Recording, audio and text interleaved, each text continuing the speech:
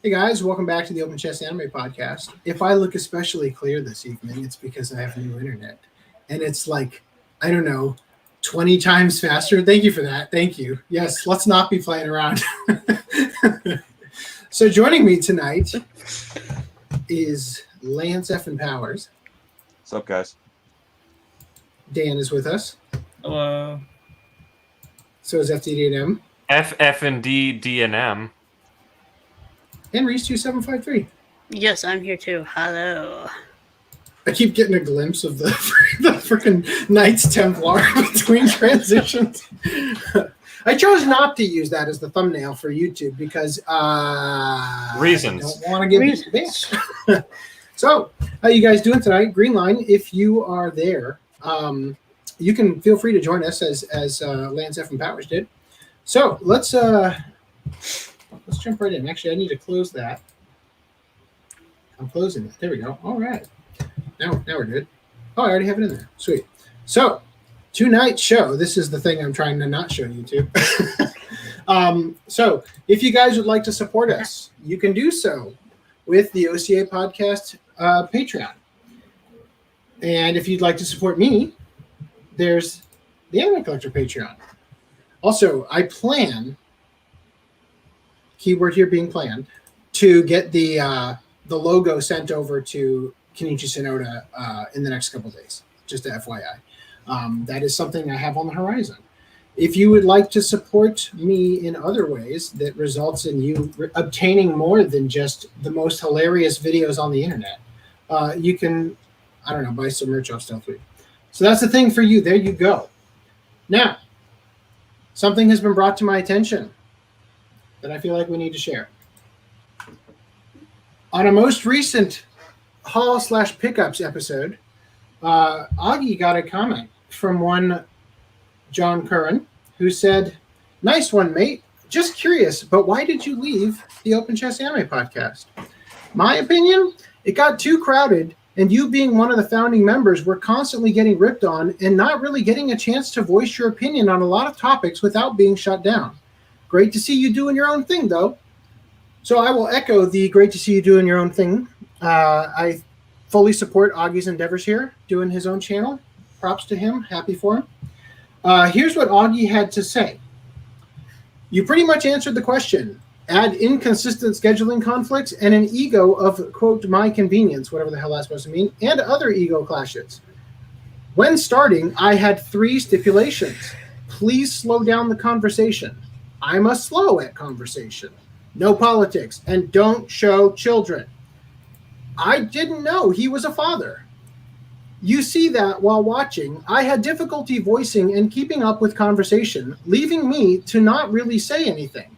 Also, I didn't know he enjoyed conspiring. How dare you? I have never conspired in my life. Where was it? If I knew that, then OCA podcast wouldn't have improper use of have started. Another issue I just refuse to abide by is leading someone to think of an idea so they can come up with it. Whatever the fuck that means. To me, that's insulting. It's fewer than a crowd. I should have to politic to get an idea out. God, whatever that means. A few thumbnails I never approve of, and he won't take down when it's a simple fix to change. I've asked him, and he just doesn't acknowledge it. There was a lot of frustration involved. The podcast went in an entirely different direction. I'm not losing any hair over, quote, it has to be this way, or, quote, I don't understand, because the person has a scripted vibe balance. Objection! Clean dumpsters for everyone, LOL. I wonder how AC will get out of the next hardship this time. I don't know, but hope for the best. Thank you, Mr. Curran, for the question and best wishes. I hope to continue to produce more videos to come. So, I would just like to say, I think it's time now to bring you guys in on what occurred and why we went our separate ways. So first of all, I would just like to point out that it was much more than just a disagreement. It resulted in legal documents. And I would like to bring your attention. I've redacted these for our legal names for the record.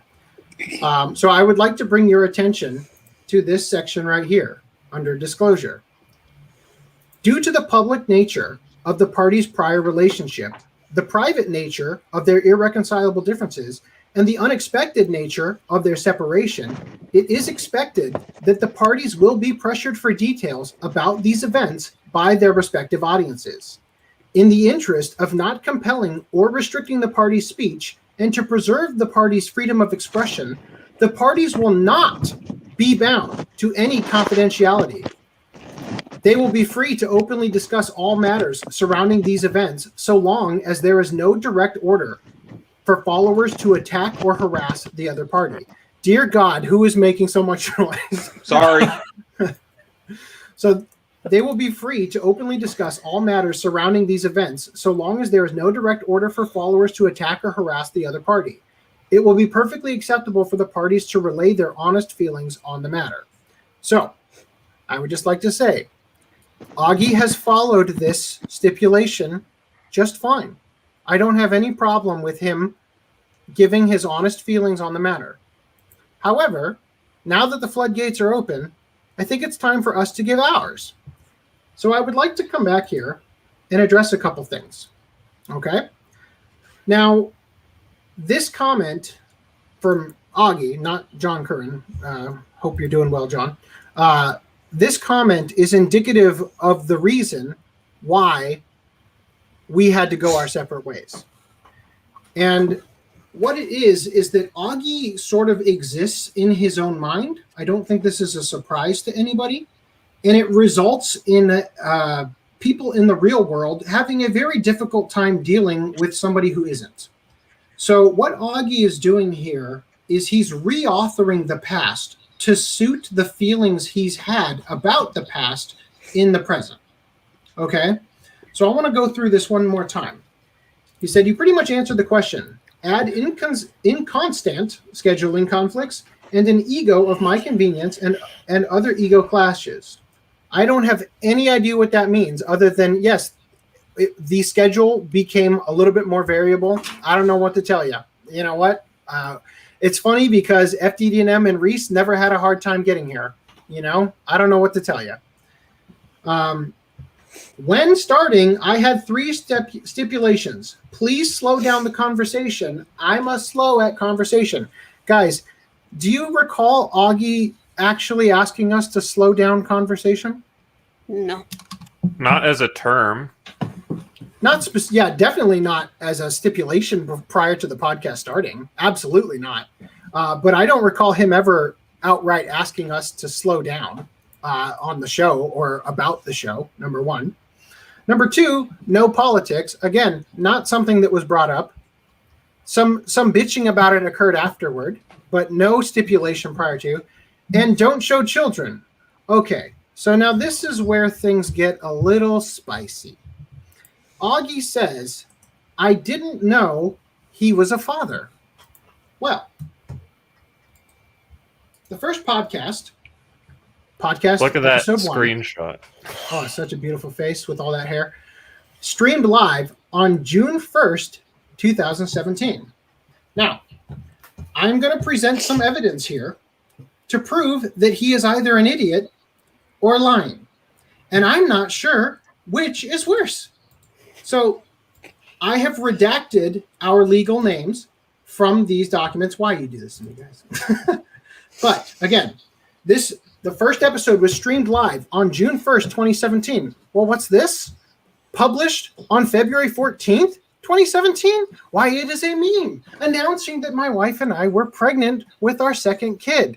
And I will direct your attention to the top comment. Really, the first comment from Augie. And you know it's from Augie because of the improper you're. You're killing her, Smalls. So Augie says that he didn't know that I was a father. Well, boom, wrong. Now, you might think, okay, hold up. Augie's pretty self-centered. He doesn't watch any content that he's not in. Therefore, he may have thought this was your first kid. So you guys started the show, and the kid wasn't born yet. So there wasn't an issue. Well, guess what? Boom! Private message. Did your son watch Gokudo? March 17, 2017. ladies and gentlemen, we got him. That's a lie. That is a lie. So, you have to see how you just fingered yourself. Well, that would have been fantastic. Sorry. If you had got. Allow me to. That is my fault, praise you. Avi. That's pretty powerful. That's your fault. So, anyway, continuing here. Drinking non-alcoholic beverages. That's right. I got the alcohol right here. I'll get to that in a minute. So, continuing, let's go back to what else he had to say here. So we've established this was absolutely a fucking lie. He said, "You see that while watching, I had difficulty voicing and keeping up with conversation, leaving me to not really say anything." I mean, if that's how you see it, I seem to remember a lot of saying very nonsensical things, and you know what? The audience isn't going to wait for you. So if you didn't have anything actual, of substance to say, then we moved on, and you didn't try to interrupt us and go back. And occasionally he did. Okay, and we never once shut him down when it came to scenarios where he had something to say and we moved on too quickly and he actually voiced his opinion. Only shutting down is when he brings up false information. Shutting him down when he said something incredibly stupid. Like just saying Lupin Part 4 was animated in Italy for the 15th time. Yes, and never learning after the millionth time we corrected him. And that was actually a major sticking point in the show, was how many times Augie would present information that was wrong, right? And eventually I just got tired of fact checking, and because occasionally it was right, occasionally it was wrong, but you never knew with him. So anytime after like podcast 50, anytime he tried to give any information, it was like I had to take it with a grain of salt. So that was one of the major things that irked me personally all the way back then, like 100 podcasts ago, right? But I'll be honest, I'm actually surprised, especially when I watched the rewatch, how long I kept my shit together before going nuclear on the situation. But he said, "You see that while watching, blah, blah, blah, difficulty, whatever that part. Also, I didn't know he enjoyed conspiring. If I knew that, then OCA wouldn't have started." Again, I'm sure he means enjoyed conspiracies, which we're going to move past this. I wouldn't say that I enjoy conspiracies or conspiring, as he put it. But I'm not going to ignore falsity when it's presented. So another issue I just refuse to abide by is leading someone to think of an idea so they can come up with it. Again, I have no fucking idea what he's saying. To me, that's insulting. I think he's saying don't tell them what to think. Let them think, come to their own conclusion or something. So if that's what he means, then that's a terrible argument. Because another thing that really was irritating about Augie is that he had absolutely no conviction to his points, because he couldn't articulate a rebuttal to any of the things we would say. If we presented a point and he didn't agree with it, he would collapse and fold immediately because he couldn't articulate a reasoning for why we were wrong. And I think that frustrated him to a degree that bugged him to no end, because we've got private messages where we would have a conversation at 9:00 in the morning, and then Augie would start in on that conversation at like 9:00 at night. We've had like 38 other conversations by then, and it's like he was, I guess, thinking all day for a response, and it wasn't a good one, and it was just painful to watch and painful to endure. Now, continuing here, and this is where things really get kind of annoying. There was a lot of frustration involved. The podcast went in an entirely different direction. I'm not losing my hair, blah, blah, blah. Give the OCA podcast a chance. Where's the... Here it is, thumbnails. I skipped this part. Okay. A few thumbnails I never approve of, and he won't take them down. It's a simple fix to change.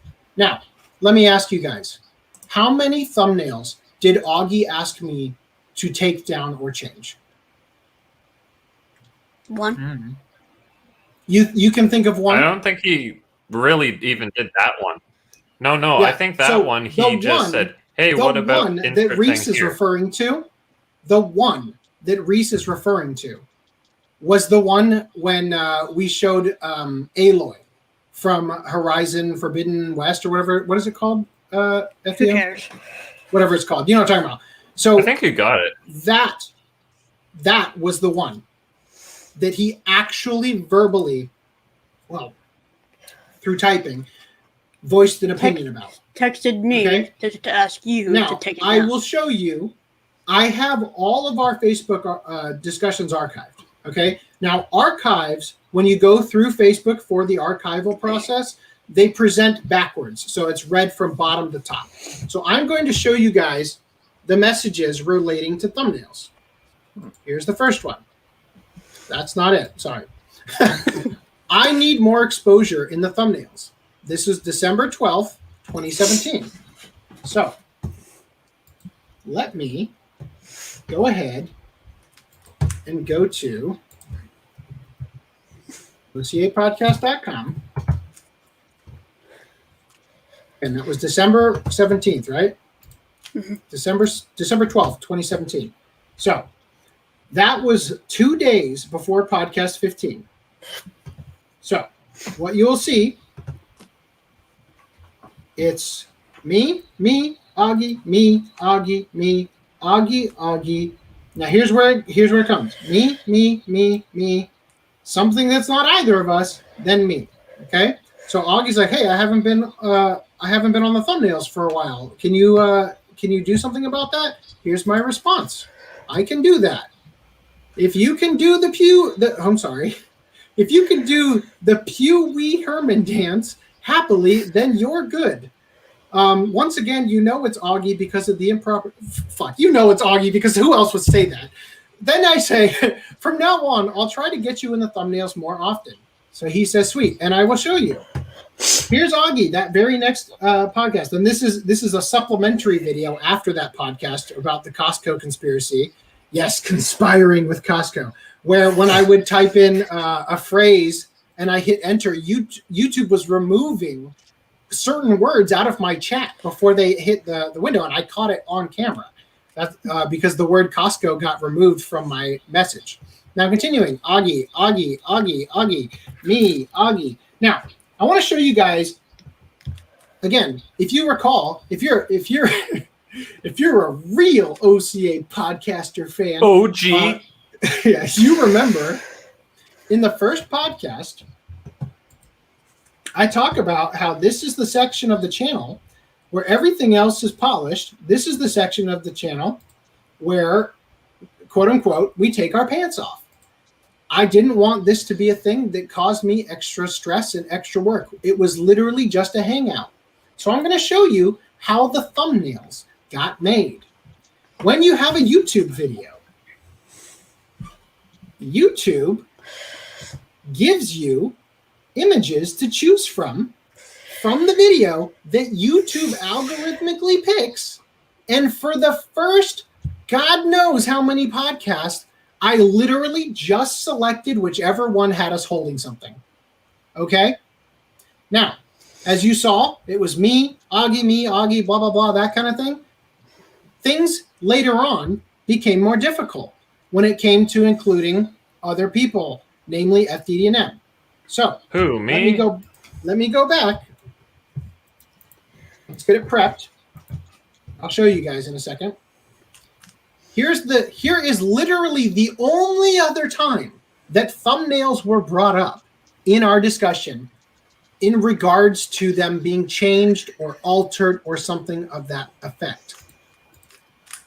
Augie says, you chose that picture for the last podcast? And I said, yeah, because since I have the fewest pickups, it would just be a sea of yours and FDDM's picture in the lineup of past videos. When I actually have something to show, I need to put myself in the thumbnail to break things up and keep it from getting stale. This was around the time, I think, when I had started that business, and I didn't have pickups for a while. So it was Augie, FDM, Augie, FDM, and there was nothing of me. So just to break things up on this particular episode, hey, I showed up in the little selector in YouTube, so I just selected the one of me because hey, it'll break things up, right? And I want to add also It's your fucking channel. Yes. So there is an annoyance here regarding the entitlement behind the scenes that we dealt with for a lot of years regarding him.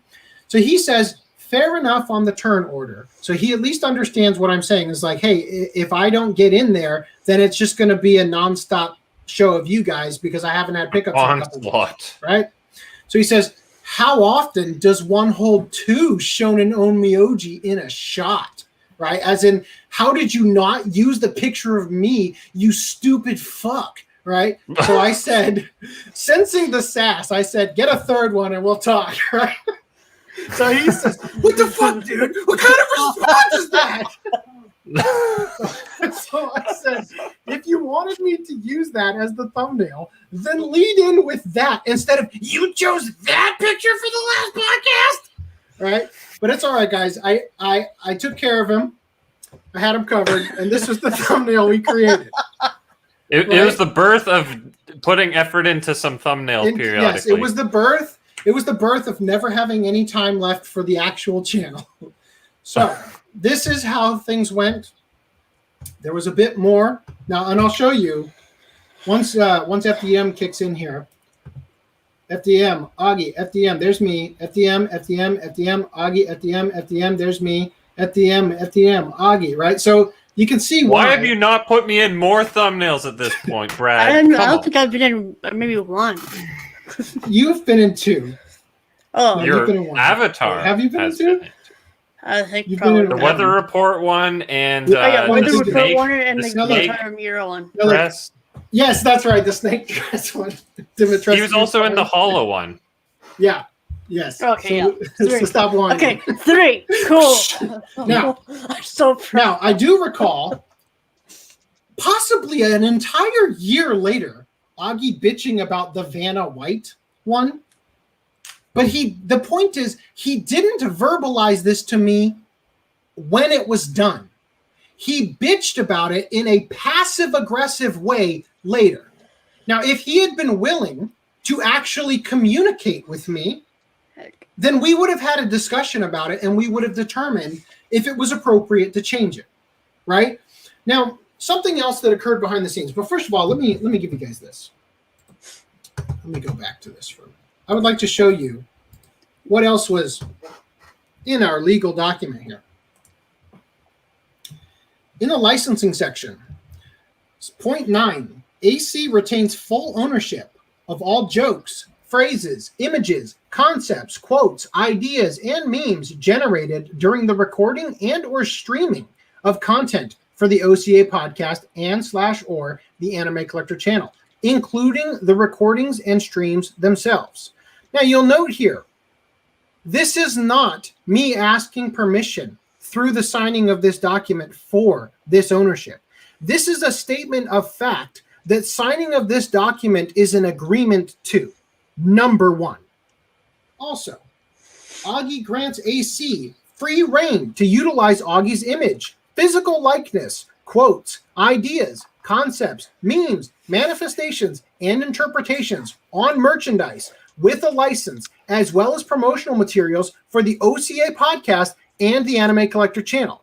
So, when I asked Reese, how many times did Augie ask us to change a thumbnail? You said once. And do you know why? Because those other 2 messages are from private chats from before you were joined, and we created a new group chat to include you. That's why you only know of 1. Because Augie came to you after the fact. And guess what? I had 0 obligation to change that thumbnail, which, by the way, FDM made, for the record, just for the record. So I have no obligation to change it. None. I own the rights to the images on the podcast. This has been agreed upon. You guys were witnesses. You signed that you witnessed him sign it. These are all things that we agreed upon. It could not have been clearer. Now, out of a sign of respect, I went ahead and added Augie's links to his social media in the description of that podcast because I actually don't want bad blood with Augie. I don't want it all. I wanted us to go our separate ways and not have to deal with each other anymore. okay? But now I've got Augie spinning lies. So he's welcome to do it, okay? It's funny, when we were going over the document, you guys, I don't know if you remember this, I told Augie, you are welcome to slander us with this provision about the disclosure.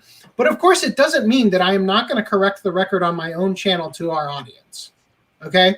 Now, I'm going to continue here. It says, whether or not Augie's participation in concepts on the OCA podcast and or the Anime Collector channel would require the purchase of a merchandising license to produce merchandise is at the full discretion of AC, as is the choice to purchase said licenses. AC reserves the right to produce any future content featuring footage of Augie, including, but not limited to, the 2018 Hentai Grab Bag video and future OCA podcast clips featuring content from older OCA podcast episodes where Augie may have been present. So, I would just like to state once more, we own the rights to the things that were said, the frames of the video, anything we converted into a thumbnail, we own it.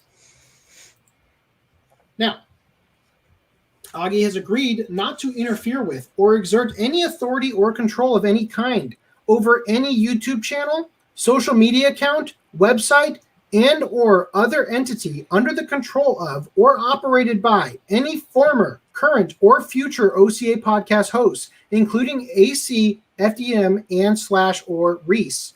In addition to the accounts themselves, Augie will also agree not to interact, or rather to not interact with, or interfere with any existing or future content and or posts published to any YouTube channel, social media account, website, and / or other entity under the control of or operated by any former, current, or future OCA podcast host, including AC, FDM, and or Reese. So, I would just like to make it perfectly clear. I'm glad that Augie's got his own thing going on. I hope that he excels at that thing. I wish him nothing but the best. But when it comes to lying, I'm not going to put up with it. Okay? So, we've had some issues. The reason this document needed to be created in the first place is because Augie threatened to sue me at one point. And I feel like this is something now we need to address. So, let's go through the chat real quick before we get into this portion of the discussion. First of all, Legendary Anime JP Fan 2 says, thanks for watching my channel. How Neon Genesis Evangelion PlayStation 2 gameplay? I haven't watched that yet, but I did decipher. Channel? I did not, but I did realize, and it's been on the back burner. I will get to it. That you put up the quintessential quintuplets gameplay. Footage. So I'm actually looking forward to that. The only problem is I haven't watched the show, so I wanted to ask you if you thought it might be spoilery for me to jump in with the gameplay footage before watching the show. So I wanted to get your thoughts. Dude, if you can find it, please link me, because me and Lance were he was telling us about this, the one podcast, and we were like, okay, where is it? We can't find your channel. Well, as far as I know, it's I tried to find it, and I never was able to locate it, but that was back when I looked. Well, look up Quintessential Quintuplets gameplay or something like that, and see if you can find it. Or Legendary Anime JP Fan, go ahead and go to your channel, grab the URL for one of your videos or just your channel page, and go ahead and actually, can you post it here? Let me make you a mod real quick. AC, I have a question while you're doing that. Go for it, buddy.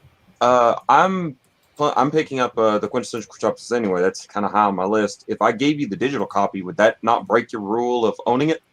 It would, but you are. You might as well just stream it at that point. Real quick, Legendary Anime JP Fan 2, you are actually already a mod. So go ahead and link your channel right there as a comment. It should filter. I think what happened is we modded him that last podcast. Time. Yes, I think we did. But he didn't follow up, unfortunately. Yeah, so the ball's in your court. We'd love to see your content. Please link it. Okay. Now, Effing Anime Addict said, if politics occurred was brought up by someone's comments first. So I don't think necessarily that's true. See, the thing is, what Augie... I do think a lot of it stems from you addressing comments and then going to the tangent. I think what Augie's referring to is not just the politics, but the quote conspiring. And the thing is that I had no plans to info dump on people with the podcast, but Augie picked fucking Speedgrapher as our first watch club, and I have too much knowledge of the stuff that they were parodying or whatever they were doing in that show to not give my honest feelings about it. So anyway, Effing Anime said, so he is saying you guys are brainwashing us all by watching this channel, right? Brainwash. Look, the thing is, I don't even know what the hell he's saying, okay? And I honestly don't really care. But I'm more concerned over the fact that he is outright lying regarding things like thumbnails and not knowing that I was a dad, which is complete bullshit. Oh, perfect. Perfect. We got the link here. Okay. I'm going to open that in a new tab real quick. Hold on. I got it. Sorry about the noise send earlier. it to me. Private chat. I muted you, Lance. Don't worry. And it was a loving mute. It wasn't a hateful mute. Dude, you can hateful mute me all you need to. Legendary Anime JP fan 2, I am subscribing to you. I am turning on notifications right now. Here, in fact, get ready for 10 hours of green PlayStation 2 gameplay. For the audience, here's the channel. Dude, are you now subscribed? Are you allowed to show this stuff on YouTube, like all the thumbnails I'm seeing? Not okay. You're not talking to me. You're talking to him. I was gonna say nothing's actually bad here, but yeah, you're talking to him. Gotcha, dude. Okay. Oh my god. So back to chat here. So LMAO. Okay, that's pretty fun. Are you referring to me saying get a third and we'll see? Because look, I've never been a fan of like the act of doing the Ronversation series, but fuck, man, I've got a zillion zingers in those DMs. So, gotta hand it to you for editing that. Regarding the four hands. The four hands, yeah, or the not anti-doxing measures I took. So if you own all those perks, if we own all those perks, then that means he should be loaded. Not what? He doesn't own anything. That's the thing, right? Cool. Yeah, so you're able to post it. Awesome. Yeah. All right. Yeah. So getting back to it. So he threatened to sue us one time, or specifically me. And this is how things went down. In fact, I can't, because I'm such a nice guy and I'm preventing him from being doxxed. Although, for the record, that post on the Anime Collector page is public. You can go back and go to the URL here. It's still live. You can see that I'm not making it up or changing the date or anything. All right. I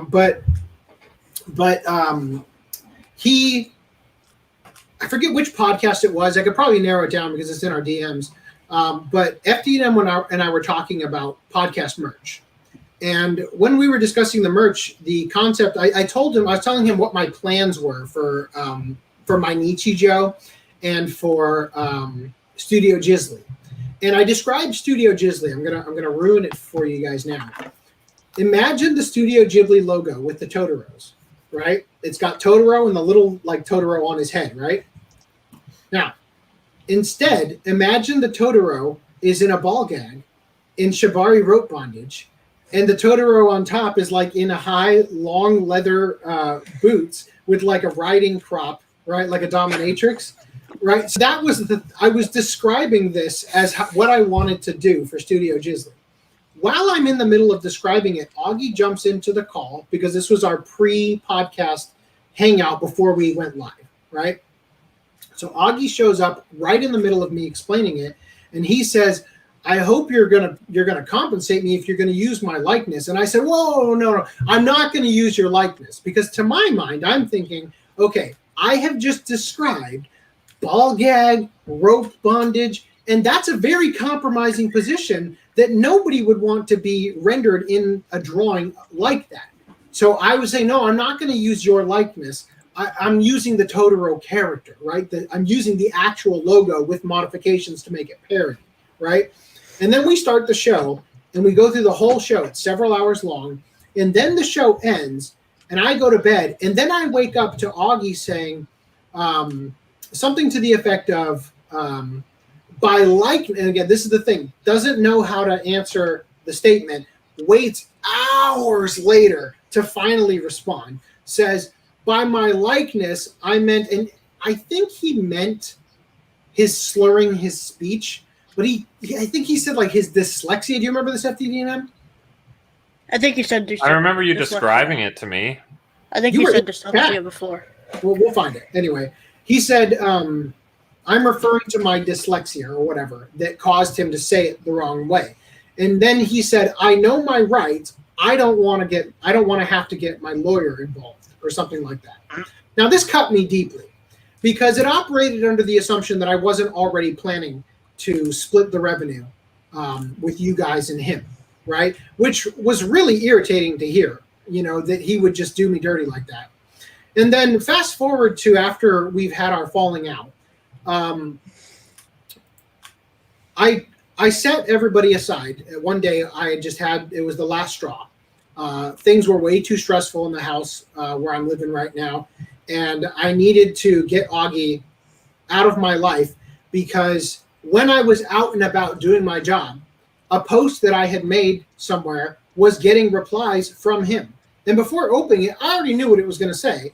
And I knew what it was going to say because he had asked me the same question I was proposing on the podcast. And the answer he gave was the one I gave on the podcast, right? And I was looking for additional information, and it was very frustrating, but it was the final straw. So I brought the guys together, and we had a call. And I offered Augie, because look, again, first of all, to be clear, I didn't owe him anything, nothing. But out of respect for the fact that he had been there at least, even if that's the only thing he did, was be there for 120 shows or whatever it was, I said to him, I am prepared to offer you 100%, not a share, not if it was labeled directly for you, 100% of the super chats from the podcasts that you were on. And then he jumped on that shit immediately. And I remember after he left, you guys were like, your heads were spinning like, he didn't even like pretend to decline because it's like, that's cutting into the funding for you guys. Like he just completely took the money and ran. Or at least the thing I said was, okay, so he won the battle but lost the war because he didn't prove integrity of, hey, I can't take that money, man. That's not just mine. There's the other contributors. So it's just like, well, that's his show of character. That was indicative of what was happening behind the scenes because Augie viewed himself as the star, right? And he made no subtle. He didn't make it subtle, considering he literally put the star in his. Put the star as his lower thirds when we just determined that we were able to do that, right? And it just got to the point where, especially when I'm rewatching the podcast, I can't tell you, like I'm cursing in my car, listening to some of the bullshit he's spewing about the fact, like, well, I'll just say there may be an exposed video in the future because going through it now would just cheapen the experience of getting it all at once. But I just say I'm done with it and I've moved on and I've gotten to the part of the rewatch where he's gone and the show is so fucking good. I can't believe I thought the old shows were better because they are so good. When we did the stuff with Weaburger and the Maid Dragon fan art, like redrawing of the character that looked like it was eating shit. Oh God, Weaburger at Epstein Island. All of those episodes are gold. Apparently, Weaburger is the key ingredient. Weaburger is the key. He is the key. Anyway, so yeah, I just wanted to sort of get that off my chest. It's been kind of sitting there for a long time. I invite Augie to present any evidence whatsoever that he actually asked us to change a thumbnail without it being like, well, yeah, y'all gave me a blonde hair and made me Vanna White or whatever, without actually saying, I didn't like that. That was over the line. it's 10 months later, and now I'm going to bitch about it. So yeah, if there's anything there, I'd like to see it, because I opened up all of the archived messages, which is great, because when you scroll through the Facebook messages, like it has to load the next like 30, and it takes forever to get years down the line. But when you archive it, it opens up, it's all there, right? So you can just Control F and search for phrases, thumbnail, slow, conversation. You know who said slow? 99.9% of the time in our conversations, guess. Slow. My internet is slow. Oh. Sorry, my internet is so slow I can't even watch the stream on my phone. Anyway, all right. So Your life is over. what? so if he owns all those perks, then that means he should be loaded. Not, I meant the jokes. Were you talking about the? I don't know. Buying all the rights for the jokes. I think he took. Yeah, I guess. Well, so he'd be loaded. Okay, yeah. So here's the thing. Yeah, let me clarify. So what I presented to Augie was a deal. Look, honestly, he's getting the good end of the deal here in a lot of ways. I offered him $50 per perpetual license, right? And so basically, I paid him the full number of super chats up to, like, for the podcast he was on. So that's paid. And by the way, and I'm standing by this, up to the moment where I gave him that offer, which we have a timestamp for, I'm still offering Reese and FDDM the same deal. All right. That is a gift from me. Okay. So the actual revenue of the podcast is still going to be split between us, but I'm offering them the same deal. Not to leave. This is the stick around, I like you guys deal. But I offered him that, and then I gave him back $100 that he gave to me for the Kenichi Sonoda connection, right? Because, quote, at the time, I once paid you $100 for a logo that never materialized, even though in the purpose, like when we were discussing that, and it came to upping my pledge on the Gunsmith Cats Kickstarter for the possibility of having the inscription in the art book be a logo designed for us. I told him, there's no guarantee here. You can give me the money, you cannot give me the money. I'll do it. I will request this if you give me $100, but there's actually no guarantee. And for the record, I didn't want the art book. And number two, I missed out on the check disc that I actually did want, that I spent the actual $500 for. So I got burned on this. But I still gave him the $100 back, even though he knew there was no certainty in that, right? So I gave him an additional $100, and then I gave him $200 as 4 licenses, right? I'm gonna mute Dan real quick. I gave him $200 for 4 licenses to have those paid up already, right? So the licenses are going to be used for things like Studio Ghibli, Assination Classroom. Was it Classination Ass Room? I think is how he phrased it. Oh. I'm not sure what I'm going to use them for, but the purpose was I wanted to buy out more than I needed at the beginning, so that I wouldn't have to do it later on, right? And the license is $50 or 10% of the profit after the product has been made and has been up and available to purchase for a full year, right? Whichever is greater. And so the reason I did it this way was because I wanted to be able to cut things off, right? So he got $50 per license, right? And I bought 4 of them just so that I would have them. And when the product goes live, all I have to do is pay attention to the profit, just the profit, not the overall how much money it made, the profit. And if the profit, if 10% of that is over $50, then I give him the difference from the 50 he already got. If it's not over $50 in a year, then I don't have to do anything because I already gave him the 50, right? So this is how it operates. I gave him the miracle of all miracles of deals. I gave him such a great fucking deal that he didn't deserve, and yet I'm still getting the lies. And that's kind of why I'm irked today. But it is what it is. We are now 45 minutes into the podcast. So unless anybody has some questions you guys would like to ask, I'm going to move us forward. You have anything you guys want to say about the situation and everything? I just personally feel like, why the hell is this all been such a big deal for him? Because like I joined in on you guys. Hey, sorry I'm late. So sorry. 40 minutes in, dear God. Hey man, we're only in the opening discussion. Yeah, we haven't done pickups yet. We've been saving it for you. One hell of a doozy to go through. Watch it later. So anyway, I caught the tail end of it. That sounds like a pain in the butt, but yeah, well, it is what it is, you know. And I just like it got to the point where it was going to happen regardless. I mean, I got to the final straw before I wanted to kick him out, because when he started funding the Patreon, that was kind of the moment where it's like, dude, I can't have you doing this because of who you are and how you act and how childish you behave.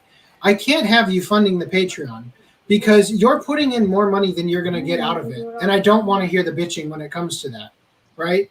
Because the Patreon's not in the agreements. We've, for the record, right. I've come to an understanding with the rest of the hosts now. We've got this set up, and I have been tracking our our contributions and everything. I know you guys have seen a glimpse of this bad boy. And please tell me within the next week, Brad, if you get my payment from Patreon. Yeah, I'll look into it. I think it's in there. I think it is going through. But yeah, I've set up a spreadsheet to keep track of who's been doing what work, how much money we earned. These are contributions, or not contributions. What do you call these? What do I call these? What did I call this? Promotions, right? So basically, if you tweeted about it on Facebook or whatever, these are adding additional things, but these actually operate on a square root. So once you've done one, that's the most you're going to get. Like as you keep going up, it's got diminishing returns, right? So if you did 1 million tweets, you're not going to overthrow the stuff too badly, because each additional one you add, it's worth less and less, right? So anyway, yeah, so this has been put together, and I am now tracking everything so that we can start to make our payouts, which, by the way, I have not withdrawn a single cent from any of the avenues other than the AdSense, which is automatically deposited in my account, regarding all this stuff. So if anybody watching of our what do you call them, shareholders are interested in how the inner workings of OCA podcast are operating, that's it. And as I said before, I am interested in reaching out to Kenichi Sonoda in the next couple days and finally moving forward on seeing if he is willing to do a logo for us. So that's something that I will be jumping on in the near future. And with the logo comes the merch store. We can finally get started on that now that I've got the licensing and all that stuff taken care of. Now that Augie's out of the picture, I don't have to deal with any bullshit. Let's hope that's where we're at. So now let's get on with the show. Sorry that was long-winded. Tune took in longer next than I week for intended. Augie's reply. Right, yeah. Well, all I gotta say really is that you what is it? You told him the whole, like, you're welcome to slander us and everything. So Well, you sure brought on the fire. I did say it in a joking manner when we recorded our meeting Quashing of the beefs for the legal stuff. Yeah. So I did. Well, I did basically, say what jokingly, happened is he messed with the bull, and you just gave the horns for the last 49 minutes. I guess my only other comment. I think I was quite nice. I mean, it's not 4 hours, so I think he doesn't have to go see a doctor. Well, I mean, if you guys want to go for 4 hours, I'll crack open this beer. You know. The only other comment I'd have is that, like, if things did get to that point, like specifically with stuff like the politics, like, oh, that was my stipulation. Like, I'm not sure why he stuck around as long as he did then, if that was, such a big issue. And again, I think well, go ahead, Greenland. Oh, what? No, sorry, I didn't say anything. I think it's just I fumbling was- his mic. I was just gonna say Sorry that. about that. No worries. I was He gonna just say saw that my pickup and was like too excited to keep to himself. Yep. my operating theory regarding Augie is that when he came onto the show, was a big fish in a small pond. Meaning that in Alabama, so he's got a lot of pride, and he's got an enormous ego. And to his credit, he knows that, and he admits it, right?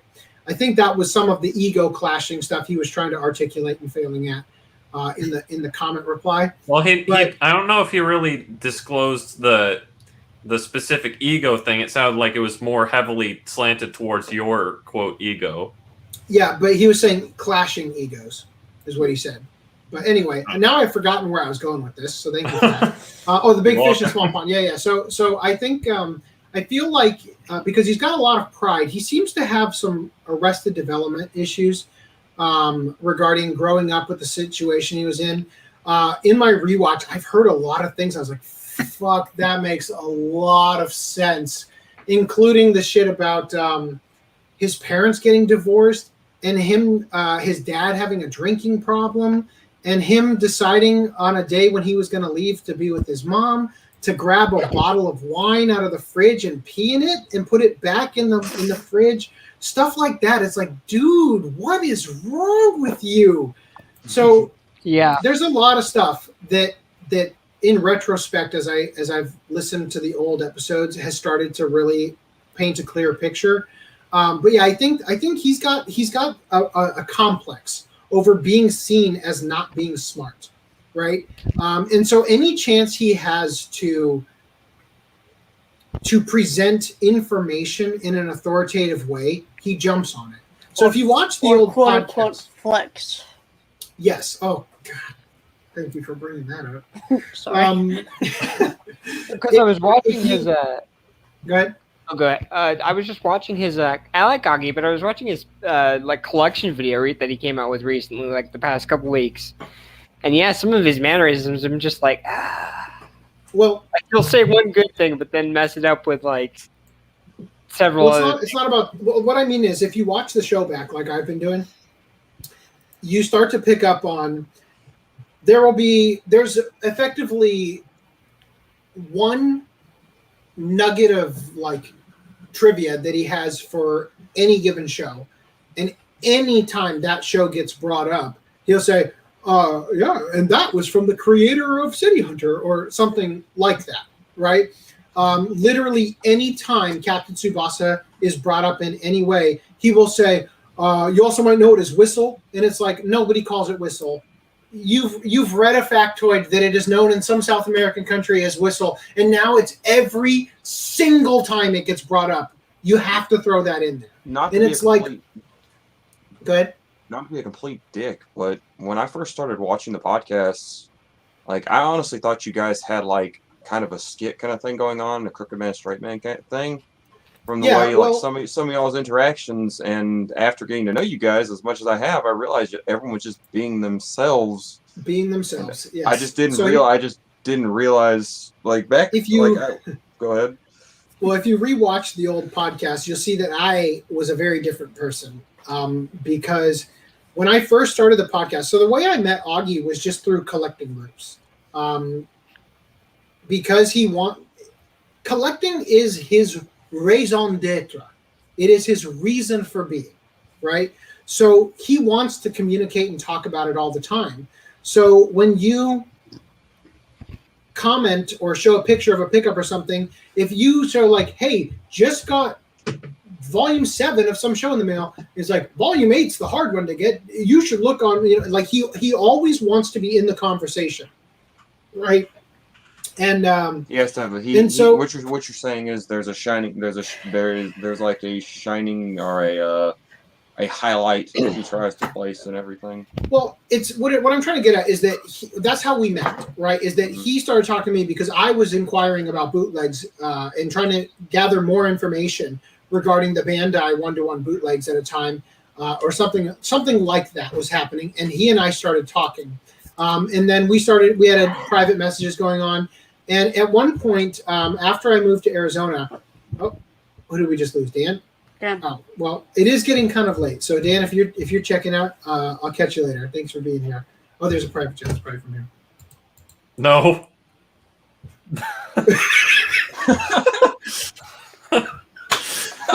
I think it's still in there. No. I'm saying, should we use it? We should have planned this out ages ago.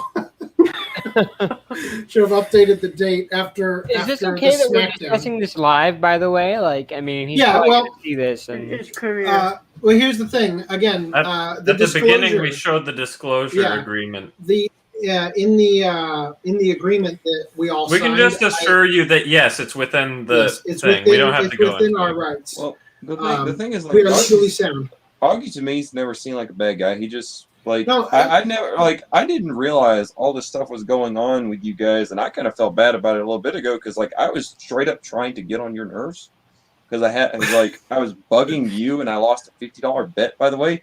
But just trying to mess with you, just playing around. I didn't realize when all that first started, you guys. I can't wait to hear more about this bet, but let me get back to this so I can explain. So when I first moved to Arizona, I had been discussing with my wife that I was thinking about creating a podcast as a way to get content on the channel that would basically just be a weekly way to discuss things and not have to constantly be perfecting the bootleg series, which is what was occupying 1,000% of my thoughts and energy towards the channel at that time. I felt like I was locked into not being able to produce the kind of content I wanted to produce. So the channel was stagnating and I was losing momentum, right? So I had been discussing that with my wife, but I didn't have anybody in Arizona because at the time I didn't know that Duo was down the street. And that would have been a weird podcast anyway. Still would have done it, would have been cool, but wouldn't have been the same thing. Then Augie just randomly one day asked me, hey, do you want to start a podcast? And since I had already been thinking about it, I'm like, yeah, let's do it, right? And I've always been to kind of go with your gut or kind of go with the flow of the universe. And so because he brought it up, I thought, let's do it. Let's do it. So we started the show, and when I had talked to him behind the scenes, we got things set up. But once we went live, it was like all bets were off. And if you rewatch the first podcast, it's kind of cringe because he's putting on like a character, and I'm just kind of running with it the whole show.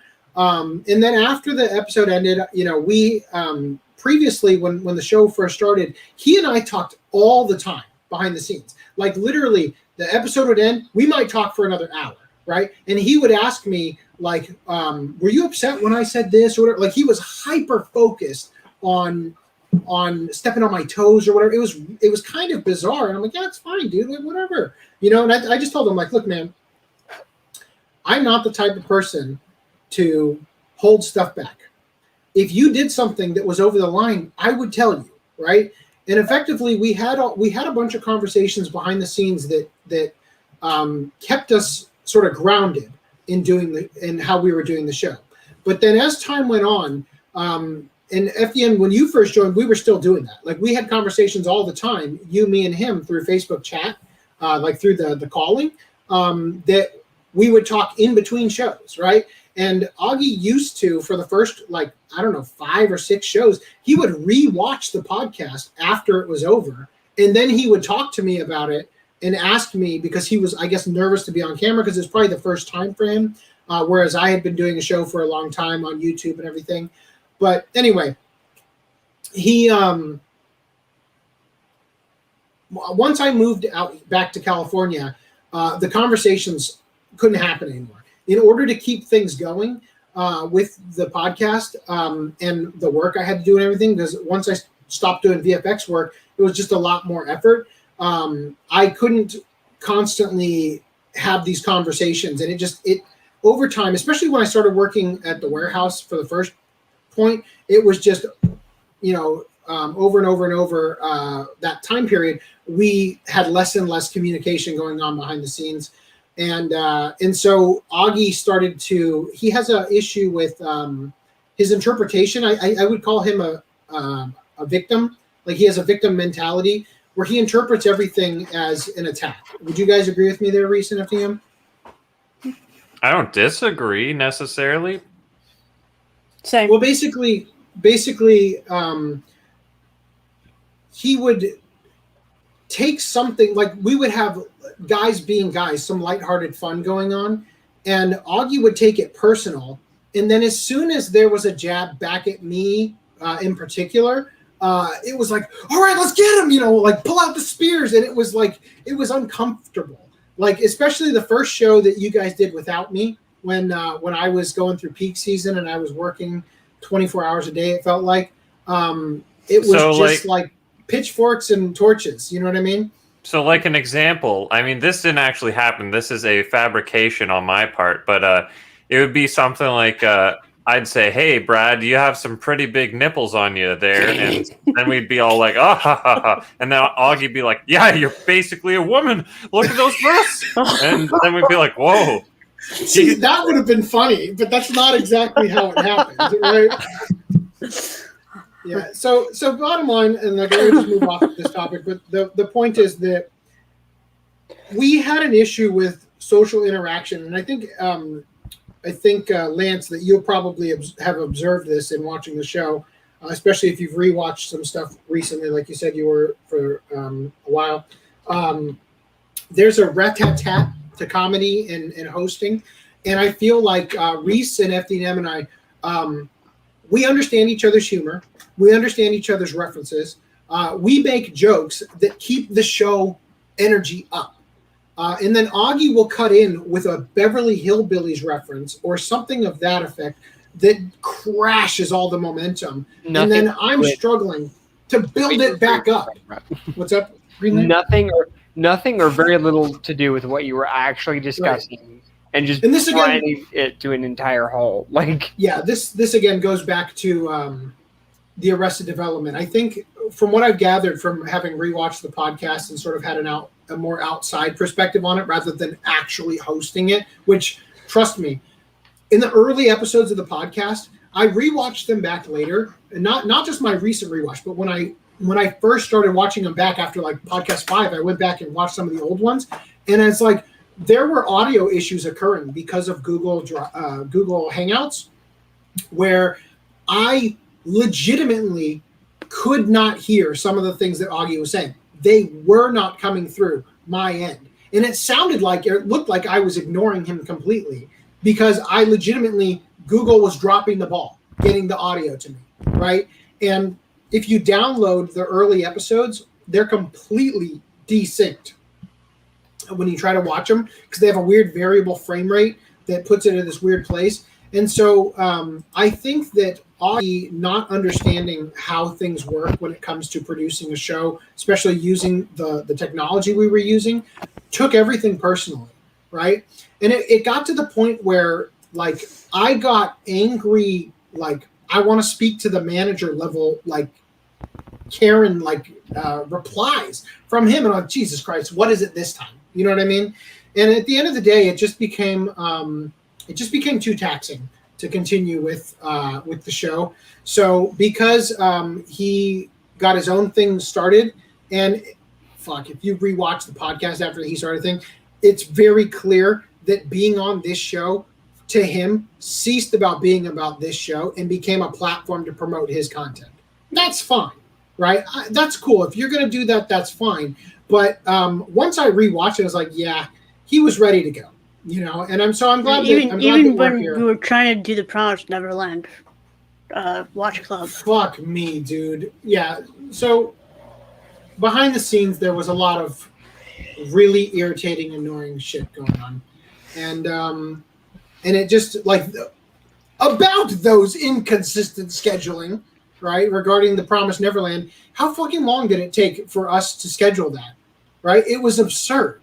Just trying to get that set up. Because he was giving us the runaround, and it seemed like he was toying with us, right? Like he was actually trying to stick it to us somehow. I don't know. And it was really, like, it was heartbreaking because you spent a lot of money buying in that set, and then he called it a donation from a fan or something like that in his pickup, you said? Mm-hmm. Oh, he did? Fucking... Like, who are you to say that to somebody who was, like, such a dear friend to spend, like, a $130 on you. Just call it some donation from a fan. That really diminished the relationship that we had. You know, more specifically, you and him. So, anyway, there's been a lot of social faux pas that occurred. But anyway, I definitely think we need to move past this. Otherwise, we'll never get moving on. So do you guys want to... I do feel less stressed. I don't know if you guys have noticed. This has been on his back burner. It's off your chest. I have been on cloud 9 from the moment we had the contract signed. Okay? Now, I have been holding it back, discussing it, because quite frankly, I don't want to discuss it. You know? It's hard to discuss. I put it into the contract because I expected this to happen sooner. I expected somebody to ask us about Augie and not take the answer we gave, which Lishansky said, I wonder what Augie's up to. And I gave the answer that I told Augie I was planning to give. He's got his own show. You should check it out. Go support him. He's doing his own thing, and he's happy, right? And that's the answer I gave. Incredibly polite in the way to handle this issue. Right. That was my plan from the beginning. Is I don't want the rest of my life to be Augie living rent free, so to speak, in my head. You know, I want to move on and produce stuff. I want to get this show off. Like, I'll be honest, since he's been gone, the show has exploded. No, not in small part because of Hollow and them with the funding. You know, just coming in that weird like thing that happened, but just the support we've gotten, the shit we've discussed, going all in on the topics we wanted to cover, and not having somebody there to steamroll over when they didn't like the conversation where it was going and try to shame us into not covering things. I feel like we have really come to a point where I'm enjoying what the show is, and I think it's blossomed into all I could have ever hoped it would be, and I hope it will continue to grow. So, with that said, do you guys have any pickups? Being comfortable with talking about things and not having to worry about stepping on each other's toes and a sensitive topic, because everybody knows there's no bad blood between us. There's nothing. Right. Be free to discuss whatever the fuck you want to discuss. Right. And that at the end of the day was like, I am a very open person. I firmly believe in telling the truth and being honest. So I've always been one to do that. And I'm not going to clam up because it makes somebody else uncomfortable. And if he had to leave, he had to leave. Anyway, let's do these pickups. Very handsome man. Yes. Oh, thank you, Reese. That warms my heart. So, F and anime fans, Garuzaki-chan. Footnotes, Garuzaki-chan. Green Line, gets Uzaki-chan. Ah, he knew. Yep. And I'll let Footnum tell the woes of Amazon shipping once he gets to his pickups. Yes. Digimon. Beautiful. You even got the slipcase. Yeah, I did. Yeah, there is a 1-to-1 bootleg of that, just FYI. Oh, okay. Way to rain on his pickup. The 1-to-1 bootlegs that I had did not come with they did not come with a slipcover. So you're probably good. Okay. Digimon movie. Yeah, that's the real shining pickup. I lied. That is sorry to steal your thunder. Boy, I look so clear. sorry to steal your thunder. Hold on, let me flex. Here's the thing. I lied. What I bought was the box set that came with the art box. That didn't come with the art box. My brother got the art box. It did come with the sleeves. My brother got the art box, and it came with a single sleeve on season 1. It didn't come with sleeves for the other ones for some weird reason. I think that is how the official set was released, for the one with like that. But yes, my bootlegs didn't have it. And in fact, here's the thing, and this is going to be a talking point in the bootleg series if I ever, God willing, get to finish it. Uh-oh. In the very first videos on the channel, you can see the bootleg Digimon sets behind me. So, nice. Anyway, back to you. It might be a bootleg. I'm not too sure. I don't think so. Digimon, the film.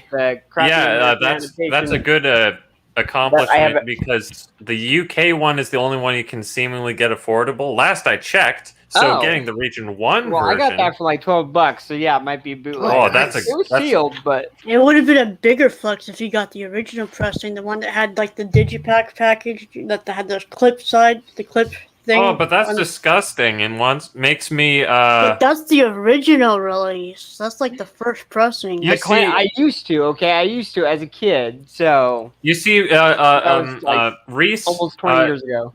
I hate those cases so much that it makes. I want to kill myself. Well, you definitely should. Okay, so you remember when I said I have to upload these to another channel to make sure we don't get copyright claimed before you play them. I don't think you'll miss it if this one is down for a bit. Right. Okay, so off of Digimon, Jewel Bem Hunter Lime. Jewel Hunter I think Bem that's how you Lime? pronounce it. So good. From Yeah, I don't know. I'm sad I missed that watch club. Yep. And finally, given Reese gave me good faith. Bo, Yeah. Discotheque. Yeah, you Oh. said that. Yeah, your pickups will get there. They'll just take a bit because they were out of.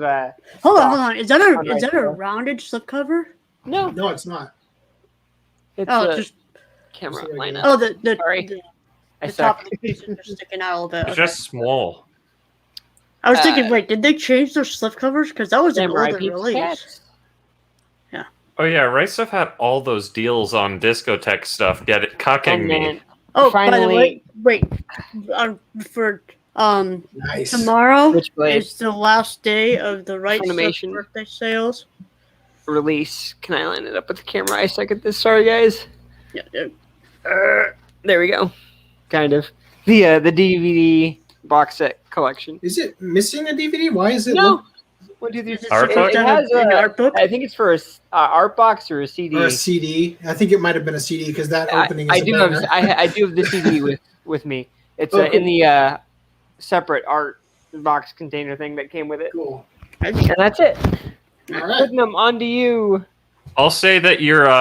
I noticed that little Persona 5 The Royal collector's edition in the corner. Is that what I see? Yeah. Yeah, I couldn't get that because on the pre-order, it was like they canceled my pre-order actually before it even released. They're like, sorry, we don't have this. And I was like, dude, I pre-ordered it. How do you not have it? And then when it came back in stock, I think it was gouged. And I'm like, screw you, I'm getting the Steelbook then.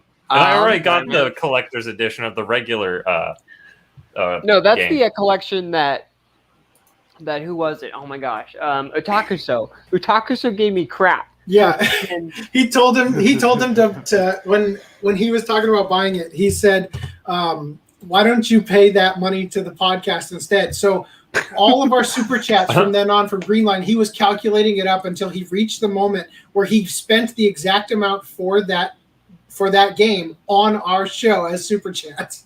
Wow. Yeah. I heard So- of putting your money where your mouth is, but damn. Weird like, thank fluffy, you, okay. Otakuso. I have now. All right, does my camera work? It does. Okay, so we'll start things up. Actually, someone can. Oh wait, no, I didn't. I uploaded the pictures, so we don't need to go to Discord. So I guess we can start off with Uzaki-chan. And Would you like to tell the audience about the woes of Amazon? there's the slightest dents and stuff, so I kind of want to send it back, but part Mine of the came lazy way in that me way, too. doesn't want to. I don't It's know just- if it's available though anymore. That's just on the crap filler box that's strapped to the side, right? Oh, Yeah. I'm talking about the real box. Oh, it's on the RTR box. Okay, never mind. Yeah, So it's just the art cards. Uzaki-chan Blu-ray. It's just the art cards, which I don't know why. Does anybody here know why they have art cards in limited? It's an art cards and a patch and a sticker, I think. I thought. The art cards I can understand the sticker. Oh yeah, they give you a stupid the cat going on the back. I hate that over the top face. It's like they do the most mundane thing, like oh that might vaguely imply something sexual, and the cat's like It's still available on Amazon US. and .ca. So I guess I will do a replacement, but I can show you. Yeah, you can see nothing. It's perfect. Yeah. I would order it again and then return that one. I can. No. You place the replacement order, and then when this one sucks, you insert collector's tip here. No, that's what I said. Order it again and then. No, you don't order it again. You just replace it. You just do the replacement straight up. Yeah, but you gotta send that one back before they send you a replacement, don't you? No, you don't. No. I make sure it's good before I send back. it. Otherwise, they'll be like, "Oh, sorry, it's not in stock," or they'll send me the same They'll one send you the again. exact same one, yeah. Yes, I've had that happen too many times that I'm like, you know what? I'm just gonna wait till I get the new one, verify it with my own eyes, and then send it back. And then in Inuyasha's case, 5 Squid Girl premium editions at my house at one time because I was trying to get one that wasn't in shit condition. Yeah, I remember those days. Good times. So actually, the one time for Inuyasha, the final act, is that what it's called? I kept getting one without a slipcover. So I sent it back.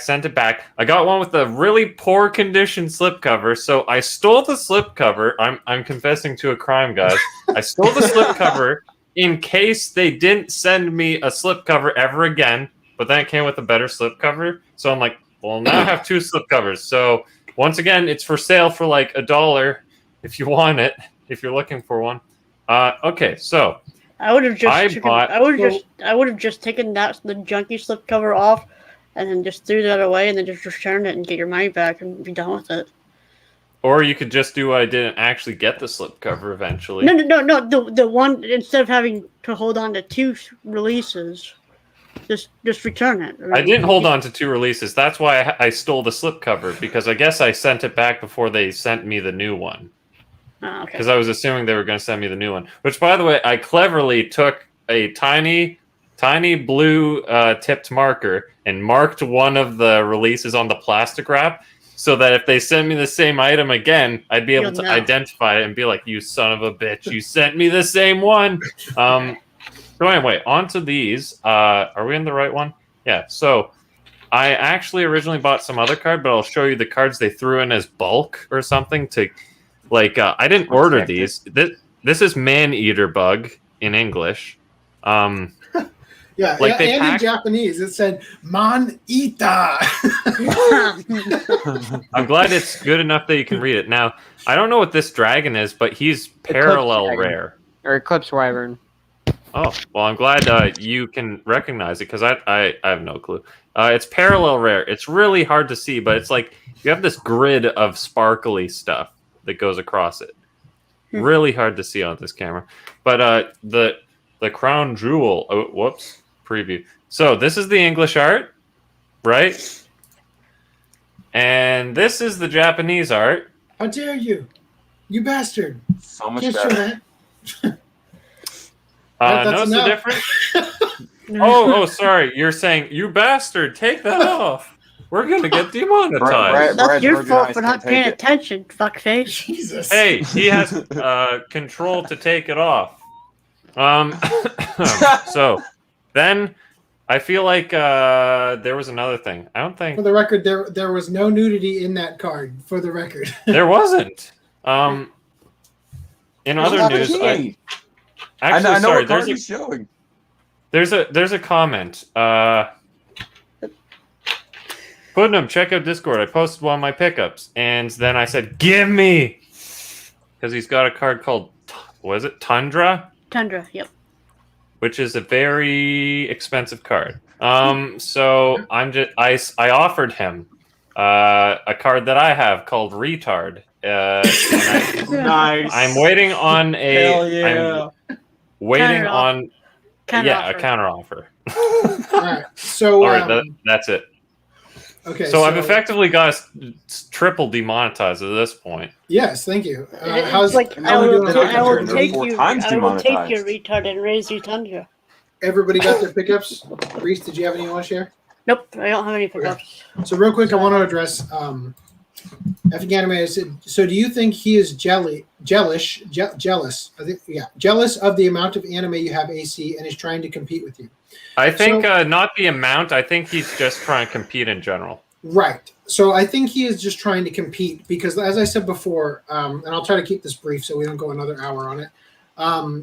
Augie's entire identity, his reason to live, is collecting. So that's my wrap it up cue. Right? So his reason to live is collecting. So I'll tell you this much. I loved collecting. I loved what I did with the channel. And Augie literally at times I fell out of love with this hobby because he tried to make it a competition. Every chance he got, he was trying to get me to create a list, make an album and collecting groups because he wanted to compare.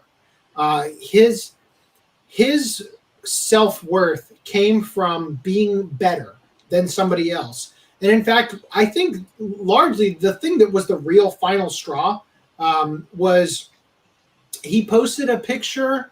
Was it Galaxy Express?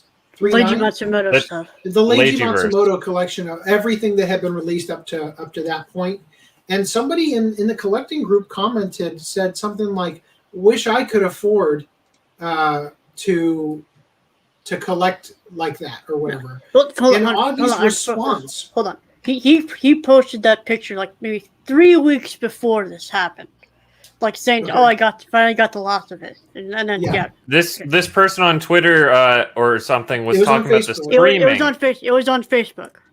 Either way, they were talking about streaming, right? And they're like, "Man, if only it was all available or something." And then he says, "Oh, if only something. If only there were other ways to." I don't know. You probably know it better than I do. Whatever. The bottom line is that he shamed somebody for not collecting it. Like he said, budgeting is part of collecting or something like that. And I think he took it as a buy physical bitches moment, but that actually wasn't what it was. He took a screenshot of that, went to our private group messages between the four of us, and sent it to us and said, had to go savage on him or something like that. Like he was proud of the moment of turning somebody off to the idea of collecting by being a fucking asshole about it. Yeah. Right? And it was like that left such a bad taste in all of our mouths that we straight up created another group discussion that he wasn't a part of. Because at that point it was like, there's the conspiring. There it is.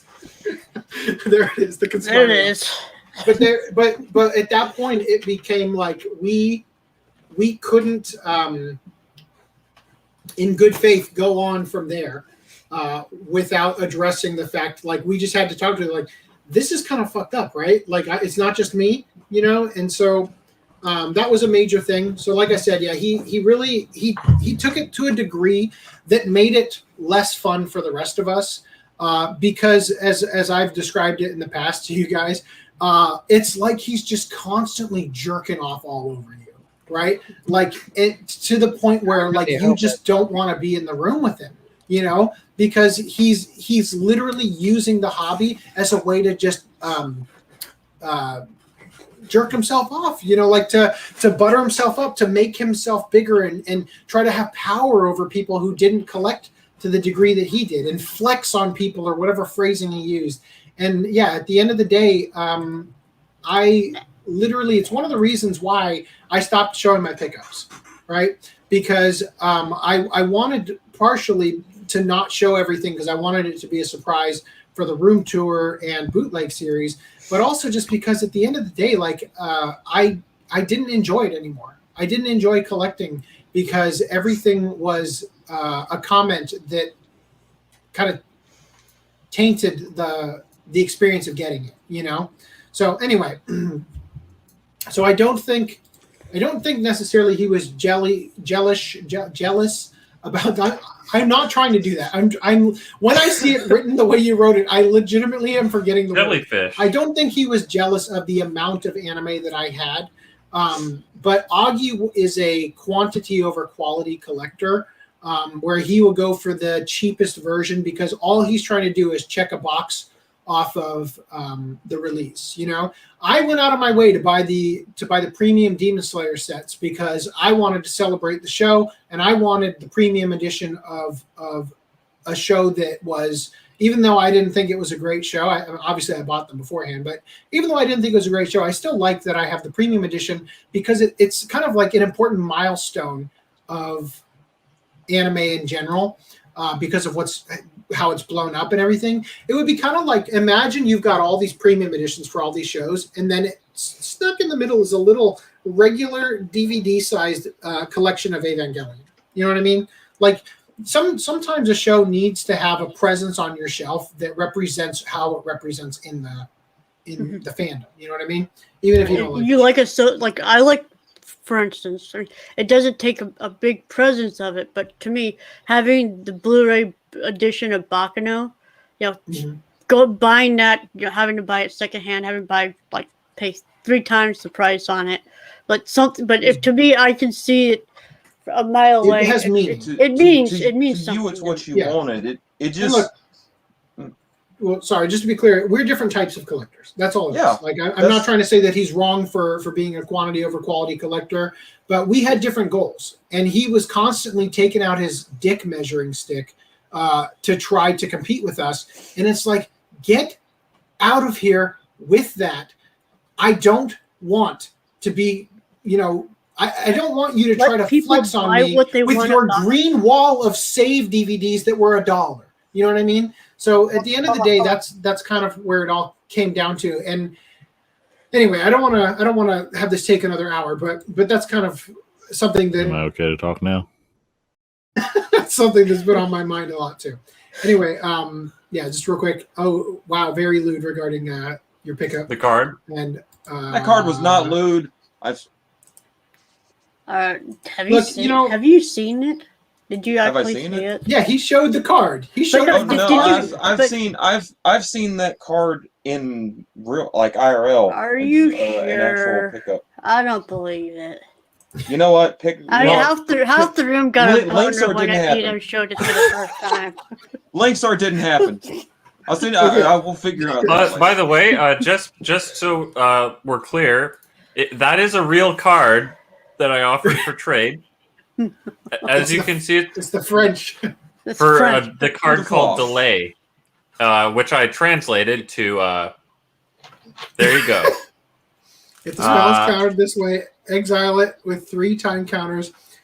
With 3 time counters on it, instead of putting it into its owner's graveyard.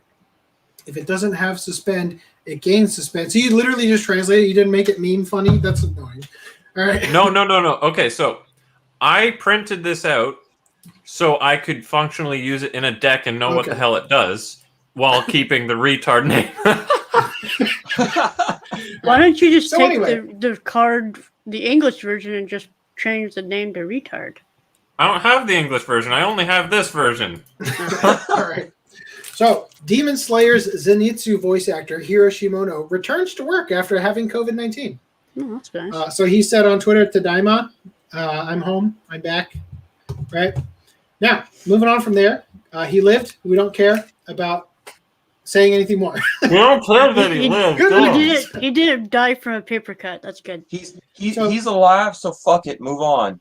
So the girl in Past Kickstarter surprisingly was unsuccessful. I don't think it gained a single dollar past what I funded it for. So there you go. Now, Bob Firminick, or whatever his name is doing 3D robot monster. I'm just throwing this out there. It doesn't look like it has anything to do with Japan, but it has a weird Skeletor monkey astronaut creature in it. So if you're interested, there it is. I won't be sharing it again. Moving on. Interesting. So Anime Expo confirms a return to live conventions for 2022. The return of Anime Expo to the Los Angeles Convention Center is going to be on July 1st through 4th, 2022. So it's coming back to the LA Convention Center, which I'm kind of surprised at because they had just ended their contract there. I'm surprised to see they re-upped instead of moved it to San Diego. But I'm happy. I don't know if I'll ever go back. Depends on how the policies are and everything. But also they earned $77,000 for Hate is a Virus Community Action Fund for the last one. Moving on. So the Hollywood live action Your Name adaptation loses the director. So I haven't read this yet. So Deadline has reported today that the Hollywood live-action adaptation of Makoto Shinkai's Your Name anime film has lost its director, Lee Isaac Chung, due to scheduling conflicts. According to sources, Paramount and Bad Robot, who are producing the film, are quickly looking for a replacement, having already approached a few unnamed directors. Chung is the second director to lead the project, with the Amazing Spider-Man director Mark Webb originally helming the adaptation, but left due to unknown reasons. Chung was working off a script by Emily V. Gordon from The Big Sick, whatever that is, after several had been written, including one by Eric Heiserer from Arrival, whatever the fuck that is, who reimagines the story with a Native American girl living in a rural area and a boy from Chicago. It's just gonna not hit the same way, you know. J.J. Abrams and Lindsay Weber at Bad Robot Productions will be producing the North American adaptation at Paramount, with the original anime film producer Genki Kawamura producing at Toho. Okay, who are distributing the live-action film in Japan. It hasn't been announced when the live-action Your Name film will release, or when production will begin on the movie. Thoughts? That's a bad sign. Live action, no warning. We're good. Here's a worse sign. Last of Us HBO show may have a greater budget than Game of Thrones. I can't imagine why. Now, I haven't played Last of Us, but Game of Thrones had dragons. Yeah, but did it have diversity? It had dragons and like completely fabricated from scratch sets. You know, shit that was every scene was green screen in some way. How on earth is Last of Us going to be a higher budget than that? They're going to CG the zombies. I have a theory. They're gonna still use Elliot Page, but change him to look like the game character. I'm sorry. I think you're mixing up the games, because Beyond Two Souls is what that individual was in, right? Yes. So you are thinking of the wrong game. The character did originally, in the original designs, look exactly like then Ellen Page, right? But I get where you're going with this, and it is kind of funny to think that Elliot Page, the new trans version of Ellen Page, and they de-sex changeify him. This confusing me. This is and that's funny where all from the the perspective that's of where all you the not CG quite budget grasping goes. all of the lore coming together and just piecing the puzzles together for a joke. Why is she not playing Abby? I mean, Right. Okay. But anyway, it has been reported that a single His name episode is now Abbott. Chris Sabat? He doesn't quite understand, guys. Let's just let him have it. It has been reported that a single episode of the upcoming live-action HBO show based on the video game The Last of Us has a cost of tens of millions, which could possibly end up climbing beyond the colossal cost of the once ridiculously popular Game of Thrones TV series, a fact that could lead to disastrous results if the show isn't popular. The series is said to have taken over $100 million for its first 10-episode season alone, over 8 figures per episode, and a person associated with the production claimed it to be, quote, likely the largest production in Canada. There was no mention of whether this was USD or... Well, there's a big difference there. It's yen. It's yen. Yeah, it's actually less than the Game of Thrones budget after conversion. Yeah, by like a couple digits. So Damian Petty, the International Alliance of Theatrical Stage Employees 212 Union President, great name, Jesus, talked about the show in an email interview where he said, quote, The Last of Us, which commences photography this week, is indeed a monster. It has 5 art directors and employs an army of hundreds of technicians. It has had 6 months of prep and shoots in Alberta for 12 months. I cannot confirm the official budget numbers, but we'll say that it is likely the largest project shooting in Canada. This project well exceeds the 8-figure per episode mark. So there's a multiplier effect on our economy in terms of its impact. There are hundreds of related businesses benefiting from the plethora of work. The studio handling Game of Thrones required upwards of $10 million per episode with its 6th-season advent, eventually elevating to $15 million an episode by the final 8th season.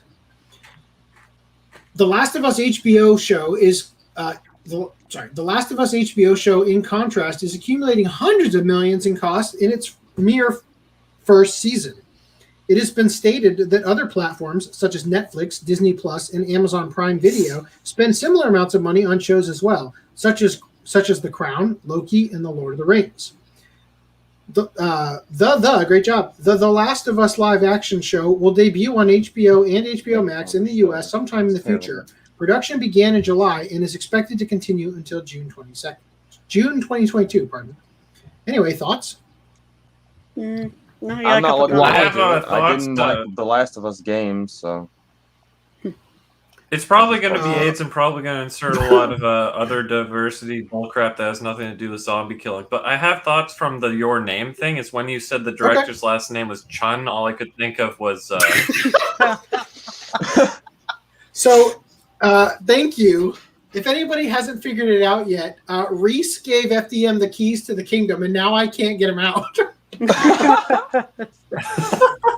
So, do we know who Misty Wisty is? Yeah, I was about to address it. So, real quick, E Castro says, "Damn, I'm honestly sorry to hear all this became so unpleasant for you guys to deal with. Look, we were just incompatible as a team, and they needed to have a divorce. It just eventually. Look, I think I want to make this clear: the divorce was as amicable and peaceful and easy to get through as I could have ever expected. It was unbelievable how easy it was for us to agree to go our separate ways. And I will give Augie full credit for that. Especially when you tailored the agreement after a divorce contract. That's actually true. I wrote that entire document, by the way.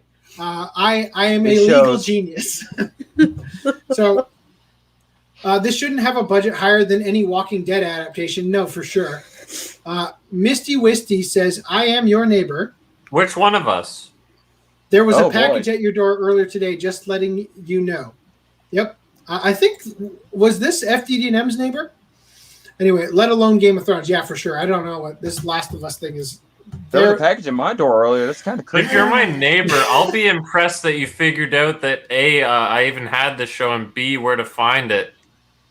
You're not my neighbor, Totoro. Well, anyway. If you're still in chat, could you please enlighten us which one of us you're the neighbor of? So, yes, name one of us. Yes. Yes, dox us, please. Please do it. What's my house number?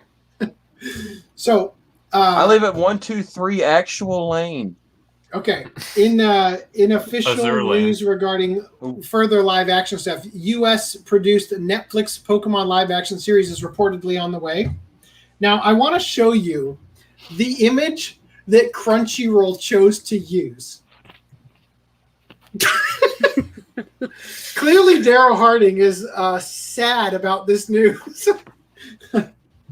Yeah, I feel like we don't need a live action show. We already got the film, which is right. I'm surprised they didn't bother to use what is it? God damn it, that film made me want to cry. Mr. Mime? That one.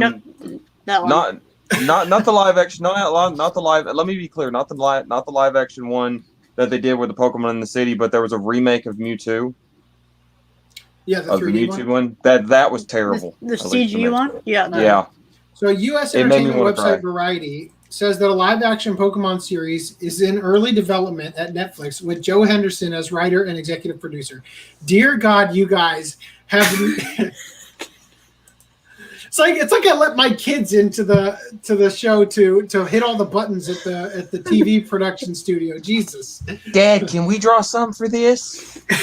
Sure, however, while Variety cites sources in its report, Netflix itself has not yet made any official announcement about a live-action Pokemon series. Meanwhile, there are still those live-action Netflix versions of Cowboy Bebop, Gundam, Yu Yu Hakusho, and One Piece in the works.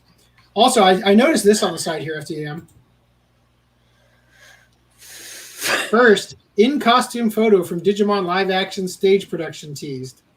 I mean, it looks like the Tri-Films designs... So honestly, looks pretty legit, but it's still probably going to be cringe. Wait, live action? Oh, Jesus Christ! It's a stage play, so. Oh, good. Who are they going to get to play Agumon? I don't know. Evangelion 3.0 plus 1.01 launches on. What's up? You missed the Carry on. corner.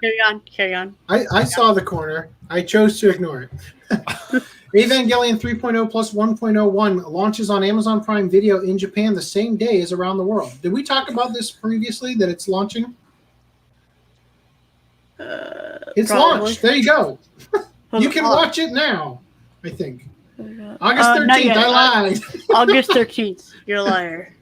I'm a liar. All right, Brad, I have took the liberty of uploading all of those Frank clips to my channel, and only 2 of them got age restricted.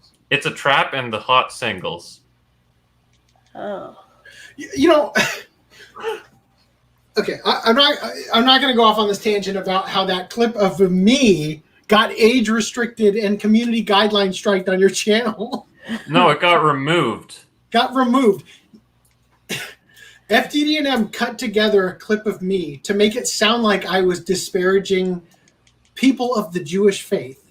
And it was like obviously cut as a joke, like words with syllables entirely cut out where I'm talking and then I like move completely into it because it's like clearly stitched together.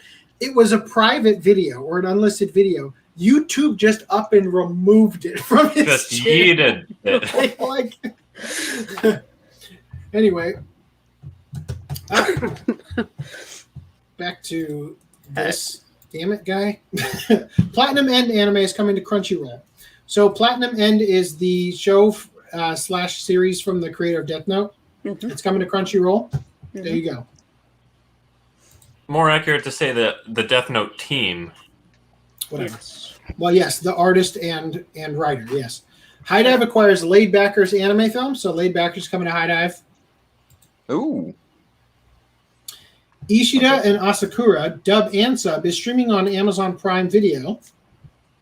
So I don't know if you guys know about this. There's a new company called Ascendant Animation.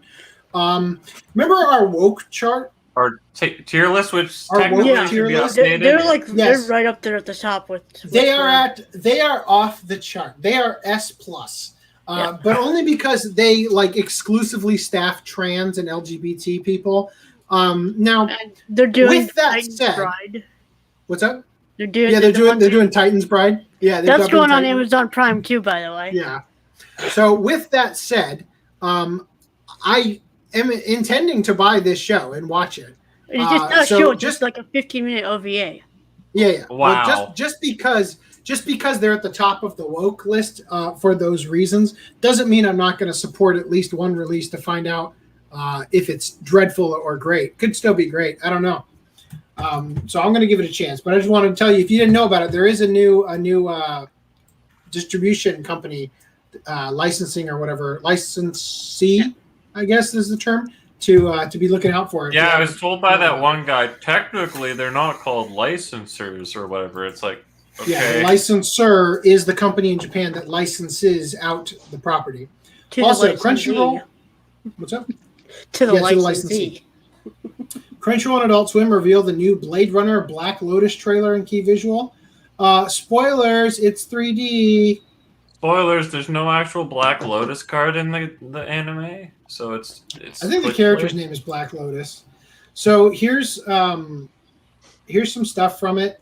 Definitely looks really bad in terms of the faces. Yeah, I kind of was disappointed when I saw the ad. I was like, oh, Yeah, it 3D. looks really bad.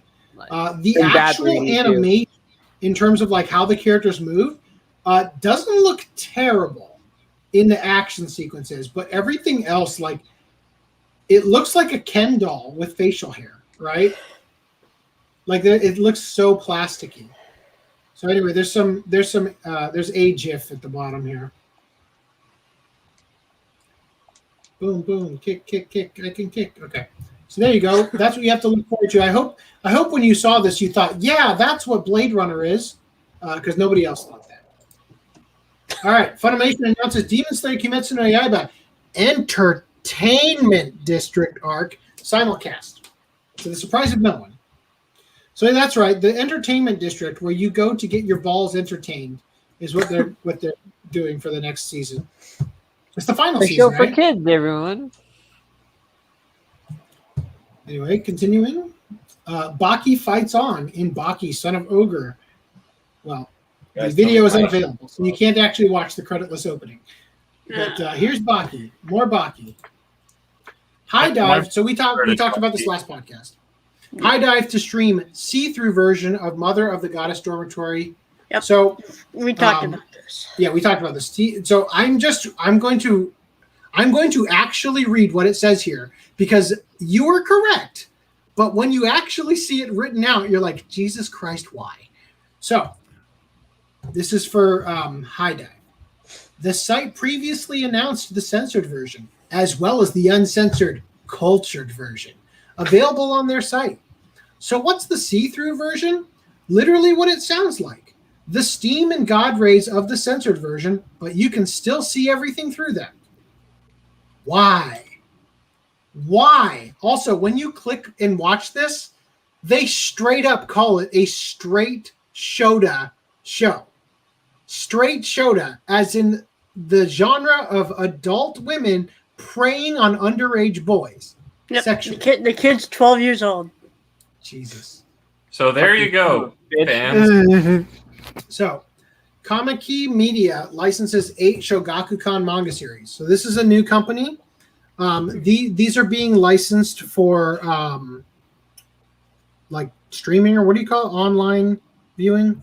Digital distribution. There you go. So users will be able to read the first and most recent chapters for free. Purchasing virtual currency known as keys will grant access to locked chapters. So you got to pay microtransactions to read the whole show or the whole manga. So these are the ones they currently have. Sounds sketchy as fuck. Yeah, battle in 5 seconds after meeting. Happy harem making with the mightiest orc. Reptile secrets. I am a demon lord. I got remarried to the mother of a hero, so she became my daughter-in-law. Killer in love. The strongest savior's second chance. Don't fuck with teachers, or whatever XXX is supposed to be. Killer vamp. So Kamuy Media noted that for most licensed series, they will focus on catching up with Japan's latest chapter releases before officially kicking off the simulpub. So the reason I'm bringing this up is in case you're curious, they let you simulpub another place where you can simulpub manga if you're interested. Evangelion 3.0 plus 1.0 anime film finishes its run in Japan with a whopping 10.22 billion yen, which is 91.84 million US dollars. Now, it has become the 35th highest grossing film in Japan of all time. It is just below The Return of the King now. So there you go. That's the news with that.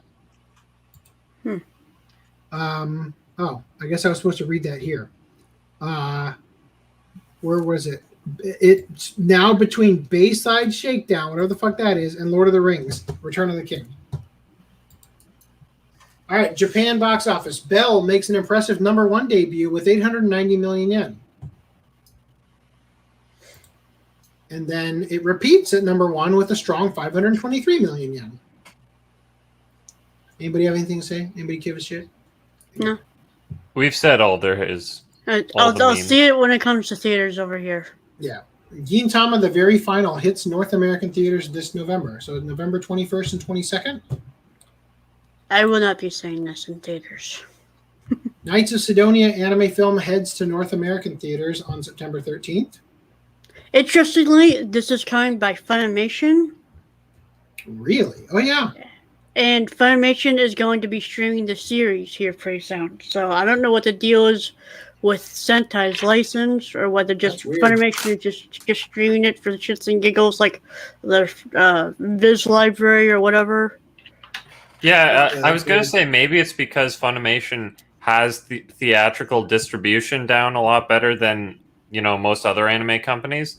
So maybe Sentai was outsourcing that, but now that you're saying it's streaming, that is kind of weird. It could be that Viz thing, but is this supposed to be a Netflix exclusive? Because I wonder if Sentai, to a degree, has some Netflix, not necessarily exclusivity, but a deal with them, because they've gotten a decent number of them, the shows from Netflix, like Sidonia.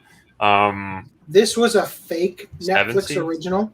Yeah, well, yeah, of course, all the anime that's on Netflix is fake Netflix originals. No. I mean to say that when when this show and Ajin went up on Netflix, they were promoting it as a Netflix exclusive, like it was a Netflix original. Like they But it produced actually it. Right. produced by Netflix.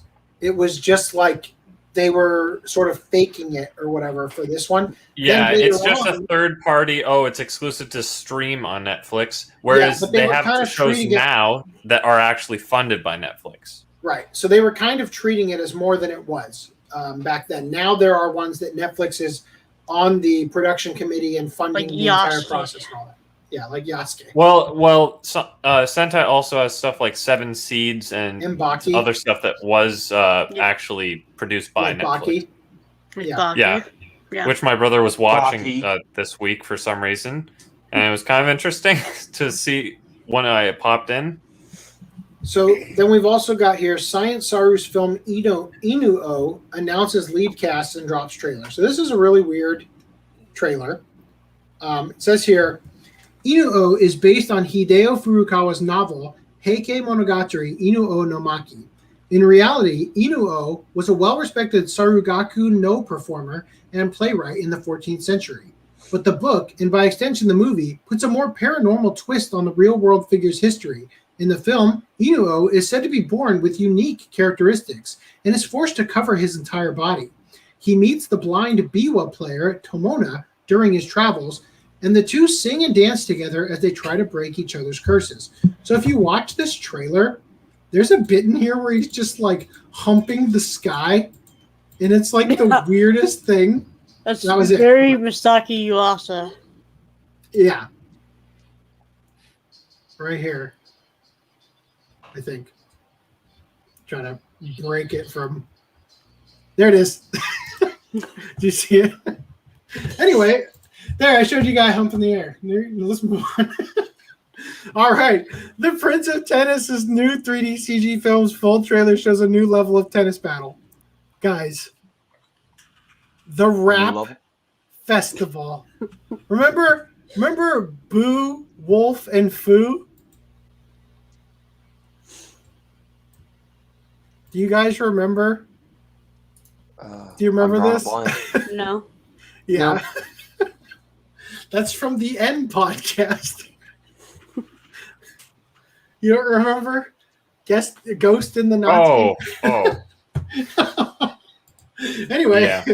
All right, now the real news. Dragon Ball Super Superhero. Let me prep my my show and tell. I think it's in.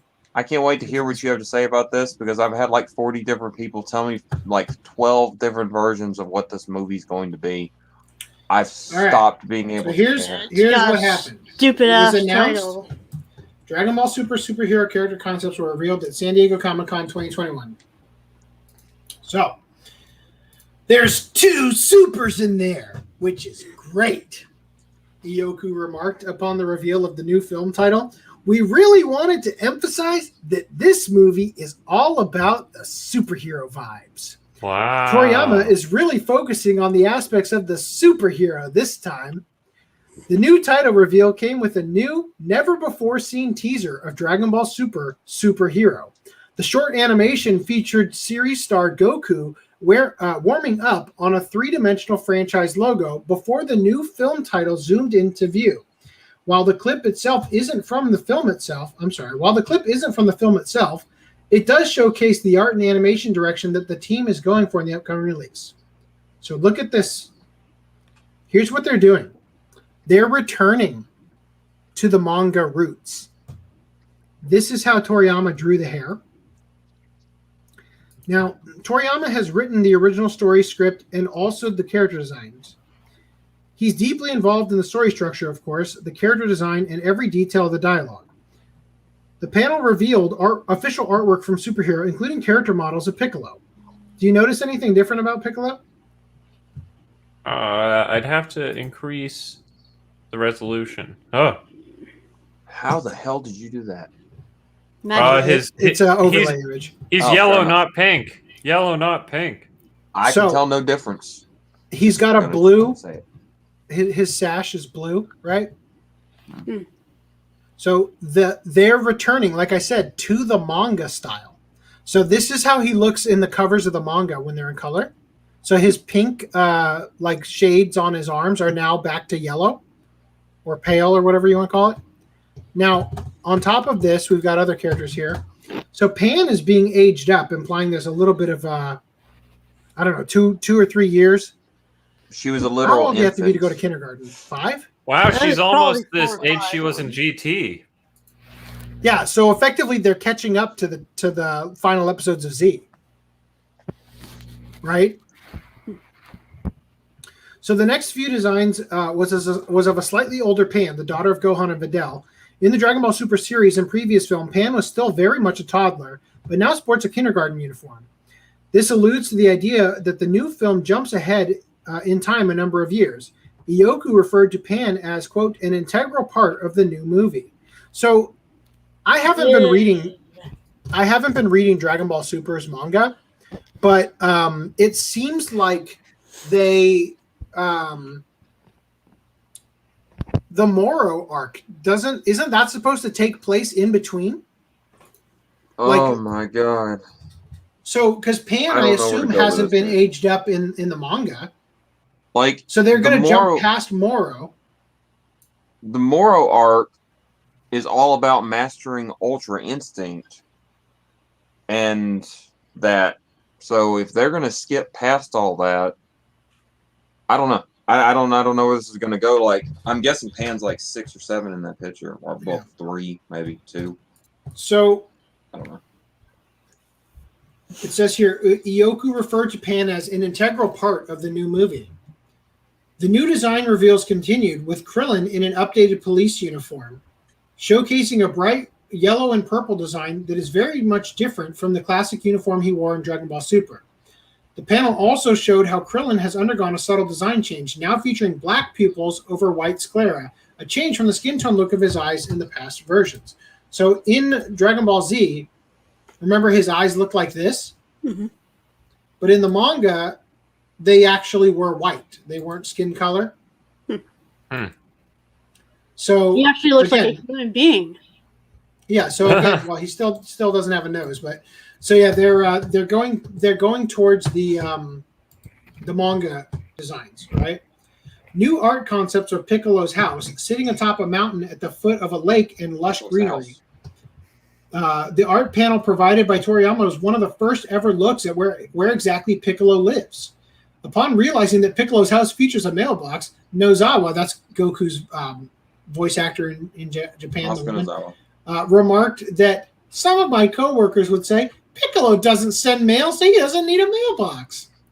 The panel teased that we'll see what the inside of Piccolo's house looks like in the film. The panel also offered up the first original character design for the new film, with a piece of art done by Toriyama himself of a gray alien decked out in a cape and uniform befitting some kind of corpseman.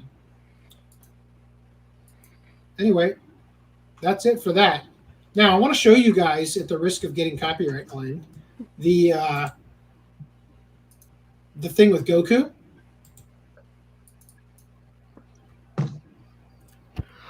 Random Levin, I want to know what you think about this CG. That's the exact same thing he did in the teaser for Broly.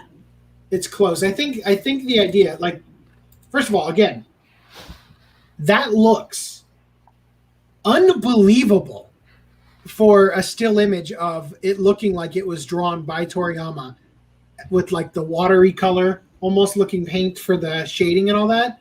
That's pretty unbelievable, right? I give him that. That's pretty fucking cool.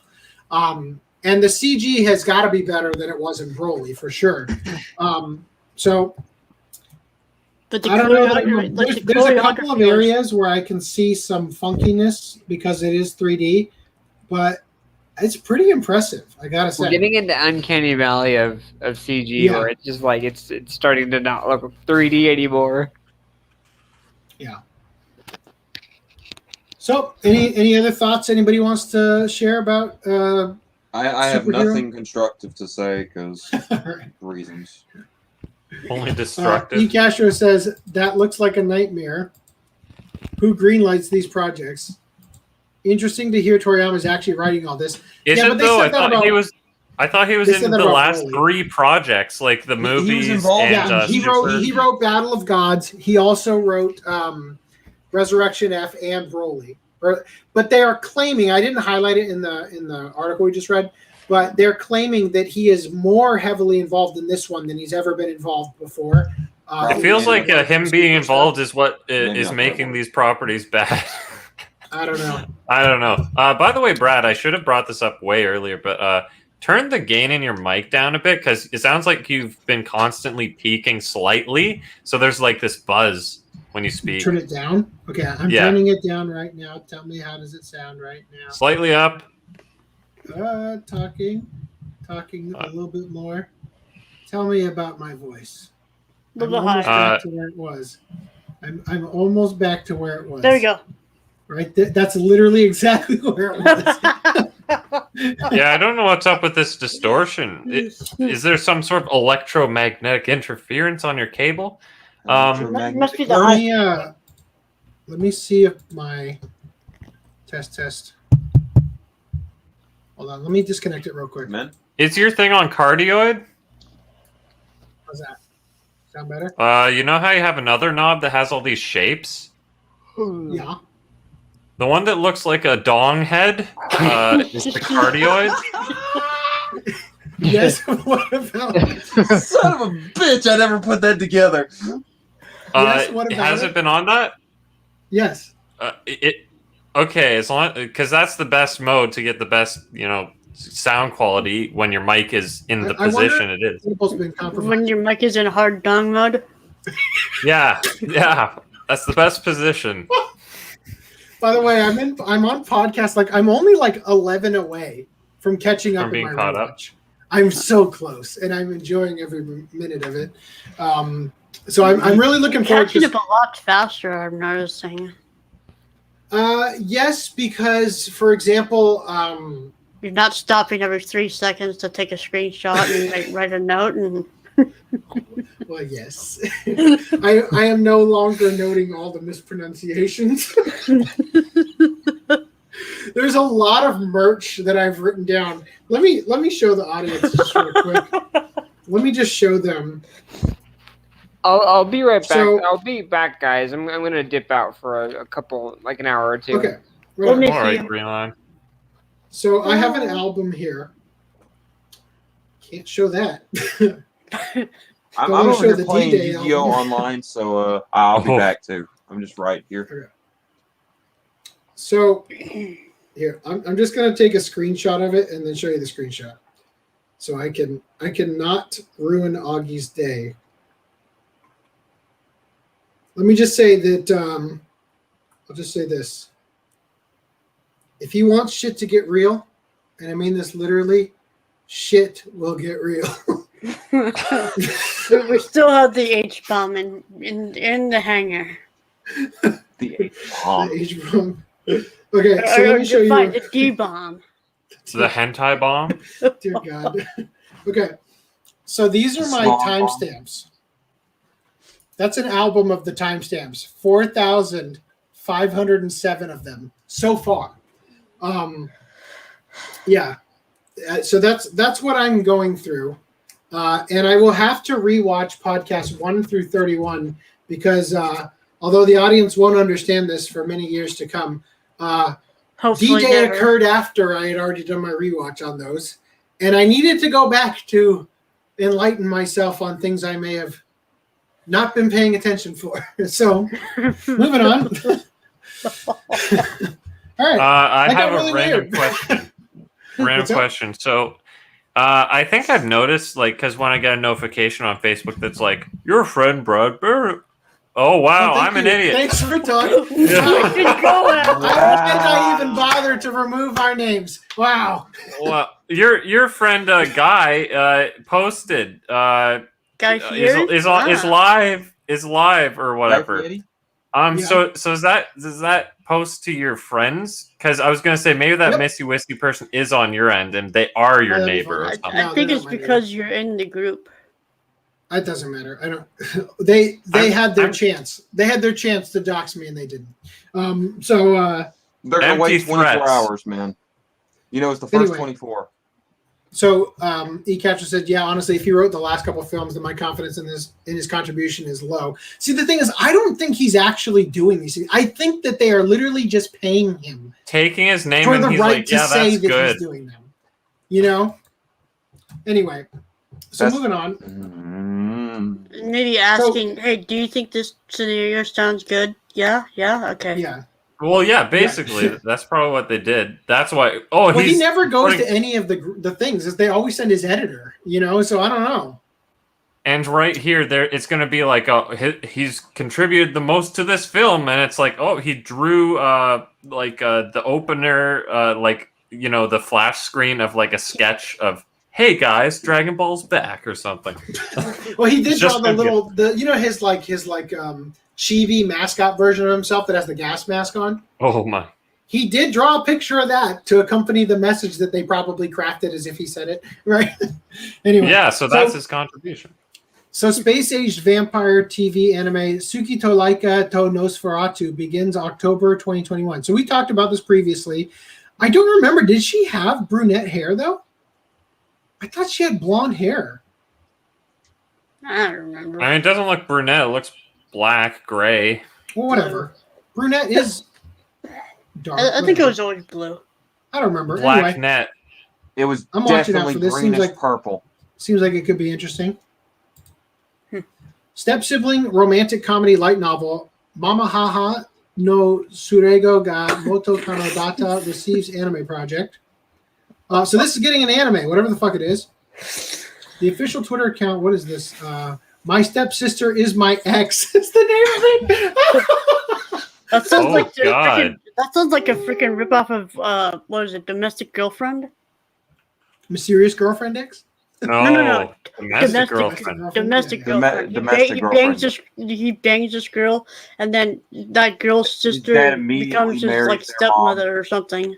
Yeah. It follows ex-middle school sweethearts that are learning to live under the same roof while resisting their urges.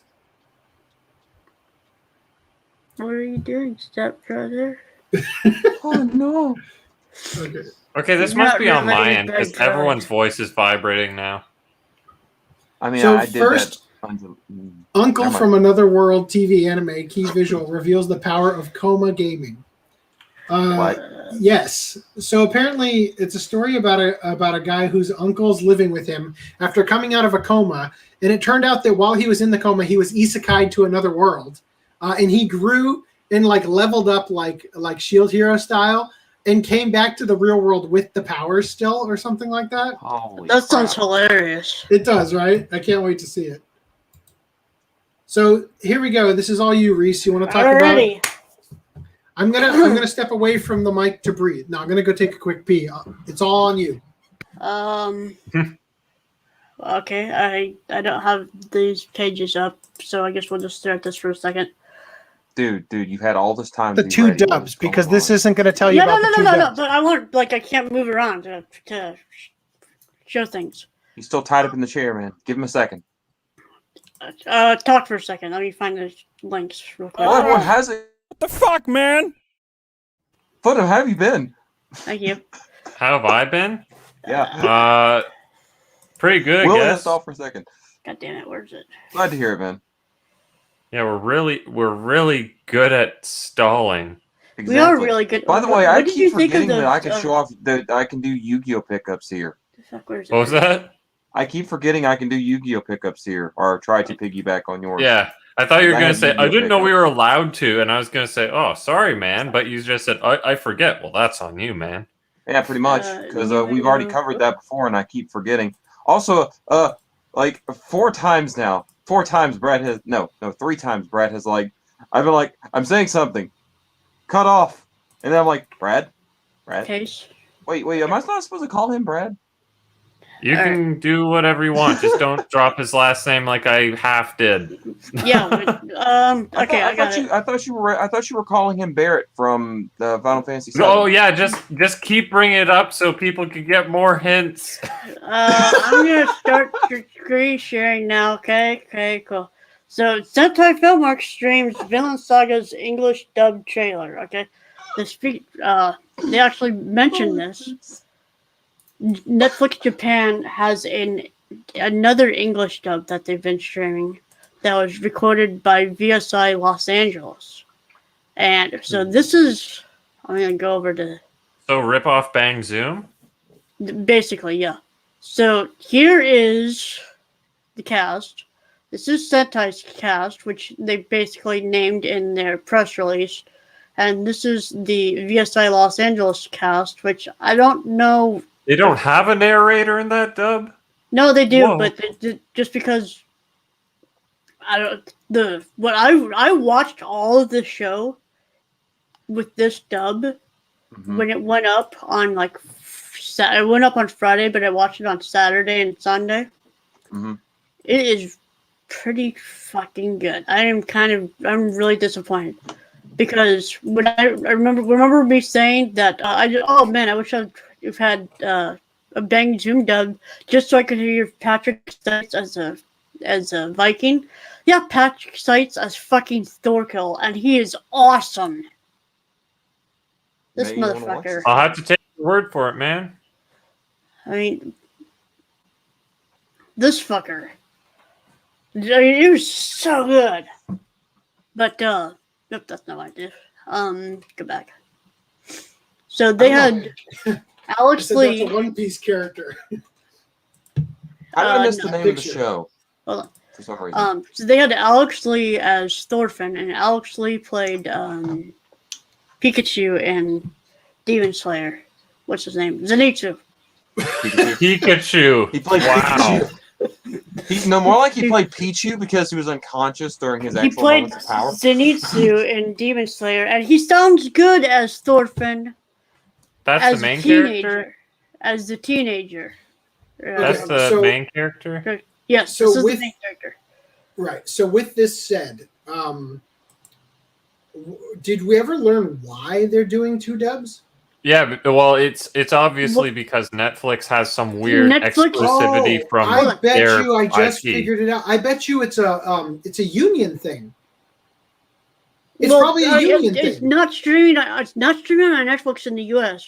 It's streaming everywhere else. Okay, but Netflix is probably located in a state like California where the recording for dubbing is unionized. So they have to use union actors. They can't outsource out of state. That's probably why. That makes a lot of sense. Yeah, that's probably why they do it this way. And probably why Sentai never was able to use the Baki. dub.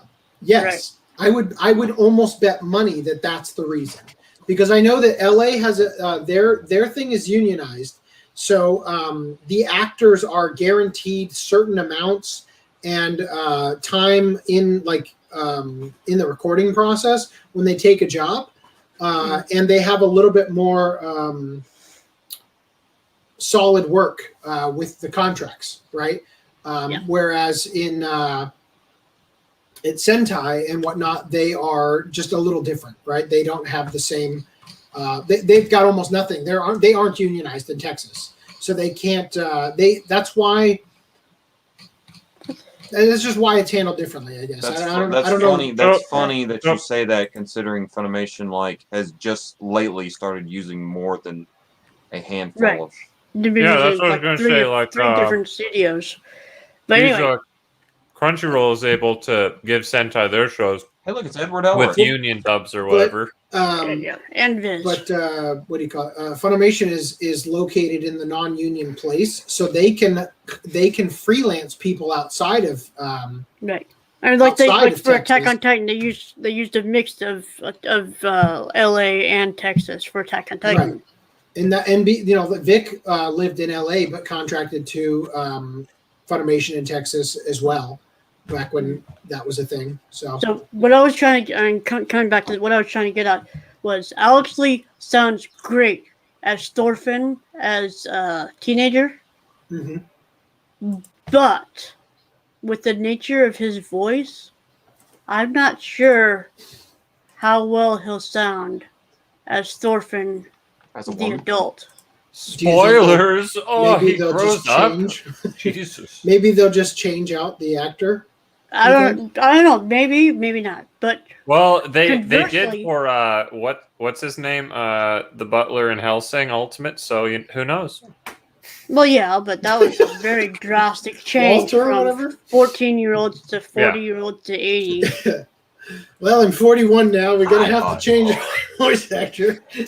I mean, but you know, They so I change don't- him at every freaking age. It's like, oh, he's now 14 instead of 13. Wouldn't Oh, it be the funny other if, like, thing- every word they get a new voice actor because he's constantly aging? You know? I can't. I don't think I've seen this guy in any role, so I don't know how he actually sounds. And they didn't even show him in the fucking trailer. They didn't show. They didn't have his voice at all in the trailer whatsoever. You know, the full And then, series. Crazy. and then the Josh full se- Greeley plays C-word. Josh Greeley, where is he? So yes, he plays Canute. So C-word. This Canute. And again, had Griffin Burns. He sounded fine. He'll probably sound great in the adult version. But Josh Greeley, he can do like the Armin voice, but then he can also do the like that one inspector in That's a Psychopaths. chick, right? No, this is a dude. It's kind of made a joke. It's Armin all grown up, Brad. This AC. is a dude. There's a joke like they had to use this.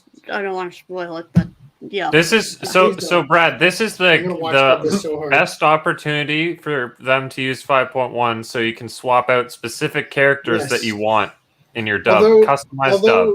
Yeah, the way that they do it. Yeah, no, I would very much like Sentai will be to- doing 2.0 audio. You can Yeah. guarantee that. Yeah, because Netflix probably made their own 5.1 or something for their service, but Sentai's underachievers, so they just like, the Japanese is 2.0. We're sticking with that. And then the other. Could we like start a campaign on Twitter to try to force them to 5.1? Do 5.1. the other one, Probably raise the Askeladd, price of box sets at that point. who we should shame them. Like, I really want to watch the Sentai. I really want to get the Sentai box set of Vinland Saga, but their thing is 2.0, and I just like the Netflix one. I think I'll just watch it on Netflix. Oh, that yeah, show, just so, guilt the them. show is just so damn Oh. dynamic. Holy Right, fuck. exactly. These are the phrasings we should use to shame them. So the other thing, Kirk Thornton. You know how Kirk Thornton sounds. It's got Rarumon. Really? I Yeah, don't he's know. also Gabumon. Have you seen what is it? Samurai Champloo? Yes. No. Gene? Oh, Okay. Is he the blue hair guy or whatever? He The- wears the blue the dark kimono hair and guy? stuff. Yeah. The third main character yes, is a yes. guy. This He plays looks this- like a Kirk Thornton guy. the Japanese voice for this has a certain gravel to it, and it took me a long time to get used to Kirk Thornton to accept his voice. But David Wald, oh my god, I cannot wait. He's gonna nail that role. Askeladd Digivolve 2. Dave Wald. But the other thing, Thor's, both of them. How many Thor characters are there? Jesus. Thorfinn, look, man. Thor, Next we're gonna have Loki Thorko. and Let's see. Thorn in my side. At least it's not in your dick. So anyway, also, okay, so So Man Reese- Mission did the second opening. So yeah, that's it. you Yeah. approve of the Netflix. I think he more than approves. approves. I think Reese is a simp for this at this point. Hey, you know what? I want to watch it. It looks great. It is awesome. Hold on. I need to take this out. I've seen those Vinland hardcovers in stores for years and years, and I'm like, They are fucking good. well, Yeah, I was looking gonna forward to say, man, I'd sure like to watch this if it had an anime, because I didn't feel the commitment to buy all the manga or anything. So I read them through my local library. So here's the cast list for the I just went over that. Sentai You one. just They had- showed that, you whore. Yeah. And Right, then he just he needs to drag this out. Like for a I little said, longer. It's okay. I watched the show as it aired, and then I got the I like how Netflix they're like dub. looking at each other. And then Why? I got I literally watched 8 episodes Saturday night, and then I watched the rest of it on Sunday. I was like, even though I've already seen it, I already read the manga, and I was still boom, boom, boom, boom, boom. I want to keep going.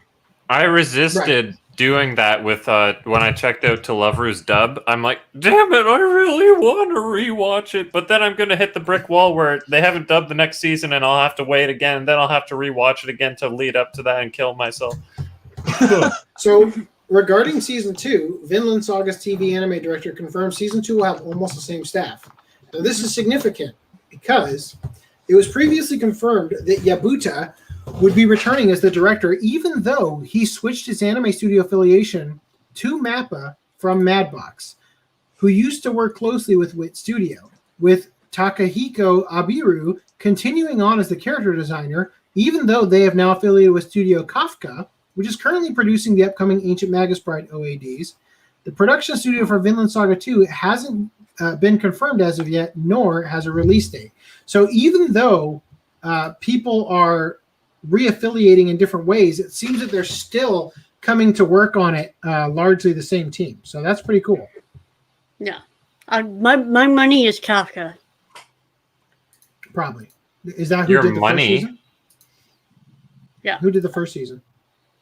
Wit. His money is on the Capshica. Which is why I mentioned the Wit Slash.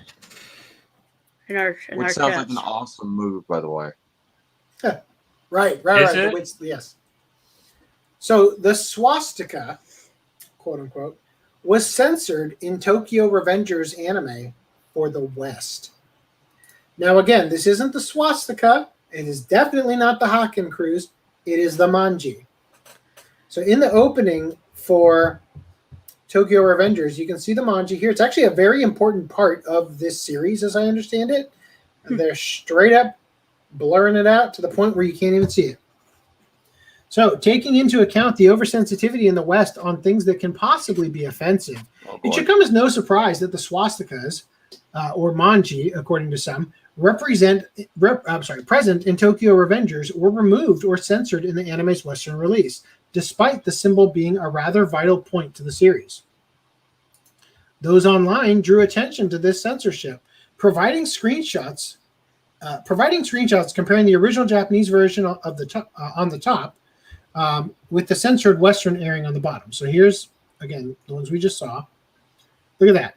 Look at that shit. Wow. Staring off into the void today. So it's also on this character's uniform. It's actually on all their uniforms. So let's just Ray. Are they all showing their nipples or something? Are they all topless? Yes. This guy got like the biggest boobs ever.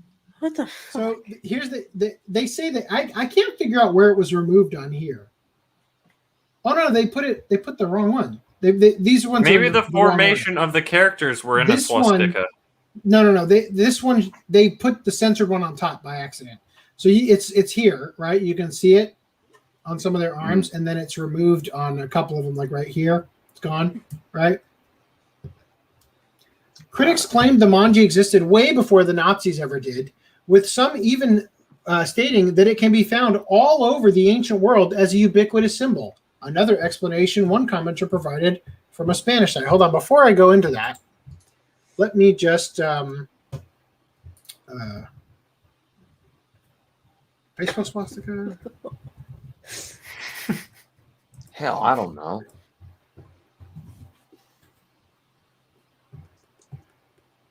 Let me just All right, audience. remind you. You now get to watch Brad in 4K as he searches for porn on the internet.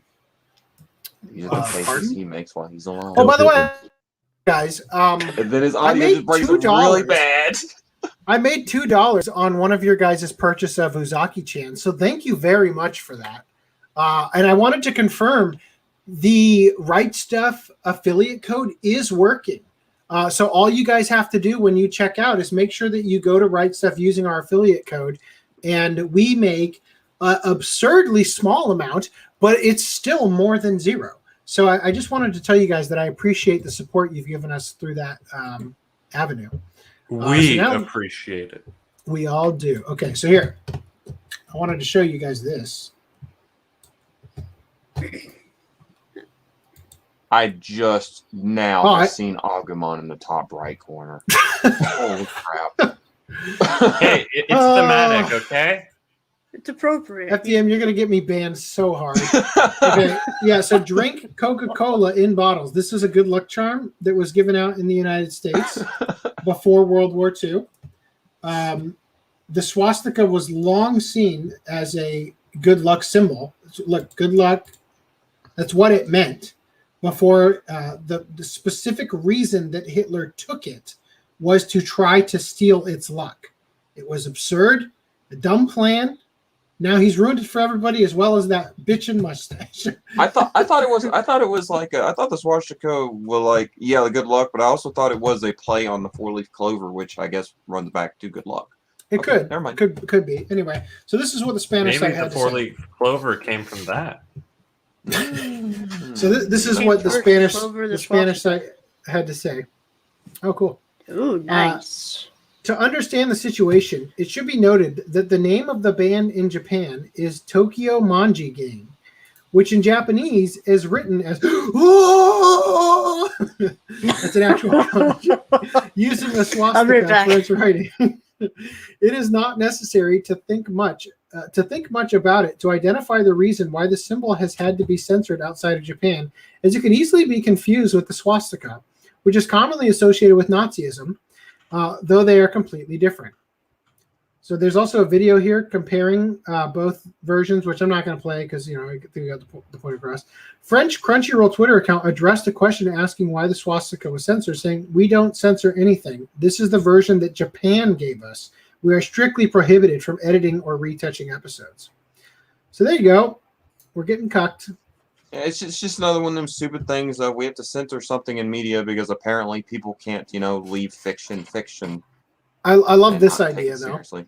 Tokyo Revengers manga drives past 32 million copies printed. Haters will say it's because of white supremacy, right? I'm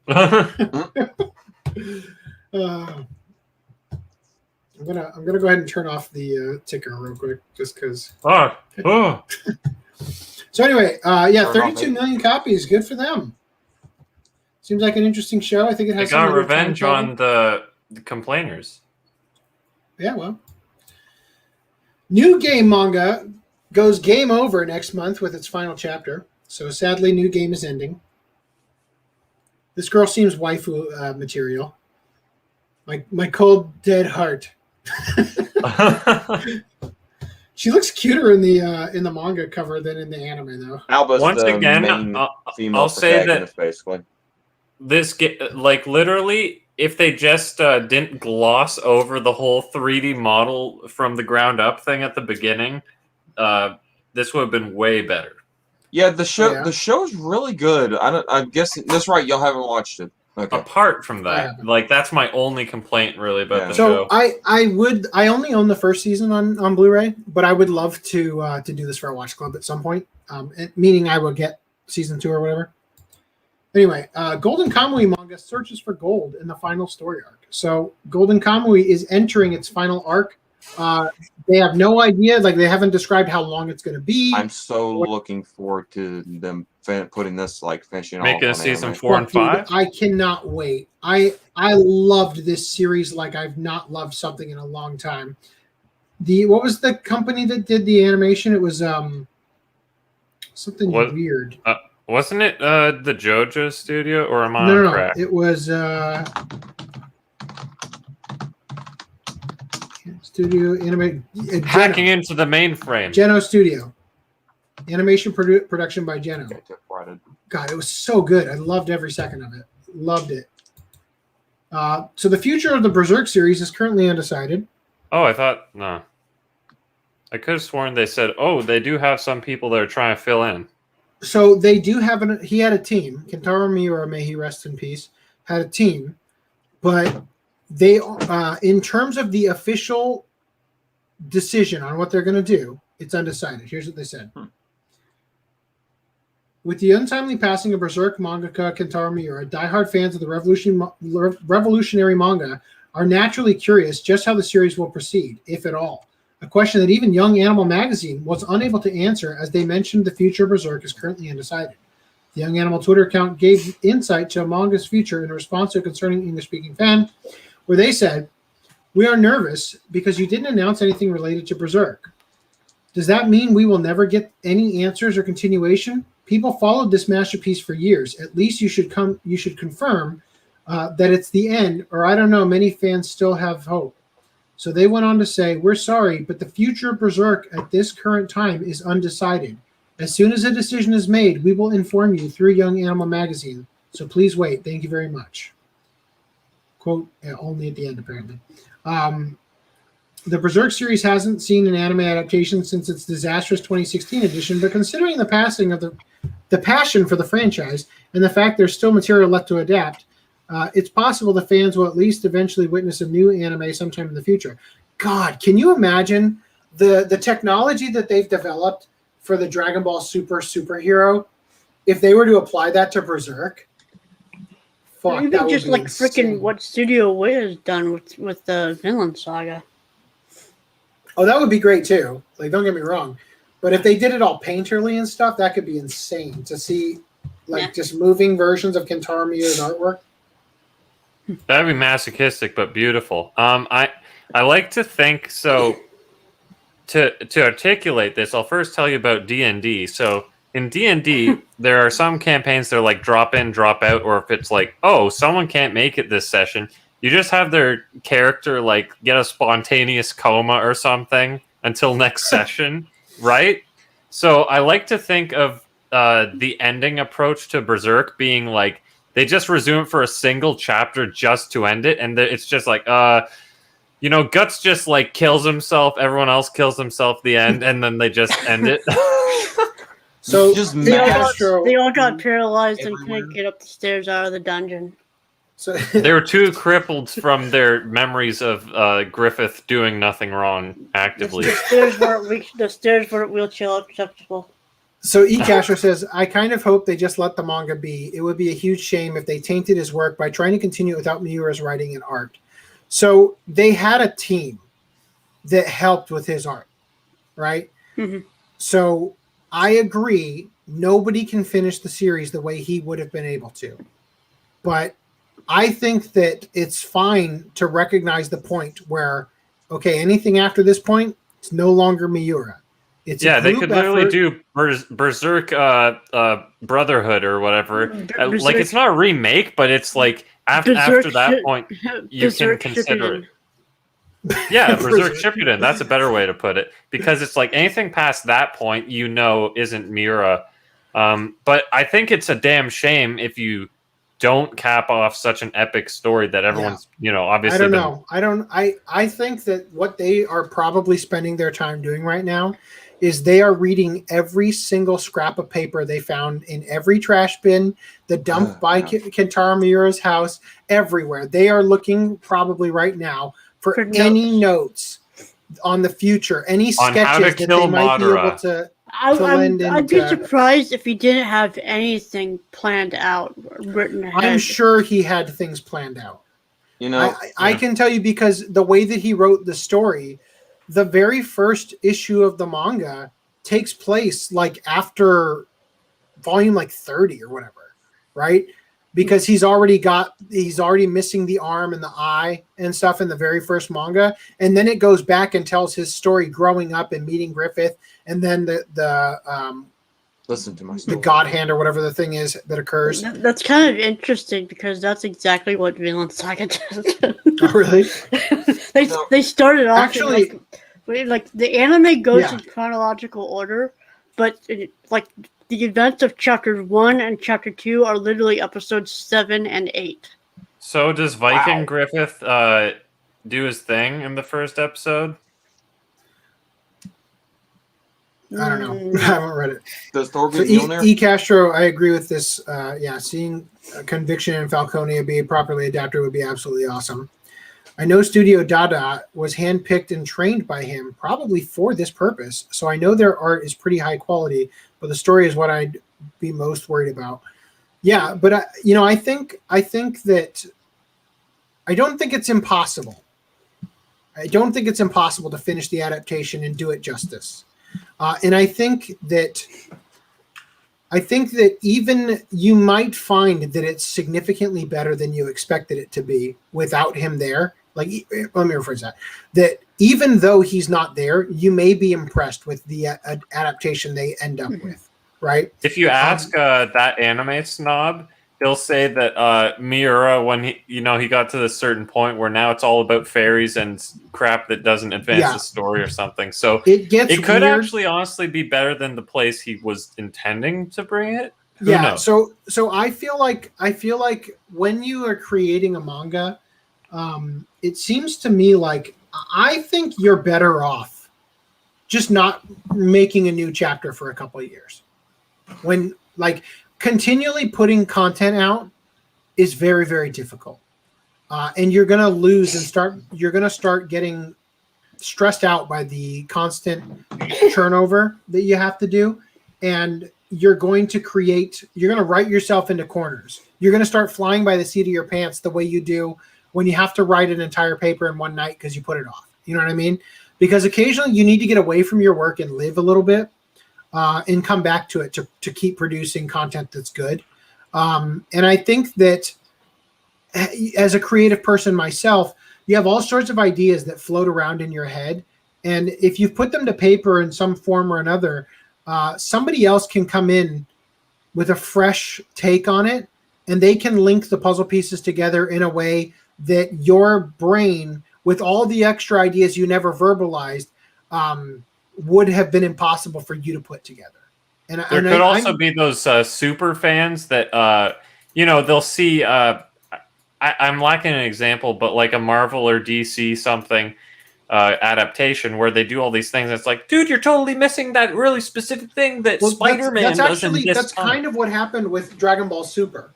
And it's kind of what I was just about to say earlier. Was it's like they're going. If I'd rather them adapt and go on and bring this to light and some sort of closure, then just leave it. But regardless of what they do, there's going to be something missed, or someone's going to complain. It's going to be bittersweet no matter what happens. But the thing with Dragon Ball Super is that the artist who was doing the manga, the artist that was a fan of Toriyama, fan of the Dragon Ball series, that they eventually hired to do Dragon Ball Super's manga, he was a damn good artist who could copy Toriyama's style to a degree that impressed Toriyama. Okay?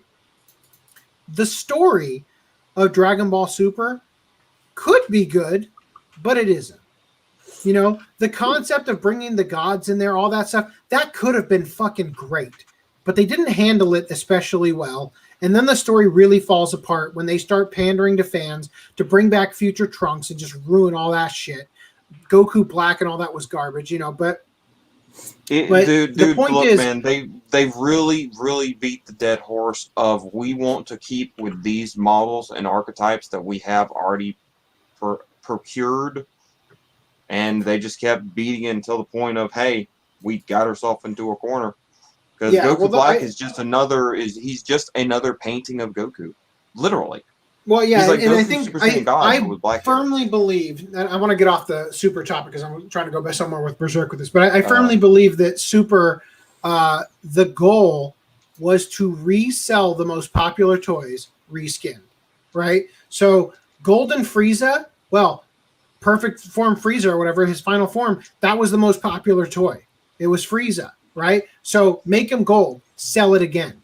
Goku, now he's got red hair, sell it again. Now he's got blue hair, sell it again, right? Goku Black, okay, let's put earrings on him and give him a black gi with long sleeves and sell it again. You know what I mean? That's kind of what they're doing, is that they aren't actually creating new characters that were interesting because it was just easier to cater to what already was successful. Anyway, but regarding Berserk, what I'm trying to say is I think that there is probably a super fan out there. I think that there are super fans working on it, right? The people that worked with Miura who know the series better than anybody.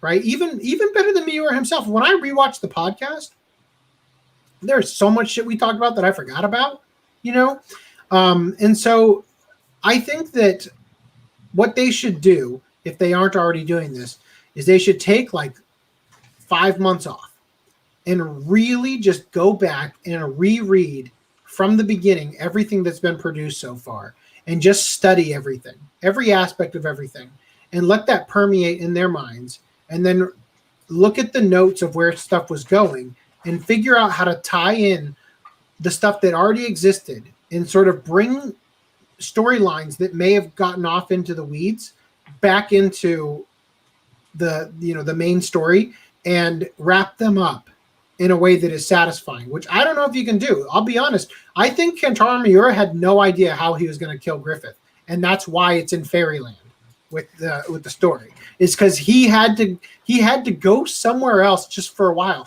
In fact, he worked on a completely different series. He left Berserk for a while to work on that other series that he was doing the artwork for.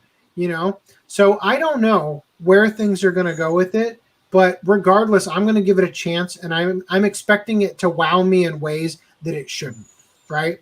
And I'm really hopeful for it. And I really mourn the loss of such a prolific creator. Anyway, anything else you guys want to say before we jump out to the next one? I just hope they keep going with it. I'm gonna go back and say when I went for my little bathroom break, I was thinking, as one does when they're taking a leak, and when I said Canute and FDM mentioned, hey, you can't say that. I was reminded of, do you remember what the currency is in the Harry Potter series? The gold galleons, the silver sickles, the bronze nuts. and What? In fourth grade or third grade. I remember what the currency was. Maybe in third grade. There's like from first grade to sixth grade, like an hour after lunch, our teacher would read aloud a book for the entire class. And when he read the first Harry Potter book, he didn't call them nuts. He called them canutes. Oh. And so I was like, oh yeah, he did. That was the thing. I was like, and I always read it as canutes for some stupid fucking reason. Even though it was spelled Knut. Oh, weird. So, like, you was censoring it. So, these kids are gonna laugh at it. I'm glad you took a look at your nuts while you were taking a leak and came to that epiphany. I was okay. So I mean, the things we think about while handling our junk. Yeah. See, I was taking a leak, and I was like, oh yeah. He was taking a leak, taking a peek, and then it all just came rolling back to him. Moving on. So eCasher says, I mean, there's at least one video I've seen that predicted events in Berserk years ahead of the most recent chapters, so it's not as if those people don't exist, for sure. And you know what? Same thing with Dragon Ball Super. I think sometimes a creator tailors the future of their story to the fan theories, to what the fan theories are, because sometimes the fans have better ideas than you do. So, moving on. Kaguya-sama creator redraws the film poster in a manga style for a tie-in book. So here's the poster. There it is in manga style. Junji Ito wins big at the Eisner Awards in 2021 for 2 separate manga series. So he won 2 awards: Best U.S. Edition of International Material Asia for Remina, which is this one, and Best Writer/Artist for Remina and Venus in the Blind Spot. So isn't that 3? Junji Ito's second and third win at the Eisner Awards, where he won the Best Adaptation from Another Medium Award for Frankenstein, Junji Ito Story Collection in 2019. So anyway, he won. Good for him, I guess. Demon Slayer manga wins grand prize in the 50th Japan Cartoonist Association Awards. There you go. Black Lagoon manga creator comments on serialization. Here's his comment. My depression hasn't gone away. So I was thinking that would have been a good one to have immediately after the Black Lagoon topic. But no, we're now going to do it in celebration of his depression. No, because he needs a break. He needs to spread things out. And then if you go to the wiki page to show the serialization, go down to the end. 11, 10, and 9. When was Volume 9 released? When was Volume 10 released? And when was Volume 11 released? Volume 9 was so we've got, look at these years. 2008, 2008, 2008, 2009, 2009, 2009, 2009, 2009, 2010, 2015, 2020. Damn. You see, guys, this is why you have to take a break as an artist week to week, so then you can come back depressed. Yeah, Volume 12 is apparently coming out. So, do we have anything to say about his depression? Well, I was surprised to see that. If you would go back to that wiki page real quick. The one that I just closed. Here we go. Control T. There we go. I got it. Go down to the end to the newest chapters. The dates, like 2 or 3 months apart. So it's Where do you see it? Oh, at the end of the title of the chapter. I got you. So it's like semi-regularly now. So I'm kind of surprised about that. I hope you. I don't understand this. These are 2018, or originally published. You say originally published. And then the newest ones. Talking about these ones down here? Yeah. So January, March, June. Okay. So at least semi-regularly. So it's not like it's... These are the chapters that are not yet in Tankobon. Yeah, these are going to be in Volume 12. So they have one. Okay, so 12 is going to have the stuff that's all the way back from 2019. Damn, that's going to be quite the... But it's all a new arc, so it's like it's not. So, like the wait between volume 10 and 11, like that was a brand new arc, and then just having it stop for yeah. But anyway, also next watch club is Black Lagoon. Yep. Is what? Black Lagoon is going to be our next watch club after Hellsing. Holy shit! All right. So, Kadokawa President reveals manga rarely reviewed by Apple and Google due to sexual content, and he feels censorship may be needed.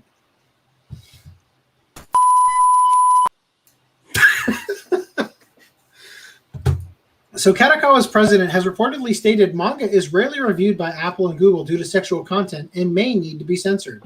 Takeshi Natsuno, Kadokawa Corporation's president as of June 22nd, fuck, you're already ruining the ship, dude, recently spoke in an interview with video streaming website Abema TV, along with an accompanying article. So there's a video interview, and then they wrote an article about the things that he said. The interview was with current and former Japanese gravure idols, those typically involved in photo shoots in swimsuits or are otherwise designed to be titillating or suggestive, and how they came into the industry. In the article, Natsuno discussed his stance on gravure idols, along with how Japan, quote, is full of manga that are more extreme than swimsuit gravure. Even so, he briefly mentioned about needing to, quote, recreate standards that are appropriate for this internet age. Bruh, the internet age is the age for smut. Come on. So here's what he said. The fact is that there are people who have miraculously beautiful figures, and there are people who think there is value in that, and there is money to be made. I don't think it's fair to say that this is unfair. Great sentence there, bro. And I don't think the argument about whether gravure is good or bad is valid. On the other hand, Japan is full of manga that are more extreme than swimsuit gravure. The publishing industry that I'm in is full of liberal people. So, for the record, this is a bad translation. The next translation is even worse. I'll give you what it actually says. The publishing industry that I'm in is full of liberal people, but I feel that we need to recreate standards that are appropriate for this internet age, including such things. So what he actually means, because they translate it again, and they say, the industry I'm in is full of libertarians, which could not be further from the word liberal in the Western understanding of it. What he's actually saying is people in this industry believe in freedom of expression. That's what he's trying to say.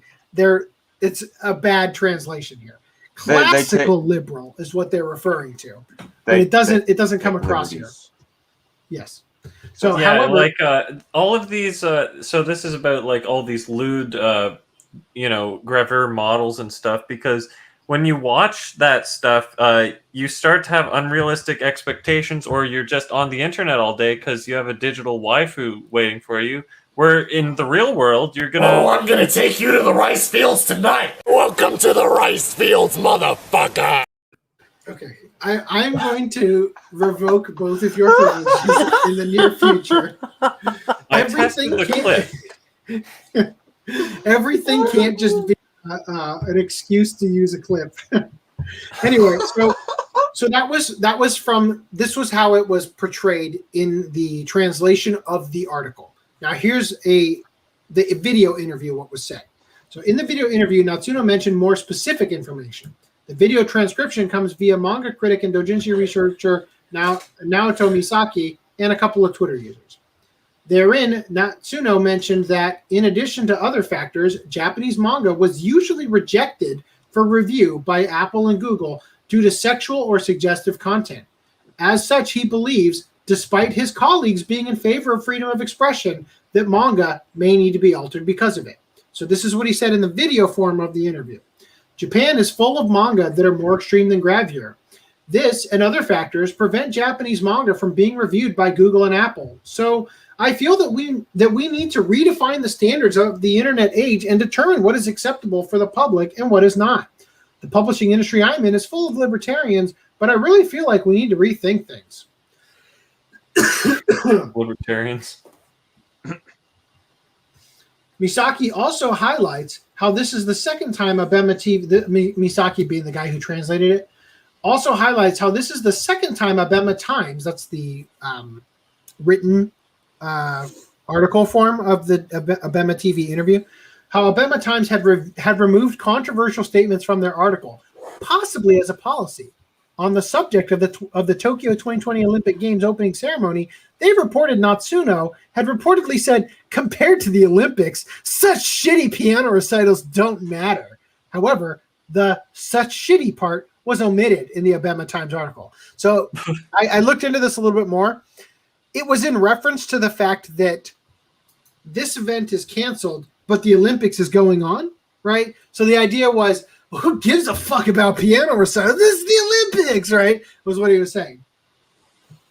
Natsuno likely means that Japanese manga is unable to be hosted or sold on platforms owned by Apple and Google, and therefore cutting out a potentially larger Western audience. Those discussing his comments on social media seem abhorred by the idea of altering the creator's vision for mass appeal, especially under Apple and Google's harsh terms of service. And then I highlighted the rest of this to remind me not to read it because it's not important. Now, basically, if they go through with like making it more acceptable, I'm using quotes here, for Western sensibilities, we're going to end up with another Starfire's Daughter, and that's where books. So, do you think? How do you think Japan felt about all this? I would assume they're not too awful happy about it because this is one of their. Well, guess what? Things. Kadokawa apologizes for the president's pro-censorship manga comments. President returns portion of salary. So Kadokawa have apologized for their president's comments, suggesting manga would need to be censored, would need to censor sexual scenes to be approved by Apple and Google reviews. Many on social media grew concerned over freedom of expression in manga being harmed in order to cater to Western company standards. However, Kadokawa have now issued an official statement apologizing for Natsuno's comments. They also insist that the statements made, quote, were not related to our business operation policy.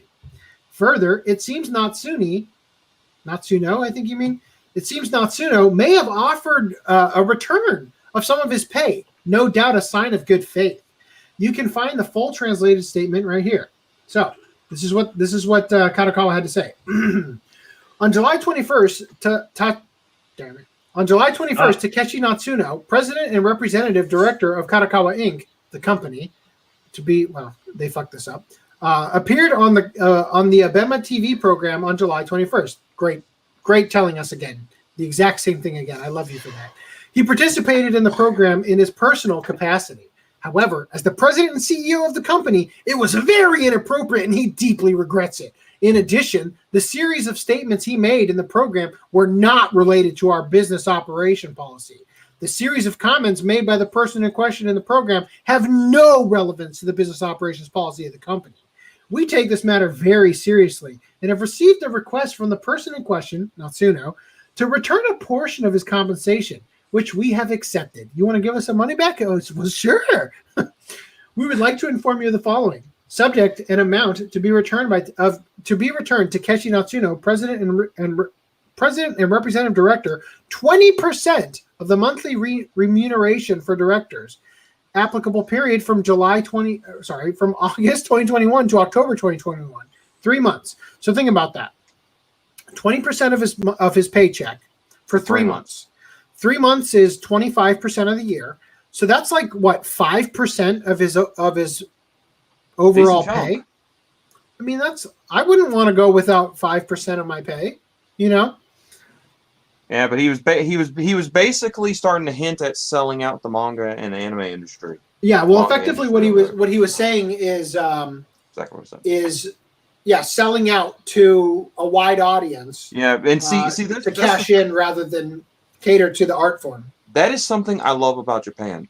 They have look, they are tight knit, and they are all about helping each other in a strange sense. Because when one person starts to show that they're not for everyone, they will fucking stop them and get called out majorly. And when this guy did this, his peers probably fucking looked down their nose at him for a hot minute. Oh, I think he should. Resign. If he only became president in June of 2022.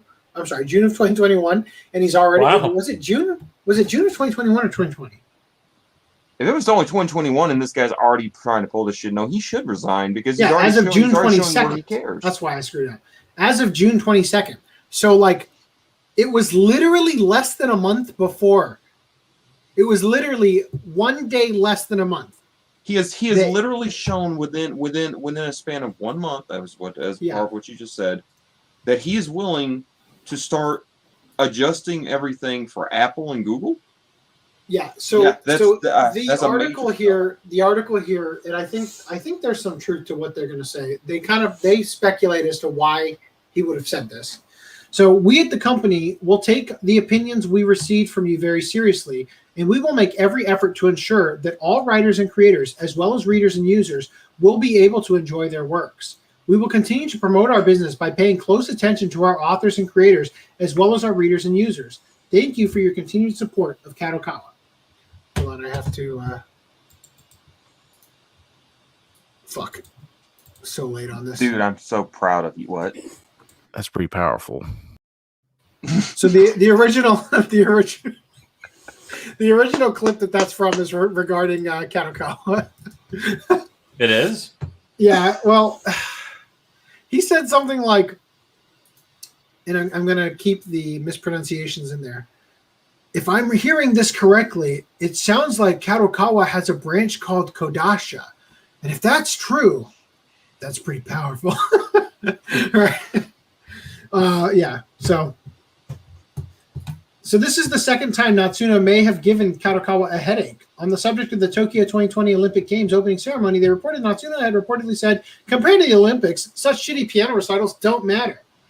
Some, such as On Takahashi, the CEO of Irodori Comics, who translates independent manga, have proposed the interview with Abema TV was intended to help repair his public image after his prior comments, and appealed to the interviewers and what he believed was their audience. So their own Takahashi is saying, look, this guy stuck his foot in his mouth so hard previously that the pendulum, he had to make it swing the other way, and he just went way too far in order to try to make people like him again. I think he needs to resign. I He think stuck that his he foot chose. so far up his own ass that it ended up behind his eyes, bro. Well, he's doing the remuneration of his paycheck as a please don't fire me. I am so goddamn He's sorry. bribing them. Yeah, effectively. Eventually. It'd be funny if they still fire him, right? Like we'll take I'd it and we're fucking gonna fire him if I had the ability to. He's already shown he'd sell you out for a sandwich. So Ooh. continuing to Takahashi also cast doubt on whether Natsuno would have truly censored manga, as Kadokawa make a large amount of profit from light novels with sexual content. He also claims Bookwalker has more dominance than Apple or Google when it comes to selling manga in Japan and the West, and the digital sales help provide a more accurate image of how much fans really want sexual content. So does Bookwalker have an app or whatever, like a manga reading online kind of thing? Okay. Oh. So, but the thing is, look, he's not wrong regarding Apple and Google, that they are going to gatekeep because that's what gatekeepers do. So the solution should not be to change for the gatekeepers. It should be to build your own platform to compete.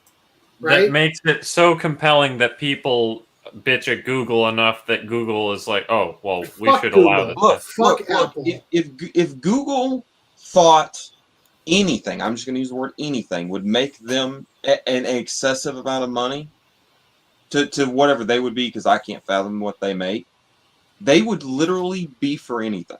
They would be for burning the world to a crisp. They are. So, I trust me and you can talk about that later. But the thing is that people got to realize that Google and all these bigger companies, they don't give a shit about you, your family, your kids, your personal values. It doesn't. If they will make money, they will burn the world down around you just to get your dollar and just to play on the minds of weak-minded people who don't have the ability mentally to think. I'm that. Ugh. I like how you distinguished mentally as if you can physically think or something. I think for some people think with their dick, so it is. That is true. I thought they were trying to interpret Augie's comment about planting thoughts in people's heads or whatever. Anyway, planting that seed of doubt. So here's just one more thing about this. Before the release of his statement, Kadokawa subsidiary Dwango had its president express that Nico Nico has no plans to change its policy restricting expression on as a platform. So that's good to see. Hopefully things continue to trend in that direction. Now, Fatal Frame, Maiden of the Black Water has Atelier Ryza pre-order bonus. So this is a Wii U game that is being ported to the Switch and the PS5 and all that shit. So there is a Atelier Ryza outfit that's being like a pre-order bonus. But here's the thing. Tell me, is it worth it to get an Atelier Ryza outfit if certain Wii U costumes are not returning in the The upcoming enhanced edition of Fatal Frame, Maiden of the Black Water, unenhanced, for modern consoles might prove disappointing to both Japanese and Western players, as it has been learned that the game's official website lists certain sexier costumes won't be returning. A rare moment when all consumers get shafted simultaneously for some reason. So the Japanese version of the Fatal Frame website contained a statement explaining Yuri's swimsuit and Fukuha's Gravure swimsuit from the Wii U version will not be present in the upcoming title. Similarly, the English section of the website stated that Zero Suit Samus and Princess Zelda costumes from the Wii U version aren't included in the Western release. Wow. So basically, they had sexy swimsuits in the Japanese one. So for the US one, they switched them to Zero Suit Samus and Princess Zelda. They look pretty legit, honestly. Like, there's the Zero Suit Samus one, but look at the Zelda one.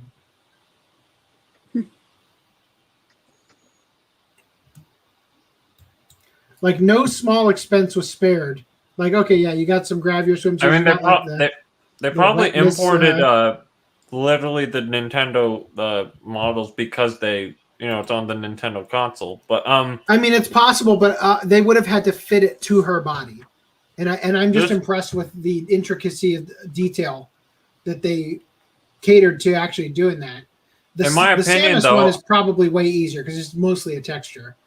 in my opinion, I think that it will really add to the immersion of this, presumably like a Yes. horror. Oh god, that would really enhance that version. That's almost better than the swimsuit. Anyway. You know, But yeah, some it would things are really actually add to the immersion of this flashlight, presumably thriller, horror, whatever game. You know, Yeah. having this. Also, look they're at- remaking Dead Space. That's the news I didn't cover, but I mean, that's about all you need to say. I don't. You know, once like- again, this boils down to them being just dumb enough to think, oh, hey, we're going to take the bikini costume that we could literally charge people for and people would actually buy, and then we're just going to, take it out because for some reason... man. Wait, this is not a game for kids. It's a horror game. No shit. I don't understand this. Is it just coming up for Switch, or is it for other consoles too? It's Switch, PS4, PS5, Xbox. Oh, and all of them have these removed. All of them have it removed. Oh, Like, according to this news. what famous Nazi has literally oh. had the stroke? What? So, I mean, I don't understand the Switch reason, but for all the other consoles, I get it. The IP. You don't want to have Samus on Xbox. You don't want to have Zelda on PlayStation. Okay, but that's the US. That was the we aren't going to put sexy swimsuits, so we're putting this other thing in there. So the fact that neither are going to be included. So what I'm guessing is Sony is just going to mess Sony. that all together. It's Sony who's fucking it over, and they're just saying, you know what, we're not going to develop a special version just for the PlayStation, because if we develop a special version just for the PlayStation that doesn't have these things, then nobody's going to buy the PlayStation version, and we're going to lose money on producing those. So I mean, I would have personally just axed the PlayStation extra costumes whatever. Well, what they should have done is just not give it to Sony. Sony needs to learn. Sony needs to learn. They need to give it to the other people and say, fuck you, Sony, we're not even going to put the game out on your platform. You know, so if Sony would have the hard lesson that the Wii U had, where, oh, hey, not everyone wants to fucking use your weird-ass controls, and that's why that system literally was basically a failure. This time it's Sony that's controlling the people. Yeah, but what I'm saying, yeah, but see, it's manipulation, especially people who are not thinking about this. But either way, like if Sony could have that amount of like people just don't buy it, like go a few years and don't buy like crap when Sony does like this. People just don't need to buy it. Don't patronize them, because if you let someone do this to one game, you're like, oh, I'm gonna buy it anyway because I want it. New FPS came out, and I'm gonna buy it because it's copy paste. You're just giving them money and making them think they can keep getting away with it. Yeah. So, in more horrible news, well, actually, this isn't that bad, but still, One Punch Man: A Hero Nobody Knows to end multiplayer service in February 2022. Wow, so the that Arena was Brawler. Quick. Yeah, the Arena Brawler originally launched on PS4, Xbox One, and PC on February 27th, 2020. And now it's officially set to shut down the multiplayer servers on February 2022. So all offline modes will still be available, along with one-on-one online matches, but the Arena Brawler is being nixed. It's only been 2 years. Yeah, that's not a long time. Considering that is how a company gets you to keep churning out money for new games, by making it so the game that you bought ceases to be fun after only 2 years. Well, yeah, that's FIFA. But what I think the real reason that this is getting shut down is because the companies are seeing, oh, no one's playing this game online, and it's because it's all because Saitama's winning every game in one punch. So it's just glorified flipping a coin, right? Well, that makes sense. So that's my theory. I'm very fond of the fact that Minecraft servers are hosted by the players instead of by Mojang. You know, I mean, there are ones hosted by Mojang, the Realms or whatever, but you pay to host your own server, so they'll never go down. You host them yourself. Well, they won't go down unless you stop paying for them. Well, yeah, but you could host it from your own home computer. When I first started my Minecraft server, I just had my desktop running 24/7, and I just let it run the server. Well, that's impressive. So, the IdolMaster, Shiny Colors, changes swimsuit designs after plagiarism accusations. Wow. So, old designs, new designs. Other than this one, I kind of like the new designs more. This one I know looks so little weird. about IdolMaster. They look like less lingerie-y. Well, since the discussion of plagiarism arose with the release of some new bikinis in the IdolMaster Shiny Colors available for PC and smartphones, developer Bandai Namco implemented an update that swapped the swimsuits out for new ones, which some critics believe are inferior in terms of design. Well, fuck, this one that looks like she's in like... First of all, that looks like the butt end, right? It looks like a chastity belt. Right? I couldn't come up with the words. Like, what does this look like? It looks like a Xena warrior princess like bikini or something. Anyway. Okay, so some of the samples of the real world outfits said to have been plagiarized compared to the in-game swimsuits equivalent. I mean, some of these I'm a little concerned that you could even call this like, oh no, like, first of all, fuck it, this is not even close.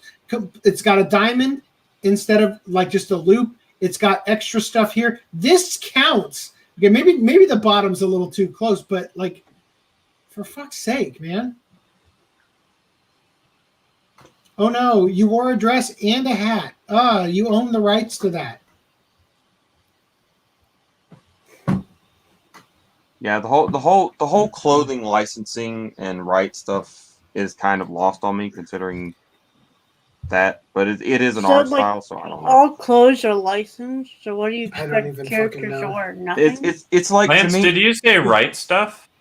It's to me, it's sponsored by, apparently. The thing is like, it to me, it's like the whole food argument, licensing food. I'm like, how do you license something that people literally, wear? But then again, I'm guess unless it's like an art print or something. Like, you can't license frills or whatever, I guess It's you like license patterns. patenting a design that's like, dude, literally, like anyone could come up with that. It's like making a new guitar, and like all of a sudden you have a Right. 6-string guitar, but then your 6th string, the strings are upside down. I mean, anyone can literally do that to any guitar. So I'm just like, well, it's like is it Fender the company? It's like, oh, your design. No, it's Gibson. They're like, oh, that looks basically like a Les Paul. It's like, okay, man, it's like a circle with a little dinghy on the side, like. Yeah. So it's what you're talking about is the ESP versions where they started like they were getting kind of close. These are really nice. It says here the old swimsuits can be seen on the left, whilst the new ones that were added in with the update are on the right. So all new. I like this one better. I like how that's all they changed. Yeah, just make it a little pink and get rid of the midriff hiding part. Dude, one time when I was the shawl in like or whatever, I guess. Was it 5th grade? We were tasked with designing like some superheroes in class, and I literally just copied like one that I saw on TV or something instead of them, and someone told on me. No, that's funny. And what I did is the revision I made was I added like I had limited space on my sheet of paper, so I made a really small square and I called it Mini Ham, and it was a tiny hamster. I'm like, there, yeah, original. We good now? So that's what this feels like. It's like, yeah, here's the mini hamster. He's a superhero. Okay, let's go. Says here, one individual also mentioned they had difficulties acquiring a refund because there is text in-game explaining there is a possibility the swimsuit illustrations are always subject to change. They know what they did. Yeah, I know what they did. All right, so continuing from here, Uma Musume kowtows to China by removing Taiwan and Japan's flags from the horse girl. They removed their own country's flag. Yeah, like that is the. How big of a cuck are you? Popular pony racing game. I've heard of cutting off your nose to spite your face, but really? It's like the Olympic team taking off the American flag. Unless they were Japan's team, and then that would make sense. But continuing on. So popular pony racing game Uma Musume has seemingly kowtowed to China and its demands for censorship as the jacket of horse girl Mayano Top Gun, great name, had its flags removed or changed. Twitter users were fast to spot the stealth change in a recent update as various flags were removed or changed along with other patches on the jacket. The first 2 images are before the correction, but the last 2 images are after the correction. USA, okay. USA. How the hell do you like complain about a flag being on a jacket? It was bad. They took out the USA flag too. Did they? I can't tell. You've got Biden's declaring war tonight. Well, at least my flag wasn't taken off because it was never there, bitch. So is this whole thing I win because I didn't lose? Argument? Yeah. Damn. I win by not playing. Yeah. Like, man, it's almost like it's almost like they were like, man, America offends people because wokeism. So what is it like? Have you seen recently flag now? What? I said, have you seen recently? Because what is it? Is it Black Lives Matter or whoever is getting offended over the existence of the American flag? It's like when they see it, they're like, "This is a hate symbol" or whatever. Yeah, well. I wouldn't be surprised. I literally had someone come into one of my that was a thing from day one when they were standing on it, holding their fists in the air. Yeah. Well, it reprised itself in my feed somewhere. That was a thing like 2 years ago. You know what? Well, I forgot about that, Reese. That actually slipped my mind, dude. I remember for good reason, because nobody wants to. Well, hey, once again, my country didn't participate in Big at the time, so slipped my mind.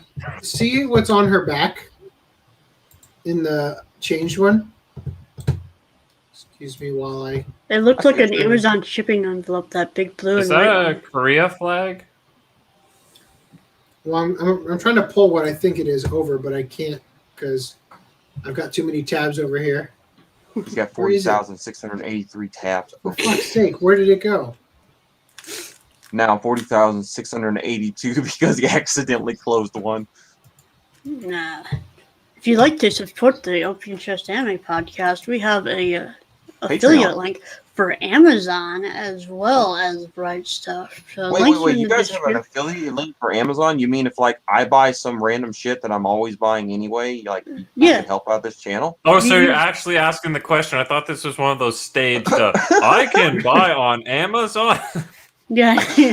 So you're telling me fund them. This is what I was going to buy anyway. If I just use your link. Yeah. You too can buy from Amazon. I can. This is the Amazon US link. There is a .ca link apparently. There is a .ca link. I don't have it available right now. It's probably in the description. Well, no, we can. Yeah. Just go in the description anyway, because that's what you do. You'll see it there. No. Bookmark this link. Power. Make that clickable. Go shopping, and there you go. It's helping out. And you're not even have to. Guys, when you go to Amazon to order crazy shit like condoms or that weird movie you're going to buy anyway, just use the link down here so they know that these guys. Yes, I might know what you're buying. AC called me out for buying Legos. Yeah. I knew. I looked at our affiliate stuff, and I'm like, oh wow, we actually made some money. Oh, Lego. Some guys on there buying lingerie, and you're like, well. Like, what the fuck is wrong with Gone in 60 Seconds? That movie's the OCA podcast was an inside job. All right, so you see the back here. I think this is what's on her in replacing all those ones. Is the United Nations flag? Like, if you keep showing her, I'm trying to tell what color is her hair. Is that a red or orange? I can't tell. I'm guessing it's yellow. Browny. It's orange. It's like a reddish brown. Yeah. My brain keeps trying to say it's freaking like red, but I can't. Auburn. The fuck? Never mind. The hell is Auburn? Anyway, it's a color you've never experienced. Anyway. So, Activision Blizzard is being sued over alleged sexual harassment to females and inequality. Wait, what? I'm going to quote Dan here. He who hath lived by the woke dieth by the woke. That should be on a shirt. Yes, that is a shirt. That is a forthcoming shirt. Activision Blizzard is about to suffer a new lawsuit as the company has ironically been accused of promoting a frat boy culture, resulting in female employees being subjected to sexual harassment, unequal pay, and retaliation, certain to have many wondering if they are merely baseless accusations to slander the company or the typical result of a woke company being nothing but hypocrites. Yeah, they're baseless accusations because the accusations aren't based. Hold on. Let me go to the kitchen. I got some basting to do. So the lawsuit. Hold on. I'm sorry for interrupting for this. No, you're not. Continue. Live by the sword, die by the sword. Matthew 26:52. We gotta come up with a Bible verse for that. Who lives by the well, book? Shit. Daniel's already a book in the Bible. Okay, Dan. Well, we gotta make up a Daniel something. Book 20, chapter 4, or no. So book 16. So I've been saving this. You know how we've got the Ogloy?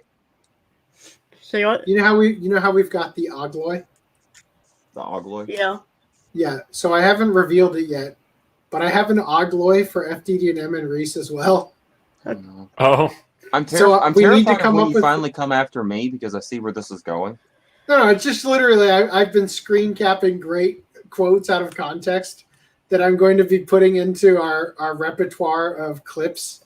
And I've got one plan. I've got a persona planned for FDD&M. Oh. And one for Reese, right? Ooh. We need one for Dan.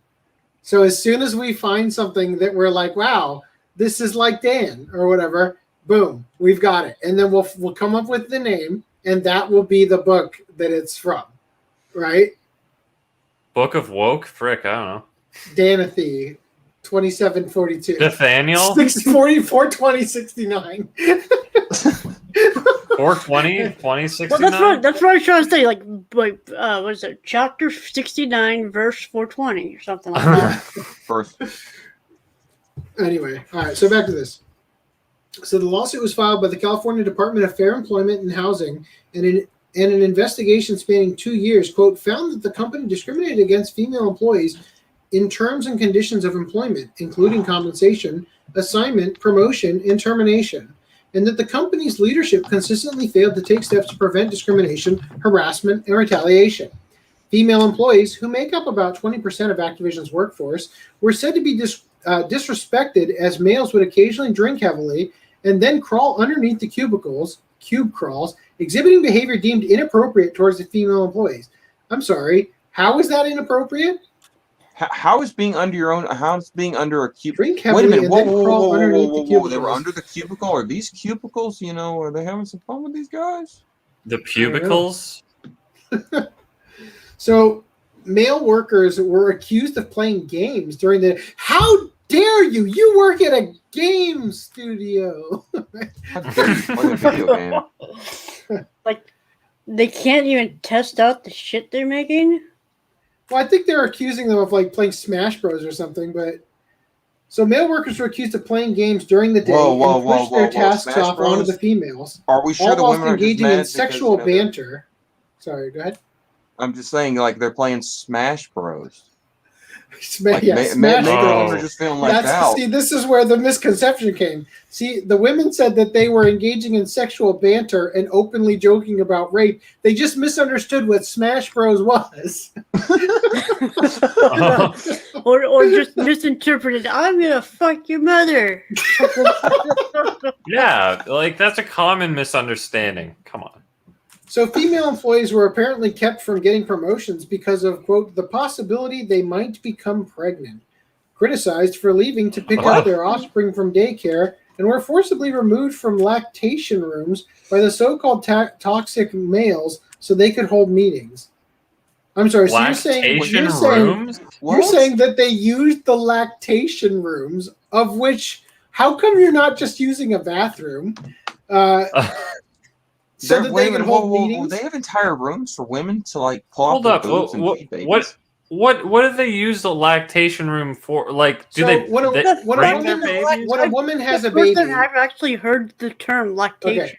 when a woman has a baby, I understand and that. she's Her boobs breastfeeding, produce milk, Yes. Brad. We all her know breasts this. produce milk regardless of whether understand the that. baby is there. So Oh, they so need they have they to- need to release the milk, and oftentimes, most often, They have women to are bust a nut. pumping. Right. They're pumping the milk into a bottle that they then put in a fridge and later Yeah. give to their baby. Because if they Right. don't do that, the milk will dry Yeah. up and yada yada yada. Yeah, we Yeah. don't. I, Now get, it- I understand. I understand, but I've never heard that term. Like, I've never I haven't Hmm. seen. actually. It's either. California, buddy. There's a lot of things going on here. Now, my question So, is: do you so frequent these rooms, Brad? Do we need to talk about this? Dude, No. in California, they're trying to pass legislation that you have to have a woman on your board of directors. Wow, Why? isn't that sexist? For And For diversity. equality. Yeah. No, so, it is. So the It joke is sexist. It is sexist. Yeah, it is, first of all. But the joke is that, okay, Bill, you drew the short straw. Time to go trans. oh, Oh, I thought you were goodbye, gonna nuts. say something more akin to, okay, Jill, you're gonna have to work at insert terrible job here that apparently only men seem to clamor to. you Well, just only because but, it wasn't see clear, I men said doing it. Bill because I was referring to a male person of the I board know. of I'm directors just gender bending needing it. to be, My needing example. to become female for the sake of complying with the law. And, Now, and this again, I gotta say just one more time. I recently got to that episode where we talked about the concept of, do you think that Eminem wakes up and thinks, damn, I only got those Grammys because I'm white, right? The That concept will literally become those women when they get on the board of directors and are like, right, that's what I'm saying, is that when you put these equity-based things in place, I didn't know. all you're doing is giving people imposter syndrome. You're making it so that all the African Americans or people of color in general, women, that they feel invalid when they reach a place of leadership in a business, because they will always question whether or not they got there on merit or not. Yeah, Right? because they I think didn't. it is Because horrible that they do their this to peers people. can literally throw that over them for the rest of their And, lives. yeah, Like, and then there's always going to be the whispers of, they're only here because they're a woman, or they're only here because of this diversity thing or that or whatever, right? And I think that's fucking awful. And I think it's disgusting that it's being presented this way, that people aren't allowed to actually work for what they earn, that they aren't able to work hard and achieve in life. Or rather, that even if they do, they have it hanging over their head that, oh, well, I worked my butt off. I pulled 60-hour, 80-hour week every week for years. And yet, because I'm a woman, so to speak, it always looks like I got here just because California passed a law that said I should be on the board. exactly. It gets really hard to discern the line between are they here on their merit or not? Because now some people like me might see something and have doubts of, like, are they just, is that person at this company because of their, they're actually really good? It's not just that, Flynn. It's not just that. It's the fact of now we're going to have a system to where, regardless of whether or not someone is capable of doing their job, and I don't give a damn what color you are or what the fuck sex you are, or whether or not you've had 4 sex changes and three double bypasses. I don't care. It's just, it's going to turn out to where you don't have to have all you just need to be able to meet some type of weird social standard. So back to the lactation. So I'm no expert. I'm no expert at lactation, but wait. Can you bring your cows? I don't know how long you still have the have to bust your female nuts syndrome. But basically, my wife breastfed for like 2 years. Oh, really? 2 years. Yeah, that's not a normal. It was a stipulation on my behalf that we were going to breastfeed my daughter for as long as possible, because it's incredibly good for children. There's like a 10-point IQ increase or something like that from breastfeeding them versus not breastfeeding. I mean, them. as long as you're not like feeding them when they're like a teenager, I'm okay with that. Of course. or 8 years old. Well, look, I got to tell It's you, really good for their development. My wife hated man. Get you some. My daughter has Master Roshi hands, and it was very uncomfortable. Well, that she that does probably. it to every person who carries her. She just finds that nipple Oh and god. grabs. Oh, that's what you mean. I thought you meant Yeah. like really strong hand. Okay. So I guess that answers my question before I even ask it. But I was gonna say, like, what are they getting these mothers like to work immediately after they give birth to empower them or something? Like, I'm capable of taking care of my kid and myself. I wasn't sure if that was. You're supposed to get like a 3 month. Also, I gotta ask leave for or those something, yeah. out there in the weird woke world. Are these lactation rooms? Are they what is it? It's not unisex. I guess it's unisex. Where both men and women can use. Well, Well, it's going to be unisex in the soon brave enough new when world men, when they make the man pregnant emoji, then they'll have to accept that. Yes, the male breastfeeding room. Oh God, I'm terrified of the This is future. Bob. Bob had bitch tits. okay. What? As a Fight Club reference. I know. Only reason I've seen it. Okay. I still So, have that thing you sent me to watch it. Get on it. So, female employees were apparently kept from getting promotions because of the possibility they might become pregnant. So the thing is, this is something about women is that they get maternity leave, and very few companies offer paternity leave, right? Where the dad can get off work because. Where the dad can get time off work to spend time with the newborn, which is very important for a newborn to have the parents there, most specifically the mother. Right, obviously, because you're providing nourishment, especially when you're breastfeeding and whatnot. She has to feed the baby, literally. Well, a baby needs, for the first 5 months or at least, 100% of your energy, right? So anyway, and I think they're saying that they're claiming that they were kept from getting promotions because the maternity leave that they would be given would be worth X amount of dollars more per month. That they would be given free money, effectively. To raise their kid and not come in and work, right? So they were criticized for leaving to pick up their offspring from daycare or forcibly removed from lactation rooms by the so-called toxic males so they could hold meetings. Women working on the World of Warcraft team were said to be constantly flirted with by male employees and supervisors, and the men made derogatory comments about rape and otherwise engage in demeaning behavior.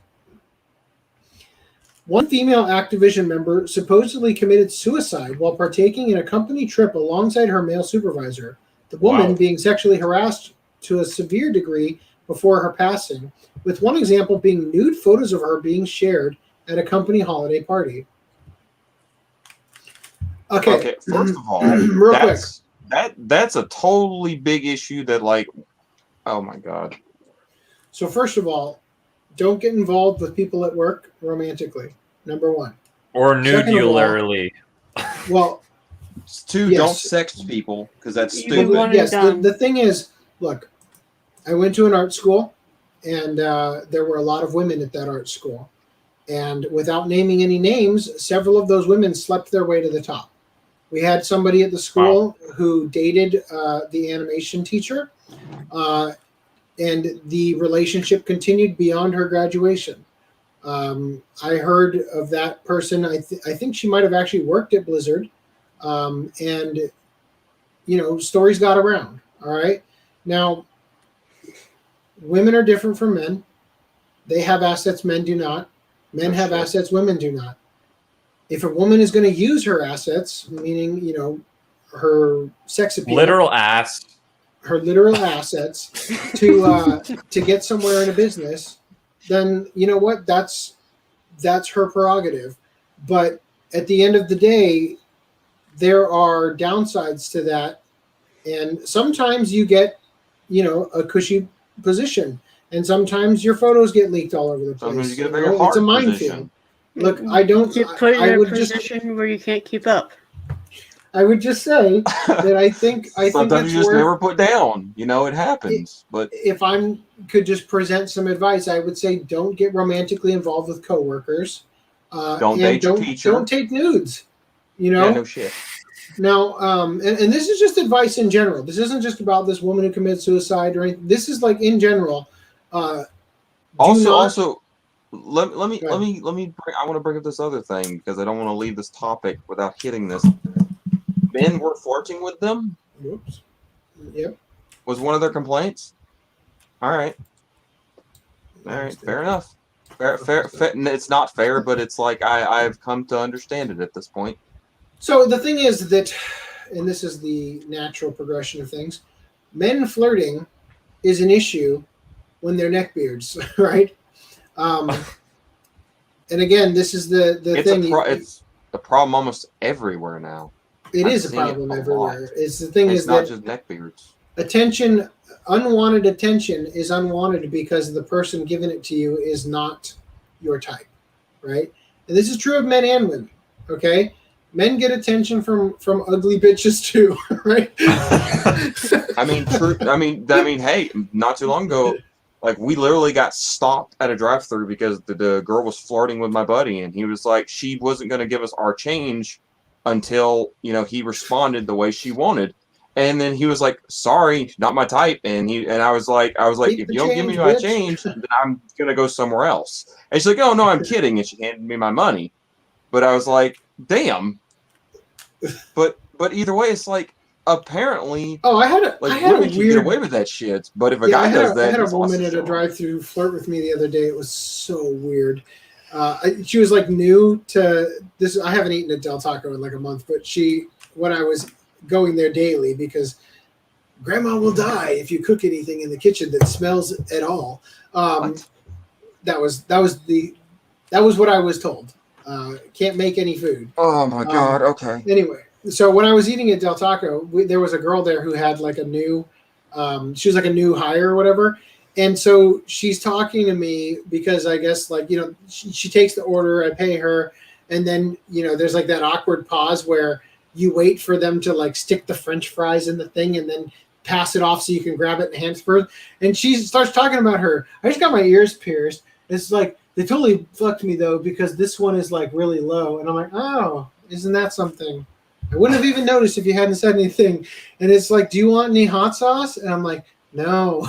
She gives me like the bag and it's like filled with Are you sure that wasn't a code word? You want any hot sauce, strong boy? Oh. Regardless, I would have answered no to that question from her. Yeah. Anyway. Oh, can I say something real quick? It's funny, but it's on topic. Okay. Years ago, I went into a new Dollar General that had opened up in the area, and one of my sisters was there with me. There was a gentleman behind the counter. We both walked up to the counter to check out. And when we walked out to the car, my sister said, "I'm so upset right now." I'm like, "Why?" Because she says, "Because he was checking you out and not me." And that was when I realized what homosexuality was. Well, congratulations on your bisexiness. Where was I? So, she killed herself. Okay. So a Blizzard spokesperson responded to the accusation saying, quote, "We value diversity and strive to foster a workplace that offers inclusivity for everyone. There is no place in our company or industry or any industry for sexual misconduct or harassment of any kind. We take every allegation seriously and investigate all claims. In cases related to misconduct, action was taken to address the issue. The DFEH includes distorted and, in many cases, false depictions of Blizzard's past." What the fuck is DFEH? We have been extremely cooperative. I think Department of Don't erect horses. All right. We have been extremely cooperative with the Don't Fuck Erect Horses throughout their investigation, including providing them with extensive data and ample documentation. Fuck you, I was drinking, you son of a bitch. And they refused to inform us what issues they perceived. The picture that Don't Fuck Erect Horses paints is not the Blizzard workplace of today. An injunction forcing compliance with workplace protections, unpaid wages, pay adjustments, back pay, and lost wages and benefits are being sought as compensation. So I'm pretty sure they probably talked about it. The Department of Fair Employment and Housing is what it is. Now, continuing here, we've got more. World of Warcraft will censor content due to sexual harassment lawsuit. Well, that's dumb. So the once mighty Activision Blizzard seemingly crumbling to a dust as a result of the upcoming lawsuit, the World of Warcraft Twitter account has played its part in supporting the victims, if the victims are telling the truth, that is, by announcing that content will be censored in the once-loved MMORPG, an incredibly delusional move that shows just how separate from reality corporations and the so-called woke are. The tear-laden message from the Warcraft Twitter account vowing to eradicate all inappropriate content from the game, with Blizzard probably set to announce the rest of the Overwatch cast this game. Oh my god. So, I bet you that in World of Warcraft, there's now like ban hammers being dropped if you spell out rape or nice tits, or anything. So here's what the message said. A message from the World of Warcraft team. It was clear from our team conversation that I can't read this with this. It was clear from our team conversations that we wanted to put forth a statement that was representative of the World of Warcraft team's sentiments. We asked all members of our team to send us their suggestions and feedback on how to address the community, and this is the result. Wow, this is pretty short. The past days have been a time of reflection for the World of Warcraft team, spent in conversation and contemplation and Smash Bros. Right? Full of sadness, pain, and anger, but also hope and resolve. As we heed the brave women who have come forward to share their experiences, we stand committed to taking the action necessary to ensure we are providing an inclusive, welcoming, and safe environment both for our team and for our players in Azeroth. Welcome and safe. Those of us in leadership understand that it is not our place to judge when we achieved our goals, but rather for our team and our community to let us know when we still have more to do. While we turn to our team for guidance in our internal work to protect marginalized groups and hold accountable those who threaten them, we also want to take immediate action in Azeroth to remove references that are not appropriate for our world. We also want to make sure that there are no misunderstandings about what may or may not have a penis. Can you imagine if they started like having in-game protests and they had the orcs carrying around Orc Lives Matter? Oh God! Do they even allow you to play as orcs, or are they? I don't even know. I don't know. I don't play the game. I just know that they claim it's a dog whistle about orcs and stuff. So I thought it would be funny if they actually leaned into it the opposite way or whatever. Because, like, once again, the thing about the dog whistle is that it's weird that people who are calling it out are the ones hearing it. Because it's as if you're saying to the rest of the people, I think black people are, and then insert orc characteristic, right? So shame on you for thinking that. But anyway, so while we turn to our team for guidance in our internal work to protect marginalized groups and hold accountable those who threaten them, we also want to take immediate action in Azeroth to remove references that are not appropriate for our world. This work has been underway, and you will be seeing several such changes to both Shadowlands and WoW Classic in the coming days. We know that in order to rebuild trust, we must earn it with our actions in the weeks and months to come. But we go. So are the elves just going to be fat now? But we go forward knowing that we share the same vision as our community about creating a place where people of all genders, ethnicities, sexual orientations, and backgrounds can thrive and proudly call home. All right. Wow. Yeah, I wonder if the next podcast we're going to cover, here's the new design for the elves that are now morbidly obese. I got some extra information on this. Not that I know if we're going to cover it in some late upcoming articles. I don't have any more articles on this. Go ahead. Okay, so two very funny things happen. First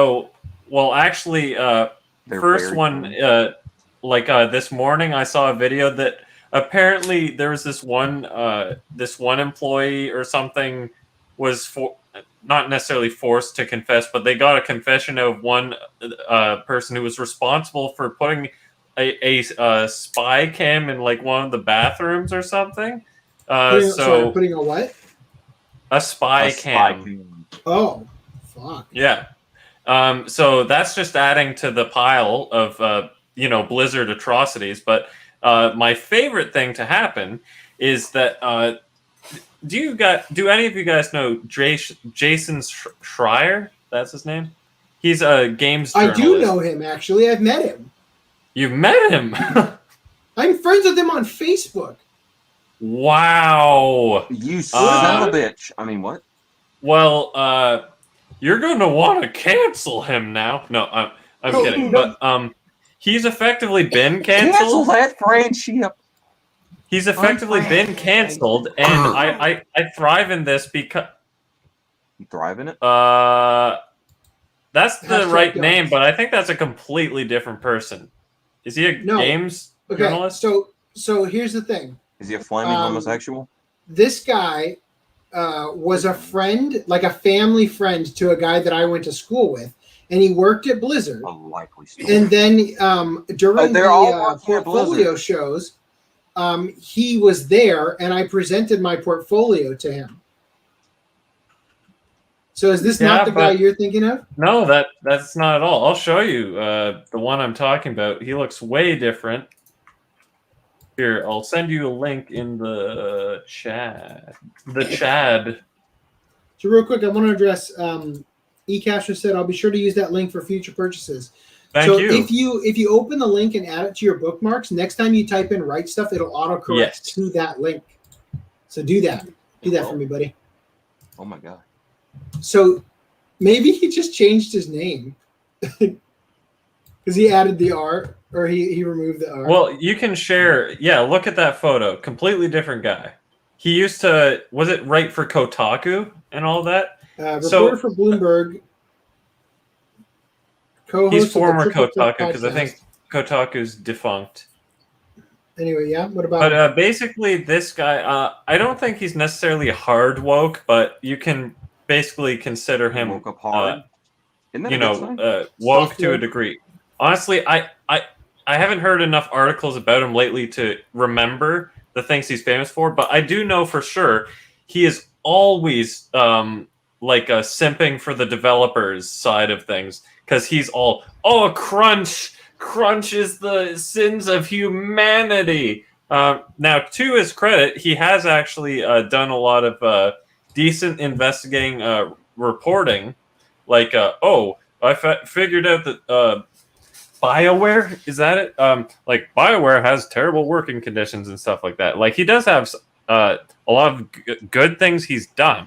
But, I'm just thriving in the fact that, wow, he's basically, he's finally getting it. Because the thing he's being canceled for is he said, oh, I knew about this going on for a while or whatever, implying that, of course, Blizzard...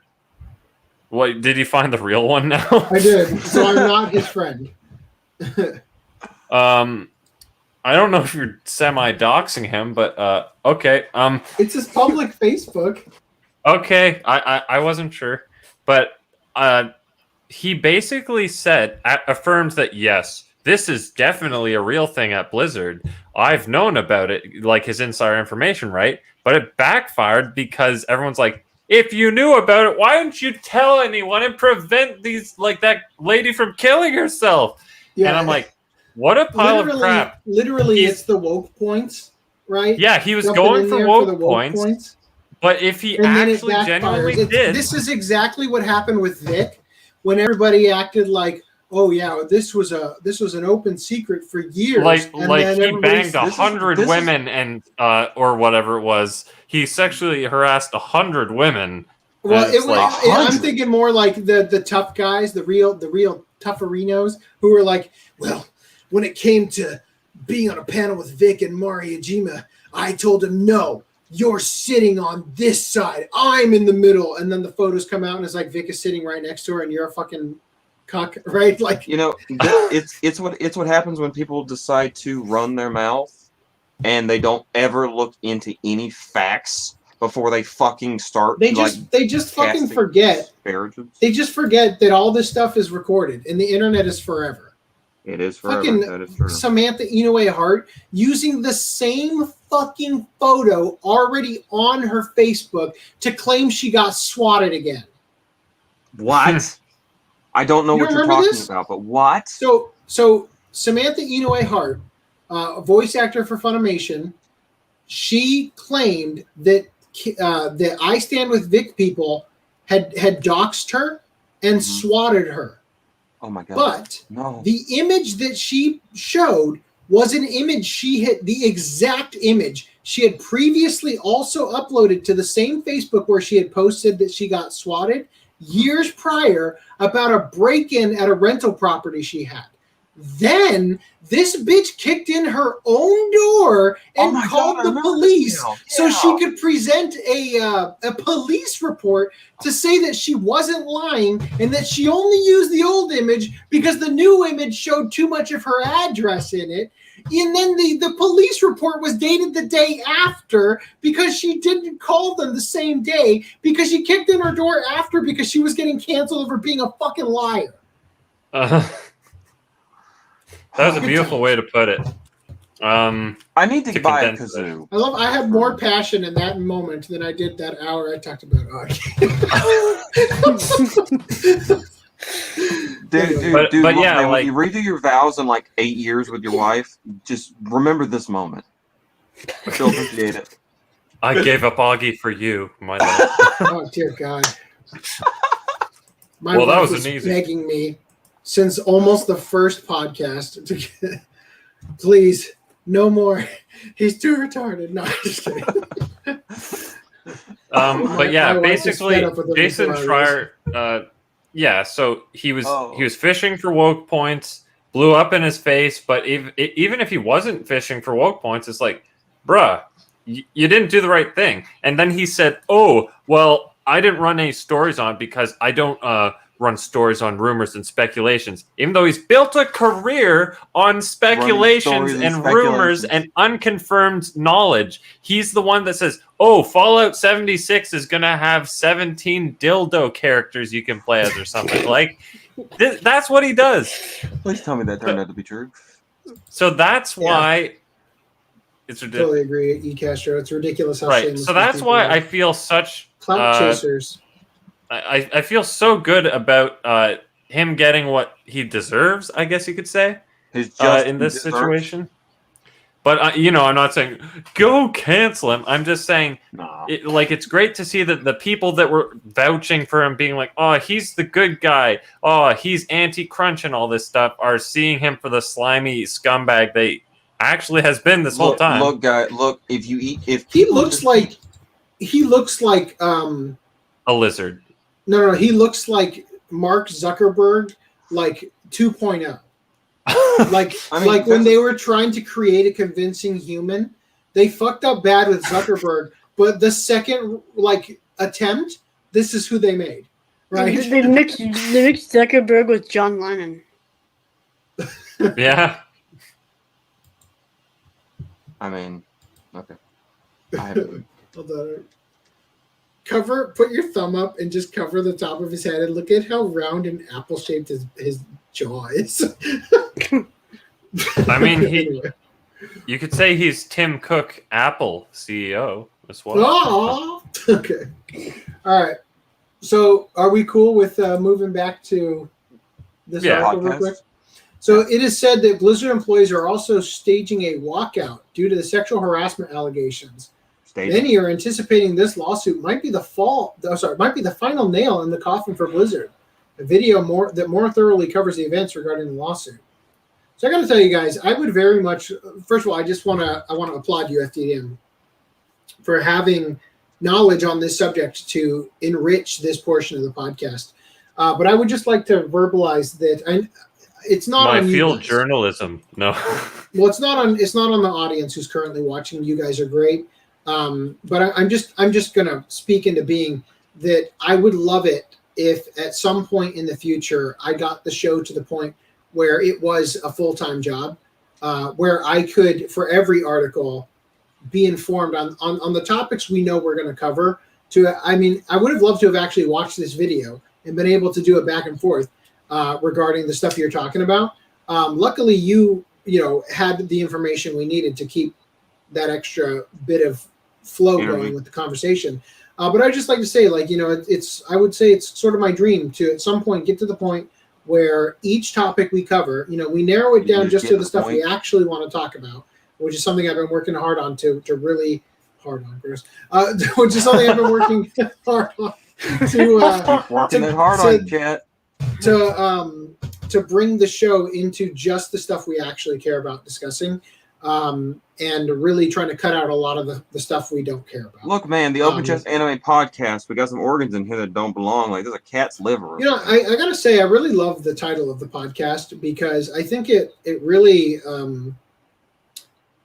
the way that we discuss things and the way that we don't shy away from topics we care about and whatnot, I feel like it's a perfect title for us. And I gotta say, I really appreciate What is the it. title again? Because I don't know where it is. No, the open chest, like your Oh. your The your open podcast book. as a whole. Not Like the stuff. the not title podcast. of the podcast, which Okay, this one yeah. is Step Lively Papists, which I now realize is quite funny with the Augie stuff and the nuns. but I do like the title that we've run with. Anyway, so the usual attention seekers virtue signaling about the victims. Virtue signaling for the victims, despite on previous occasions calling for the censorship and ousting of people who say mean words, were present to comment, as always, comments of all sorts. So this person says, this is great, but what about all the testimonies of people working in awful conditions? It's great that you're deleting an NPC. Wow, great job, really.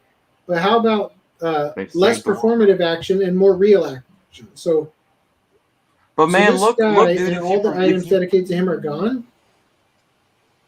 So that Zach guy is like probably the biggest World of Warcraft streamer, just for context. Okay. I don't understand this reference. I don't play the game. These words simply read empty. You use buzzwords to appease the crowds. It feels condescending, to say the least. An NPC removed does not fix what has happened here. I don't care to read all these. Thank you for putting this statement out and look forward to many actions to back this statement. When I read the response from Blizzard, I thought all the progress that Warcraft and Blizzard have made have gone out the window. Please keep moving forward. Okay. You really just wanted to take a picture of yourself in your Blizzard shirt. That's exactly what they wanted to do. The gay Blizzard. The gay Blizzard shirt. Wow. Come on, kids. They're about to get ratioed. All right. So, anyway, that's it for Blizzard. I hope you enjoyed playing WoW because now it's gone. The only Blizzard I like is chocolate with Oreos. I was going to say Dairy Queen. Honestly, Dairy Queen I'm or a not picky gross when it sex comes thing. to Blizzards, so I'll go with any really. But I like a good Reese one. Oh, Yeah. Special All right. sauce. Oh, is that the one where you like get a Wait, little hold, salt shaker with it? Oh, Brad, did you just say gross? I meant Reese's peanut butter cups, not Reese or Cocoa. You Dude, son of wait a a minute. bitch. hey, Frederick Douglass Daniels. I guess I'll put it help away. You don't you need any these. special sauce now. So, Hey, hold on. So are we saying that Reese's special sauce is a little shortcake? He needs to use the lactation room real quick. all right. Open Just Anime Podcast, where the jokes are real and the people just run with it. Where the jokes are real and it's amazing anybody's still watching us. So, Muv-Luv, Project Mikhail, altering character designs. This game is for the whole world. So the second producer letter for the upcoming Muv-Luv Project Mikhail revealed the game has sadly been delayed, though perhaps the more important detail revealed in the video is the producer stating the character designs will be altered slightly because the title is being developed for the whole world instead of just for Japan. Get fucked, Japan. They're all gonna be in burkas. So producer Sho Hamanaga discussed several things in the producer letter video, such as Muv-Luv Project Mikhail being designed to bring Muv-Luv fans into adventure games, whatever that means. Hamanaga also asserted that if what is fun and what is accurate collide, he would choose fun as a priority. All right. Not trying to give the woke crowd something to run See, with. it depends on what you think about this. If you think if what is fun and you think of the characters from Mass Effects 1 through 3, and what is accurate, the ugly-ass characters from Andromeda collide. We're going to go for the fun ones. But that's probably not what they mean. So Hamanaga also mentioned the character designs would be changed slightly. The game isn't just for Japan. It's for the whole world. So we're changing the feel of the character designs a little. We'll have more to show you in that front later. Yeah, more censorship and, out of context. I don't know. Maybe they're just going to make like Algerian characters that are still as drawn with perfect 10. Maybe they'll all be blackface, It was pointed out that the producer made this remark. This remark while shelves containing Muv-Luv manga with sexy covers were behind him. So here's the video. Muv-Luv Project Mikhail's release date was pushed back from August 2021 to September 2021 for PC and October 2021 for Nintendo Switch. The delay apparently being due to the complex story of Muv-Luv alternative requiring more time to properly implement. So there you go. Possibly more censorship. We'll see.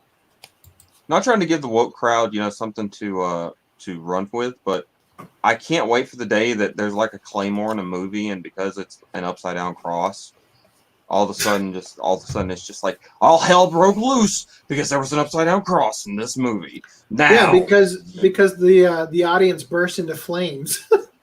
This game has become what is it? Randomly very dear to our podcast. Right? Yeah. Which, by the way, I got this game for free when Old Man said Horizon Zero Dawn's free on the PlayStation Store right now. Get it. So I got it that podcast. So seeds were planted ahead of time, apparently. Yeah. So Aloy here is now going to be a character in Genshin Impact. Comes to PlayStation first somehow. Oh wait, not somehow. They have gone with the anime version and not the ugly ass version. I mean, so Genshin Impact is this anime style, so it would be weird if it was. Right. I was about to say. I'm just saying that here's what the character would look like in an anime style versus the ugly ass one from the new game. The Forbidden West. Forbidden West. Are you implying that Ogly would not look good in 2D animation? Are you saying that Augie would make a great 2D waifu? That's up for you to decide, not me. If Augie were to hire the way that fucking Evanito did, some artist to draw him as a sexy anime girl, then I will judge that then. Okay? That would actually be, it might,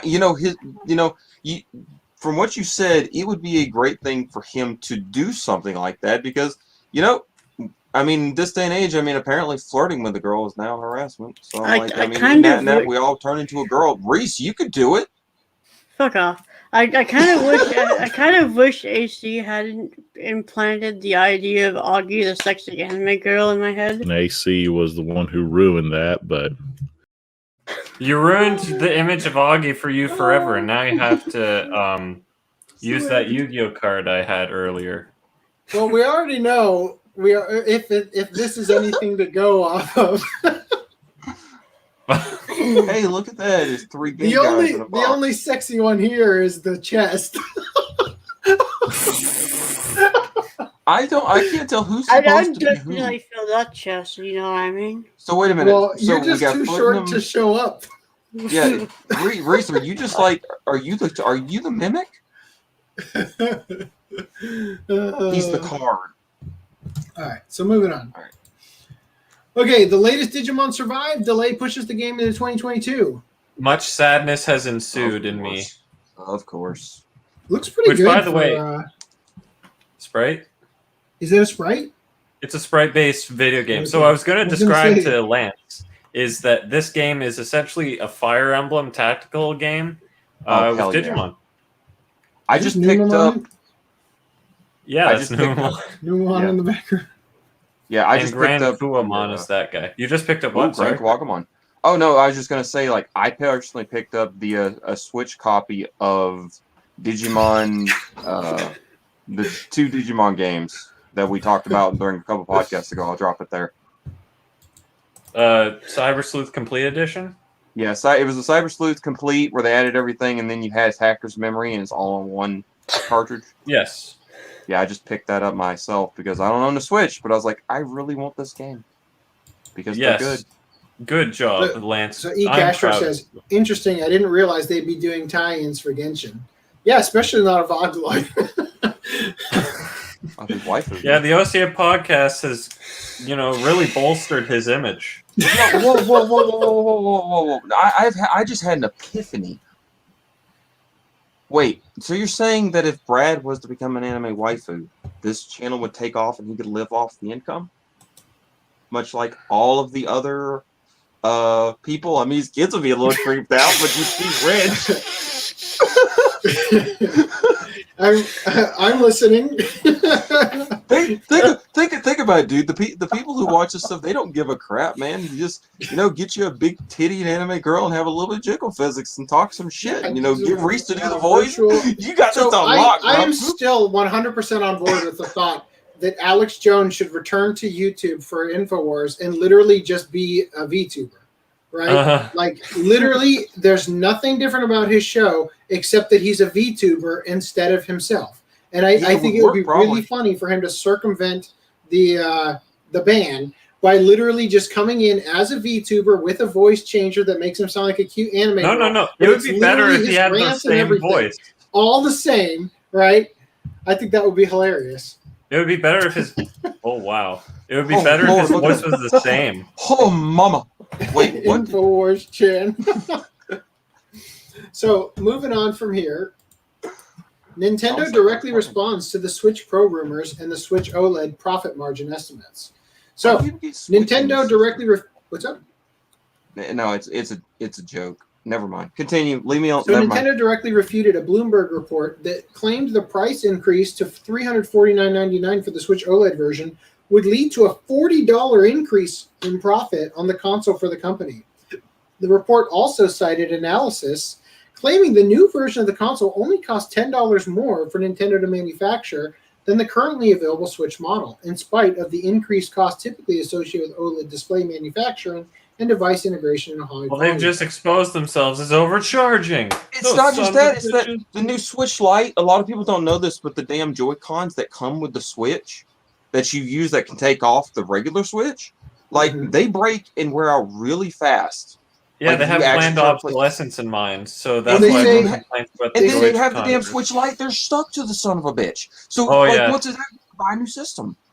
Either that or go out and buy another remote, but then you've also still fucked yourself because you can't. To be fair, you can buy the other remotes if you have the Lite, I believe. You just can't dock it though, so it's kind of like, do I want a separate controller for my portable only? Yeah, you can have a Pro controller, and I think you can use other controllers to it, but the controllers or you can get that new Steam. Is the Steam console the thing that I was wondering if we covered? Or is that a new development? The Steam Deck? Wait, is the Steam console how you is it that cooking simulator where you make everything with Steam? No, it's a console. So they made a Switch essentially recently that's up for pre-order, and it's apart from the layout of the controls, it actually looks pretty compelling because it's literally kind of like a Switch. You can dock it and play it on your monitor and everything. You would dock it. But yeah, that's a thing. Dude, I'm sorry, Funham, but I knew what you were talking about, bro. I was just running with the joke. Perfect. We've been scarred so deeply by Augie that sometimes it's easier to just keep steamrolling over the idiocy. Every time you guys keep saying docking, for some reason I keep thinking of Space Dock Fondue, and I want to die. Okay. So Nintendo also responded to the months of Switch Pro rumors and speculation. The company has announced no further plans for additional console releases outside of the Switch OLED version for the foreseeable future. Okay, that's how Crunchyroll interpreted it. This is what they said. A news report on July 15th claimed the profit margin of the Nintendo Switch OLED model would increase compared to the Nintendo Switch. To ensure correct understanding among our investors and customers, we want to make it clear this claim is incorrect. We also want to clarify that we just announced We also want to clarify that we just announced that Nintendo Switch OLED model will launch in October 2021 and have no plans for launching any other model at this time. So that means yes. Well, are they? Yeah. So it's very likely that they aren't going to be doing the Pro, but could they mean at this time, as in October, or in the recent, at this time gives them the flexibility holiday to market? say yes down the line. Right. So at this time means they may in the future do a Switch Pro, but at this time they don't have plans to. They didn't say no. At this time, I'm currently wiping left and not horizontally. All right. So, continue. Kyoto Animation's Moontoad TV anime and film gets the first Blu-ray box. So, all 9 episodes of the 2009 TV anime series and the follow-up anime film are going to be on it. The series is the first original work from Kyoto Animation and began as an OVA in 2003 with a second in 2005 and adapted into the TV series in 2099, which is definitely a typo. Though the original OVAs are not featured in the Blu-ray box. However, the original OVAs are already released in the West. Not on Blu-ray. Wait, whoa. Hold up. Wait a minute. Continue. I thought it was the OVAs that we got over here. That's why I was like, ooh, Blu-ray. saying. That means Disco's going to get it, and I can finally have the complete thing instead of just one of the pesky volumes. That's what I'm saying. The OVAs are what we got over here. They will not be on the Japanese But if they're saying Blu-ray. it's not on the Blu-ray, it's like, well, that defeats the purpose of why I was excited. But I mean, theoretically, but at least in terms of being able to see them all, at least we have. Oh God. None. Oh no. We literally only have those OVAs as far as I'm aware. Space Dock Fondue, a variation on the classic Space Dock, generally reserved for party situations.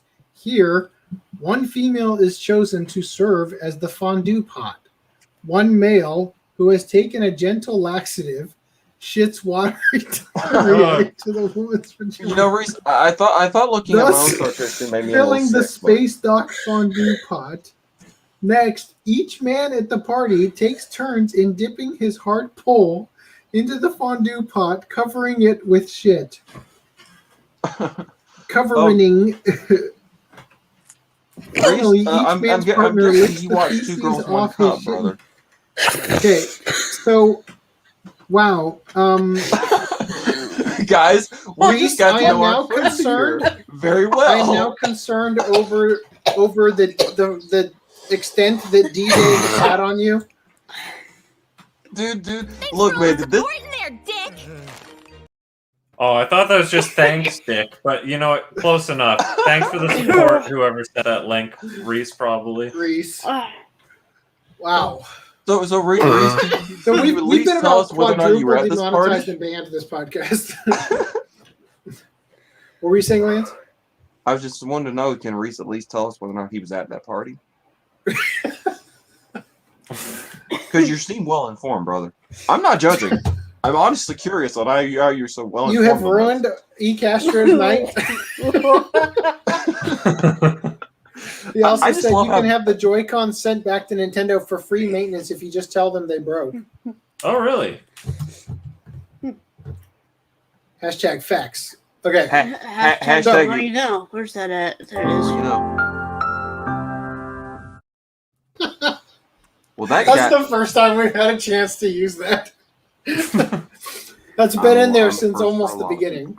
So Dark Horse debuts Cat plus Gamer manga in English in 2022. So the story is about a woman who gives no shits about anything but gaming until she finds a cat, and apparently, I don't know, I'll just read it.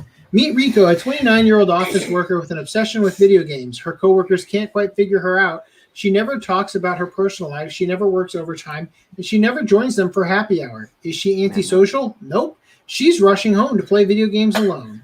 That is until a stray cat is found in the office parking lot and ends up coming home with her. Having no experience with pets, Riko uses lessons drawn from video games to guide her in cat care, while her cute companion tries to understand her behavior through a cat's worldview. Equal parts funny and heartwarming, Cat Plus Gamer is a perfect manga for cat lovers, gamers, and anyone looking for a lighthearted Please tell me she hasn't been playing Nekopara. Well, I don't know. It'll be interesting. Could be funny, could be terrifying. Also, the 1937 novel that inspired Miyazaki's next movie is coming out in English. So, How Do You Live begins with 15-year-old Copper, who has recently suffered the loss of his father, gazing out over his hometown in Tokyo, watching the thousands of people below, and beginning to ponder life's big questions. How many people are in the world? What do their lives look like? Are humans really made of molecules? The book moves between Copper's story and his uncle's journal entries, in which he gives advice and helps Copper learn pivotal truths about the way the world works. Over the course of a year in his life, Copper, like his namesake Copernicus, embarks on a journey of philosophical enlightenment and uses his discoveries about the heavens, earth, and human nature to determine the best way to live. Yoshino perfectly captures the beauty and strangeness of pre-war Japan, the changing of the seasons, the fried tofu and taiyaki stands, and the lush landscapes as Copper explores the city on his bike and learns from friends and family what matters most in life. So this is what we're looking forward to from Miyazaki in the next 1,000 years. With a foreword by Neil Gaiman. Ah. Anyway, now we're at Right Stuff. Yay. Also, since today is the last day of July, all the mega deals are up again. Oh, nice. Well, All 128 of them or whatever. I have a question. It is about buying anime, so it would fit in here perfectly. If you make an order on Right Stuff and the stuff is out of stock, do they charge you immediately, or do they wait? It depends on how you pay for it. If you pay for it through PayPal, it's charged immediately. If you pay for it by credit card, it's not charged until it ships. Okay, cool. I have an order to go place then. Let me go get that link. All right. So, Venus Wars, Art Not Final. This is a terrible cover. That's the same one that Discotech used, pretty much. No, it's not. It's not even close. It's the same one that was on the... Did Discotech also release a Blu-ray? Yeah. Yes. They originally had it. Then why the fuck would I want this fucking ass? It has a different dub. I never noticed this pose with the big dick. This was the same cover that Sentai originally released when they put out that limited edition thing. When they first put this out.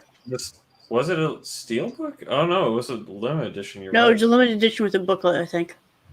Which is likely out of print and impossible to get now. It has the reason if you are interested in this one has a different dub. This has a brand new Sentai dub over the older English dub that Discotech released.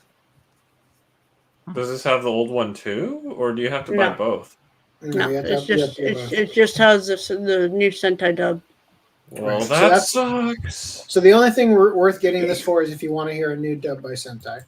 Moving on. She, the Ultimate Weapon. Does this contain the entire series? Apparently. Plus OVAs? Episodes 1 through 13 of the anime, directed by Mitsuko Kase, separated. Okay, blah, blah, blah. So, can somebody look up if there was more to this than 13 episodes? There was. There's a live-action movie. This released the OVA collection. Side story. Another love song. Yeah, that was it. Which is 2 OVA episodes, 30 minutes each. They should have been able to put it on that set if they had got it. So the an anime television series adapted by Gonzo, aired on blah, blah, blah, ran for 13 episodes. The last TV episode strayed from the manga's continuity and gave an original conclusion to the anime. A side story OVA was released in 2005. So yeah, it is missing the Studio Fantasia one. Well, that's apparently Viz did release that. I have it on DVD. Where's the... I'll show you.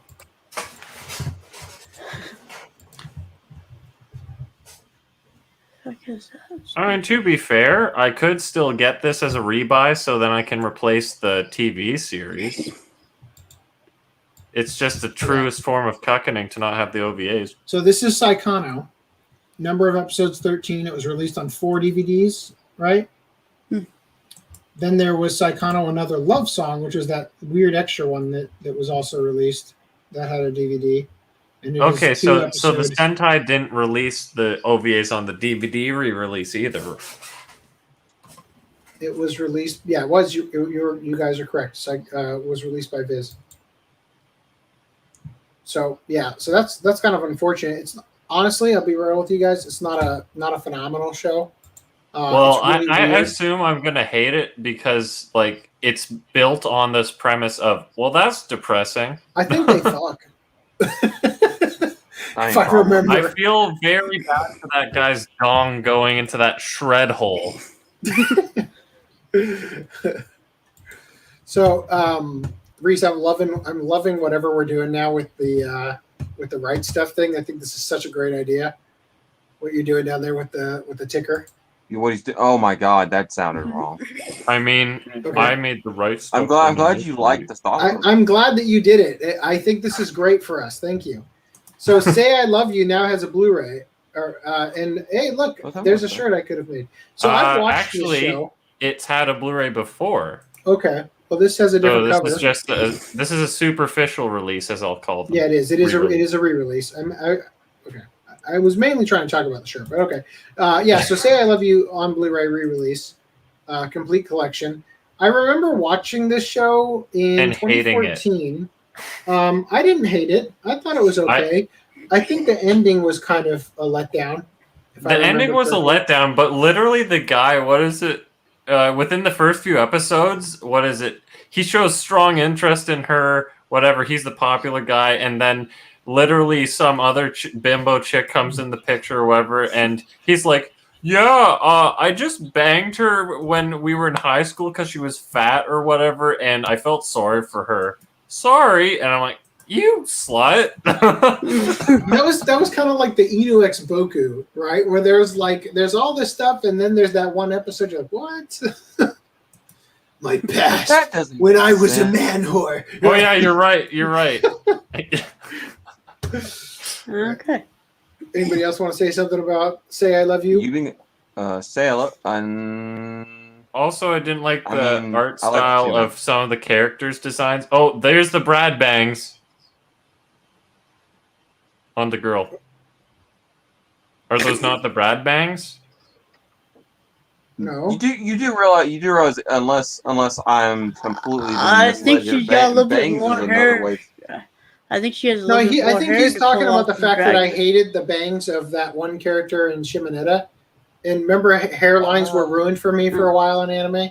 I thought you were talking about your hairline. Yeah, let me just... Whoa. You should do that, Dark Spider-Man. Over?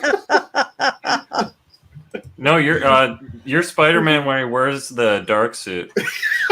Jesus. Emo Spider-Man. Yeah. Oh. So, Nozo... Oh, nice upskirt we got here. Nozo X Kimi complete collection. So, is this anything like freaking Kimi Nozo? What the hell's Kimi Nozo?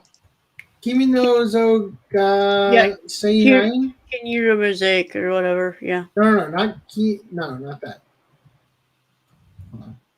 Are you sure it's not the same show? No. Are you Kizu Monogatari? Nozoma Ion. Called Rumbling Hearts. Oh, that was an awful show, I heard. Yes. Kinyu Mosaic.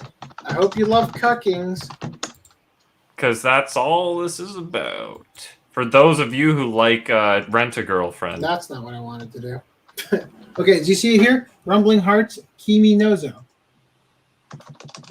Wow. Right, the title is Kimi ga Nozomu Ion. I'm going to go on a limb here and say there isn't massive cucking and coma and all that bullcrap in this. Who cares if there's massive cooking when there's upskirts? Well, read the synopsis. Read the synopsis. Nozo X Kimi contains OVA episodes 1 through 3 of the anime directed by Masato Jinbo. Hold on. Be more embarrassing than being caught peeping into the girls' locker room. Being caught inside the girls' locker room, inside a locker. And yet, that's where Kimio Suga finds himself And even if it was by accident, as soon as that door opens and he's discovered, he'll be branded a pervert and maybe even suspended. Except the girl who finds him is Nozomi Komine, who lives in the house across from his, and she covers for him. Unfortunately, that isn't an act of kindness. It's the prelude to blackmail, because Nozomi has certain games that she'd like to play, and Kimio's location and guilt make him the perfect plaything. And if that's not bad enough, the situation gets really out of control when she starts bringing other girls into play with her. Whoa! So is this just about her raping this guy? Interesting.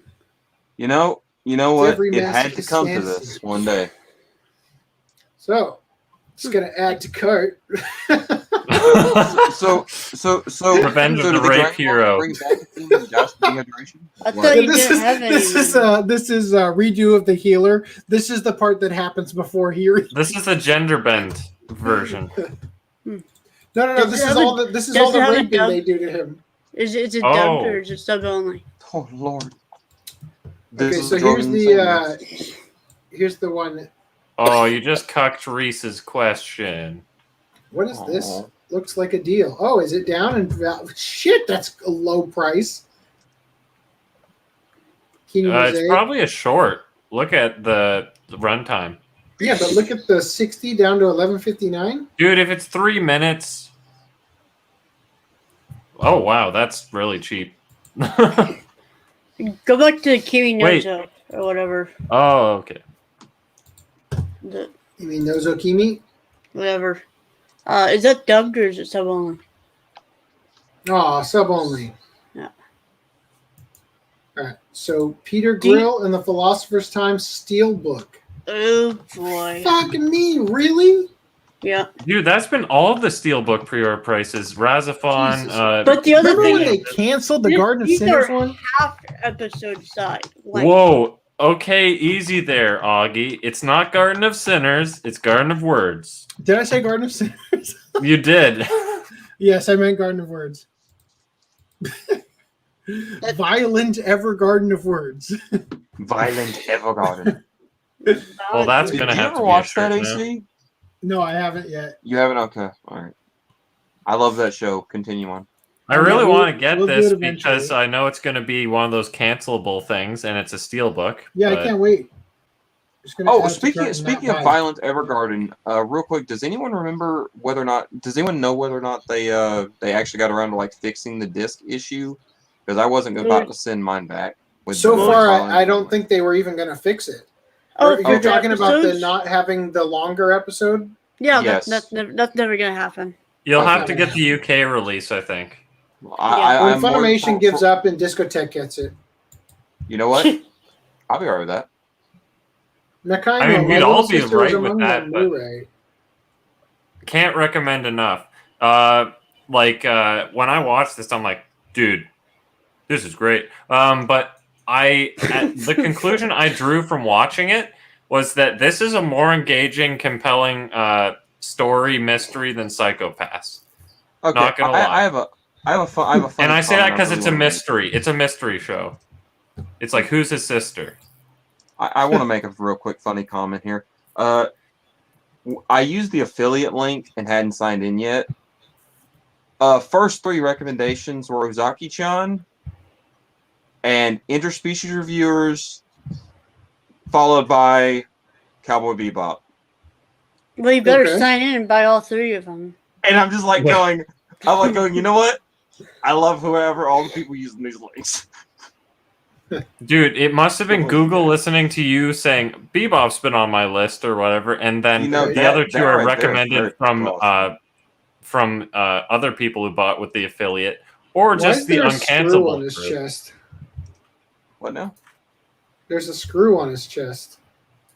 A bolt? Screw your chest. Okay, Boruto, back in time. I like this cover a lot, actually. Yeah, but you'll hate the spine when it says Boruto's pledge of emo thoughts or something. Boruto back in time. You know, do you think they literally just started throwing shit at the wall with this series? Hold on, go back. Yes. Go back. Okay.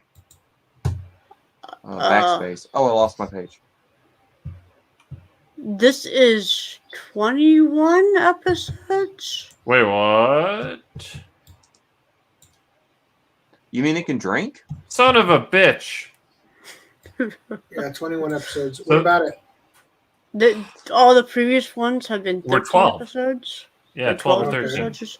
And I bought like 8 of them, so no wonder they stopped naming them, because with Hunter x Hunter, you have sets 1 and 2, which are 12 episodes each, then 13. set 3, then... Wait, what? 13. Whatever. Point is, it's half length, half amount. And then you have 20-something or other episodes from sets 3 and onwards for Hunter x Hunter. So you have these lopsided sets 1 and 2 next to the rest of them, so it's inconsistent and weird. And not really that much of a big difference. I mean, it's still... you have to pay like the same price for all of them, so it's weird. Not anymore. But with Boruto, it's like no wonder they started naming them these arbitrary things, because after they got to a certain point, they're like, well, damn it, we can't just call it set 1 through 7 and then have set 8 double-sized edition or whatever. Double D. So they just made these arbitrary names, so it's like they blend the line between set releases.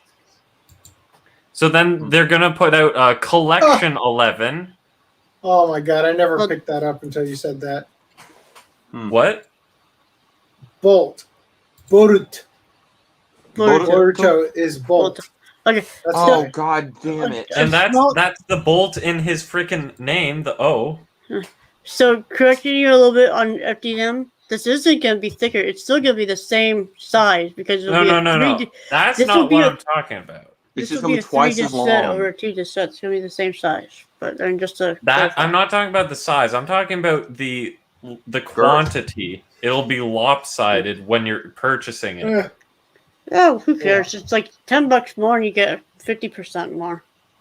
So 10 Tokyo Warriors, the Final Battle Blu-ray. The Final Battle just being the subheading that they put on it because it's a re-release.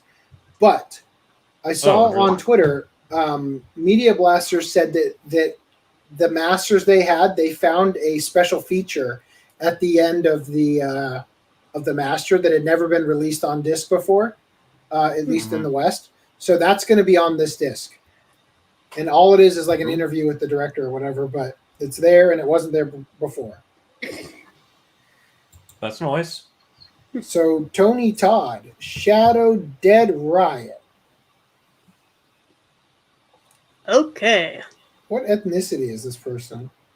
Shadow Dead Riot. Is that a man or a woman? What am I looking at here? That is the all being. This has to be. Is he like? This is a Thai person, isn't it? Are you sure? Maybe it's that guy. I have no fucking idea what I'm looking at here. Anyway, moving on. Black belt, Kurobi. What is true power? What? Oh yeah, Kuro. This is the same thing. Black belt. Yeah, black belt. Kurobi means black belt. Yeah, it was like X cross. The guy who wrote the Death Note movies. The guy who wrote Macross, now X-rated. Ooh. Anyway, that's it for that. Resident Evil protagonist perfume reeks of nervous sweat and horror.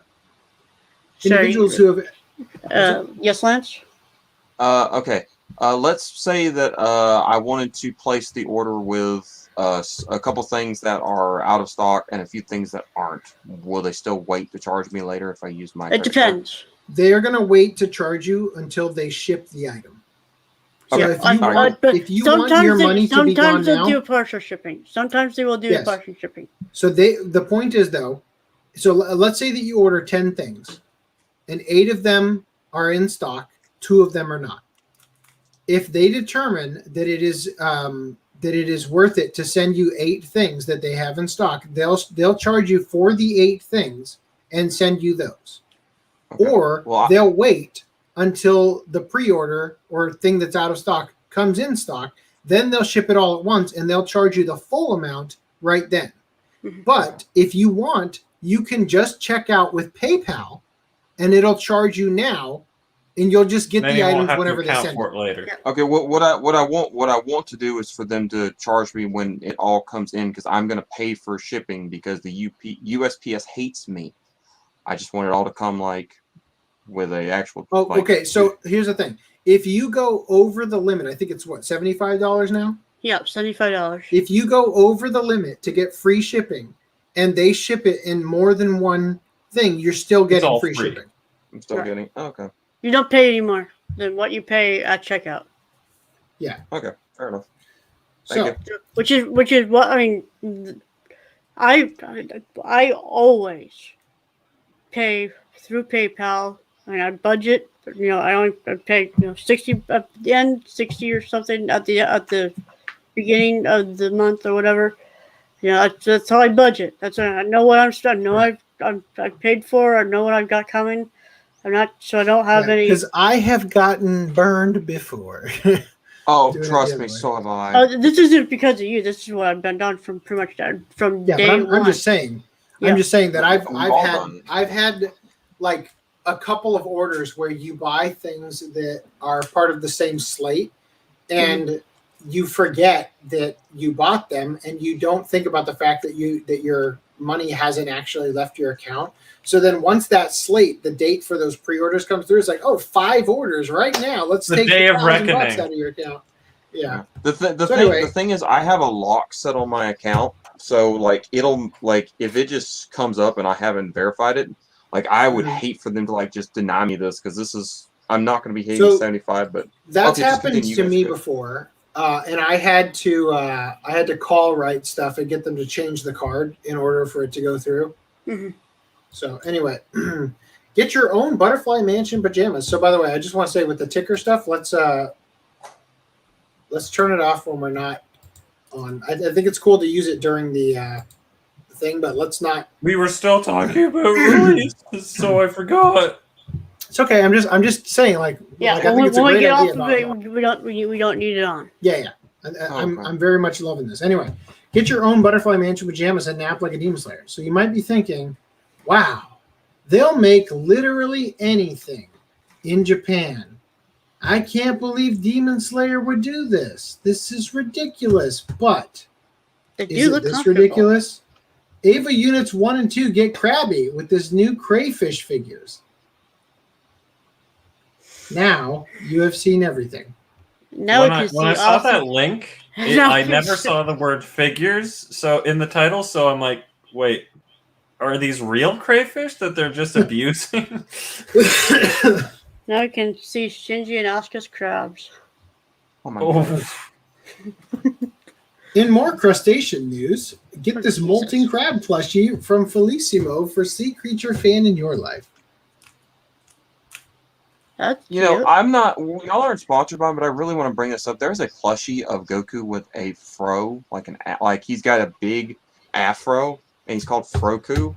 And the thing Are you is one of the serious? precious things on the planet, and I want it so bad. And I'm like, I like the guy is SSJ. He does Dragon Ball Z raps, and he makes a fucking Goku plushie that is just goddamn precious. Sorry, not trying to like dox No, the I'm stream and pulling promote something something, up. but like I want that so bad. So regarding called this Froku. thing, it kind of sucks that you'll probably never be able to get to push that thing back into that shell, Mm-mm. whatever. Right? Unless you can crack it open and open it up like it's got hinges or something, so you can manually squeeze each individual leg. I feel like the legs don't actually go into there. They just exist in the I think you just, because see how thin these are? I think that what happens is you just kind of roll them up together and then you just shove the whole thing into the. I don't think they go all the way through. Shove that That'd be all up into ridiculous. that Shove crab, way up in crab there. butthole. So I'm trying to pull something up and I can't seem to find it. Dude, it's okay, There was man. a Take your game. time, your pants will come. There was a game, a Dragon Ball game for NES. Fuck, was it this one? Oh god, that's weird. Yeah, I found it. Okay. Hold on. So there was a game for NES. This is going to your Froku thing. Uh-huh. I'll be over in just a second to look at it. When they brought it to the West, they took Goku's hair. Oh, you can play it right on the freaking. That's amazing! Holy shit! Is it the Western version or the non-Western version? Okay, guys, if I lose y'all, I'm sorry, but This my is so computer's cool. Yeah. See, this is the like Western one super where they took out Goku's hair. Oh God, hold on, I gotta zoom way in. Give it a second. What the fuck am I looking at? This is really cool. You can just play NES things right on the game. Are you sure they took cool. out his hair and it's not just blending in with the background? No, it's brown. Here, look at it. I guess S is jump. Anyway. Hey, look, it's Brad's first gaming stream. Now that I've died. Wow, that's amazing. I'm not even pressing buttons right now. He's just jumping. Anyway, so that's the hair I was talking about. Moving on. Okay. Now watch us get a copyright strike because of that. Yeah, right? Okay, so anyway, there's your crab thing. Ah, creepy. There's your crabs Right. for the night. So, Good Smile previews utterly breathtaking $500 Cardcaptor Sakura figure from Clamp. Damn. I mean... These figures are getting insane. Like, right? Good Smile has made a line of figures called Pop-Up Parade, and they are amazing. I can attest to that. $5 a piece. And then, like, they're making figures. That Ursa figure that I bought was $300. And it has less detail than the Pop-Up Parade. Not trying to be a jerk to Urka Toys, because I really do like their figures, but it does have less detail. Like, Dude, I'm not Good Smile, kidding. they're the ones that make Nendroids, right? I believe they do make Nendroids, yes. Yeah, because I've always had this thing with Nendroids where I'm like, damn, those look like they're really well made, but they're little chibi pieces of garbage. Well, I mean, they're not garbage, but like, I'm just like, I know you do. That's why I said it. But I like. Why do you need a Moe version of every goddamn character? Because dude, look, man, if they're big and busty, someone might get attracted. Like, to it feels kind of like the Pop Dolls, not nearly as offensive as Pop Dolls. Pearls. Speaking of that, I gotta hit this hard while it's here. I used to have a pop of Yang from Ruby that was signed by her English VA. Someone bought that off of me for some good coin. I was like, they want it? Like, I don't like pops for some reason. I just feel like, oh god, pops are AIDS, but I feel like to a similar degree of the way the pops work, I feel like the Nendroids are just like a template that they throw a skin on, like the way they manufacture them. Like, some are way more elaborate, like the Ushio and Tora ones, but and there are some that are proportional, like Morgana, and I don't think they made a Teddy one, but for sure, like Morgana. Oh, dude, Ushio and Tora, that show is the shit. Can we, like, please just get that relicensed by someone and then just put it out again and again and again, please? Let's get a limited edition again of that. I know, but I'm just like, it needs a fresh put back out there so people notice it again. At least that's what I said. Moving on from here. All right. I don't know. Crunchyroll teams up with Otaku Lamps for official anime LED lamps. Well, Brad, I just placed a $60 order. So cool. Woo-hoo. Yay! I used the link. I hope I did that right. For that. Here's some yaoi you could have at your desk. Oh my god! Hold on. Let me look. What? I can't. I thought this was Michael Jackson Demon for a minute. Like, right now, from where I'm sitting, that looks like the preacher guy from Helsing. No, that's all that comes to mind. Alexander. So the Gundam Manhole project launches and brings awesome anime art to the series creator's hometown. So these are pretty fucking cool. These are the manhole covers, right? Yeah. Manholes. It's not fitting. Next up, manhole covers. Who's ready to make poop cakes with this Japanese cooking gadget? Oh no. For chefs who think it is Silly weeaboo ninja virgins. Those are who's ready. My internet. for chefs who think a dessert would look great if it looked like crap. I mean, don't take me wrong. Pudding does look a little bit like shit, but hey. What is that one thing? Taiyaki, the fish-shaped ones. You just have some poop taiyaki or whatever. Unchiyaki maker. That's what it says. Oh well, there you go. All right. So check it out. I'm glad you're here, Lance. Rimuru takes over New York City with a massive hand-painted slime mural. Oh fuck yes! I hadn't heard about this. I noticed there was one thing that I'm like, oh, that's nice, and then I'm like, ooh, here it comes. Dude, hell yeah! Oh, not this one. Wait, what? Here it comes. Oh, they totally glossed over the worst part of the whole mural. The guy in the top right. It's at the bottom pick only, right? Go there. In the bottom pick. The one. It's This just a.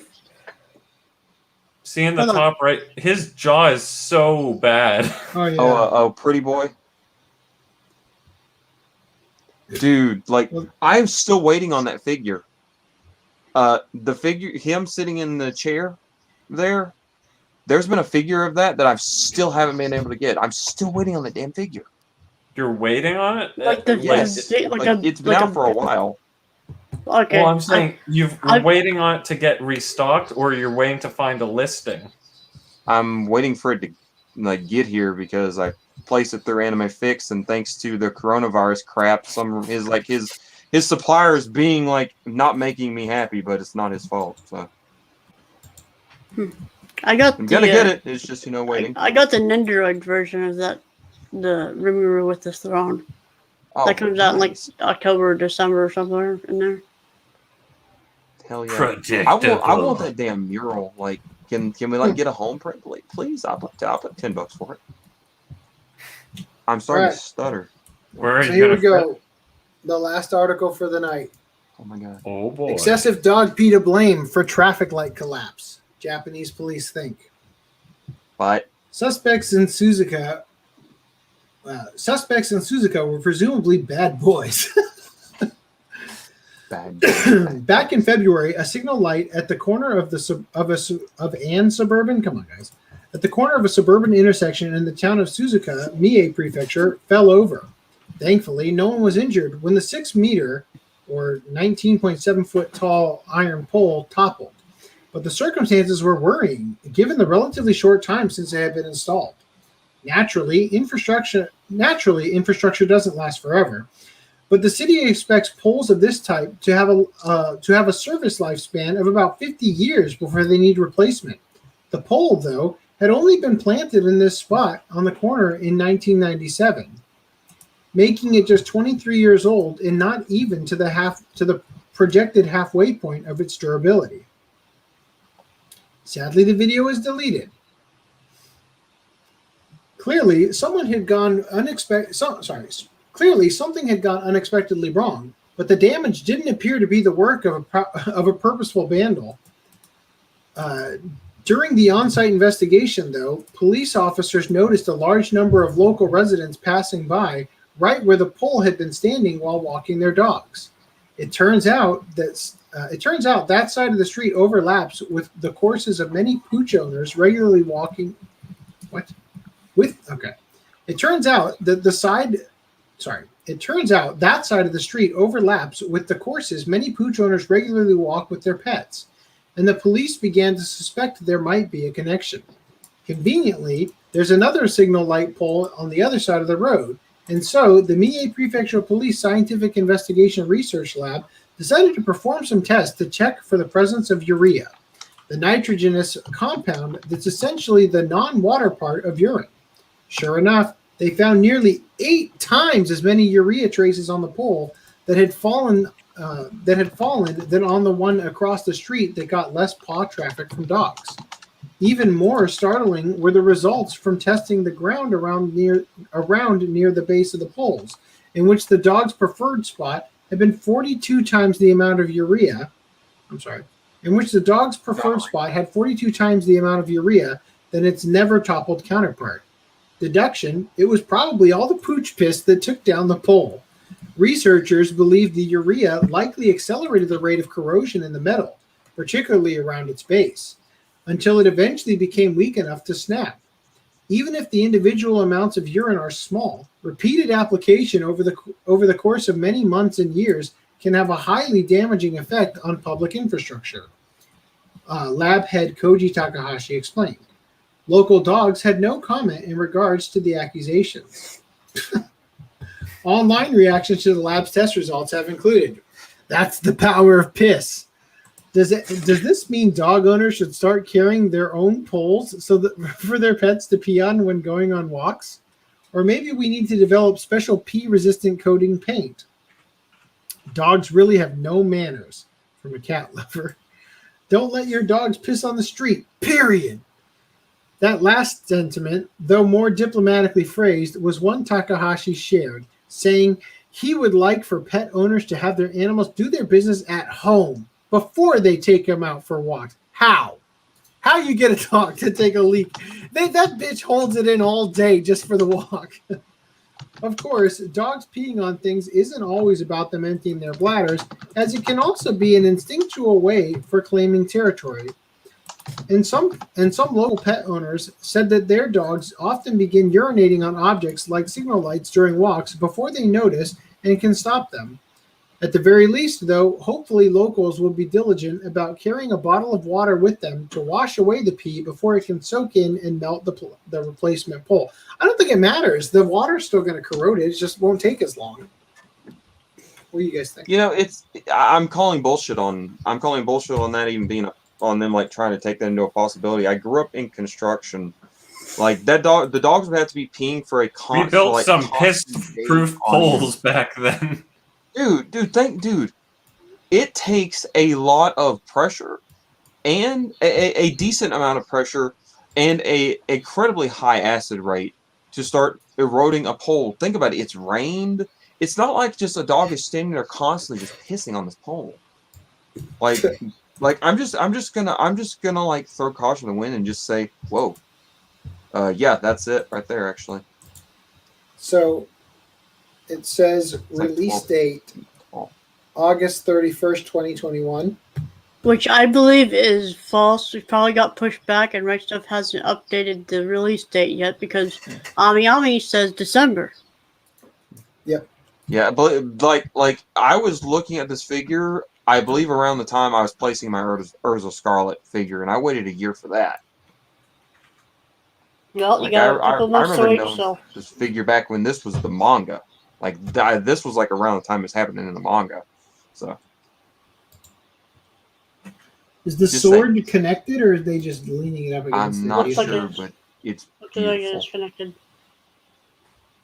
Like I passed up getting a lingerie narrow figure from Fate for this, so I'm like, yeah, no, this figure is gonna be awesome.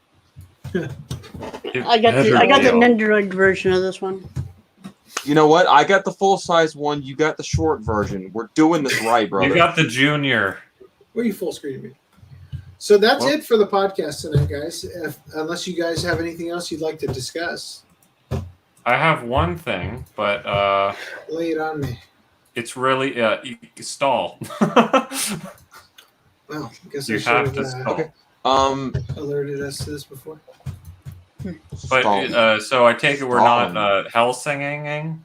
No, I still okay. So guys, I interviewed at a new place of business for a position that'll be paying me double what I'm currently making.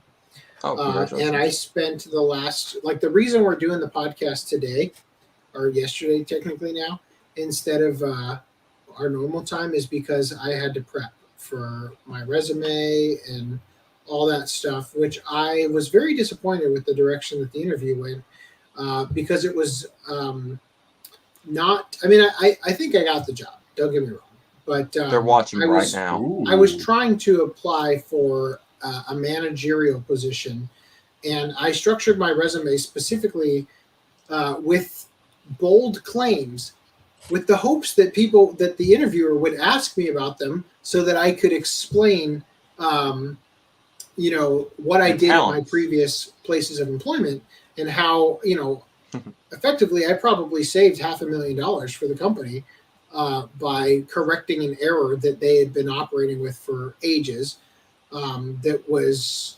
drastically affecting not only the team's morale but productivity, because in order to get around a glitch you had to reset your RF gun every time, and 5 minutes of waiting for it to reboot and reconnect to the servers and log back in, when you've got to do that more than 12 times in a day, that's over an hour worth of time you've wasted just in the reboot. And that's, during peak season when that's happening 30 times a day, that's 2.5 hours times 100 people picking on each floor. That's a lot of wasted manpower.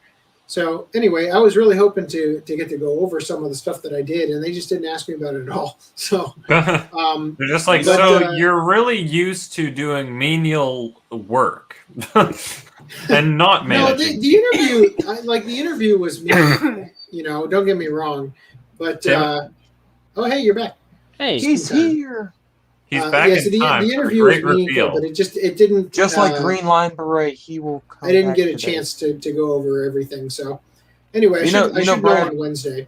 I see. Man, when that guy with the Cheetos company made Cheetos, made that what was supposed to be cow food, into the snack. No. What was it? The guy that made the cow food into, or was it the one that made the spicy Cheetos? One or the other. But Cheetos was the flaming hot Cheetos. It was the it was a low level employee. He was like a janitor. Or something, he was Hispanic. Right? Yeah, he was. I think he was a janitor.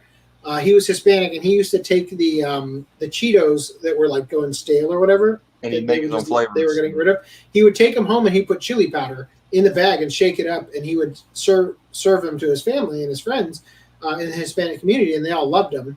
So one day, the corporate office or whatever was the president of the company or whatever was going to come visit the factory, and they were open to suggestions. So he presented his idea, and the company made $3 billion that year off of it.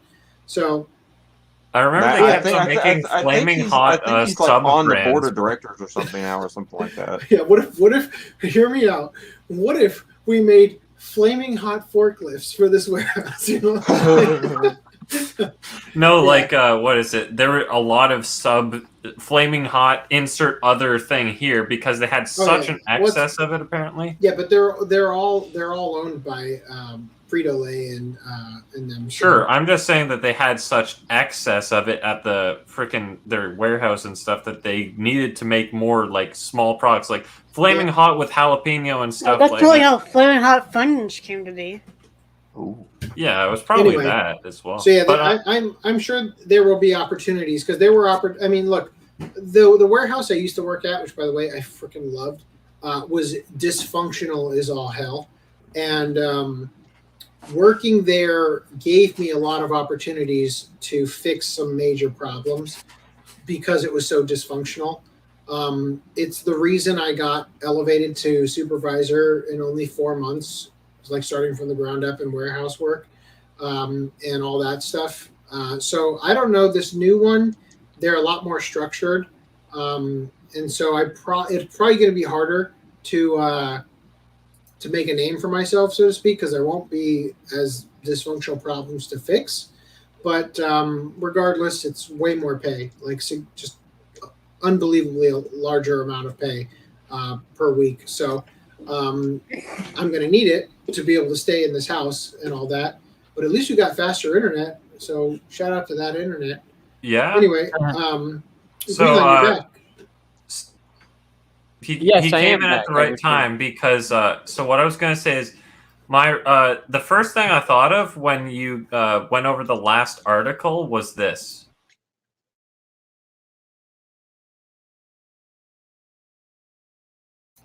Fucking nothing. What? Wow. What happened? That was Here. fascinating. God damn it! Do I have to didn't react see a for it? thing. I Seriously, scrambled are you for this. re-uploading this stuff? I certainly hope you have tested an upload on your channel and gotten copyright claim. I'm scrambling here, man. I shall The second- re-export it. This man some eggs. He's scrambling. Well, I'll delete that video. Yes. The second that we end the broadcast, I can't wait to hear how much I've gotten destroyed by the Got copyright 50 claims. copyright claims. Dude, it happens. The second you end the stream. It's almost Well, like there's some bot that's not a person. Just Might as well go all out, right? Stuff that doesn't We got 45 seconds. Uh-oh. Dick what? Festival. Just to end it at exactly 5 hours. Ah. That was great when she said it in episode 8. She's like, Dick Festival. Dick Festival. Damn it. I better make it in time. So Greenline, Come on, slow because we're not internet. actually going to end it on time or whatever. Did you want to say anything? Like, do you want to talk about anything before we wrap up? No, just I had some questions for you after the podcast. Okay. Oh Well, no, the You're in luck. You've got 10 velvet seconds, room. Putnam. 9, 8, 7, 6, 6, 4, 5, 4, 4, 3, 3, 2, 2. 1. 5 hours. Dick Yeah, Festival. yeah. I think you guys have a different time than mine. Mine's at 6. 7. Yeah, it says 5:12 for me right 9. now. Oh, really? 11. Yeah, 5:17, 5:18, 5:19, 5:20, 5:21. That's going up a Mine lot says faster than 5, seconds 6, should. 17, 18, 19, 20, That's really 21. weird. Mine's at 23, 24, 25.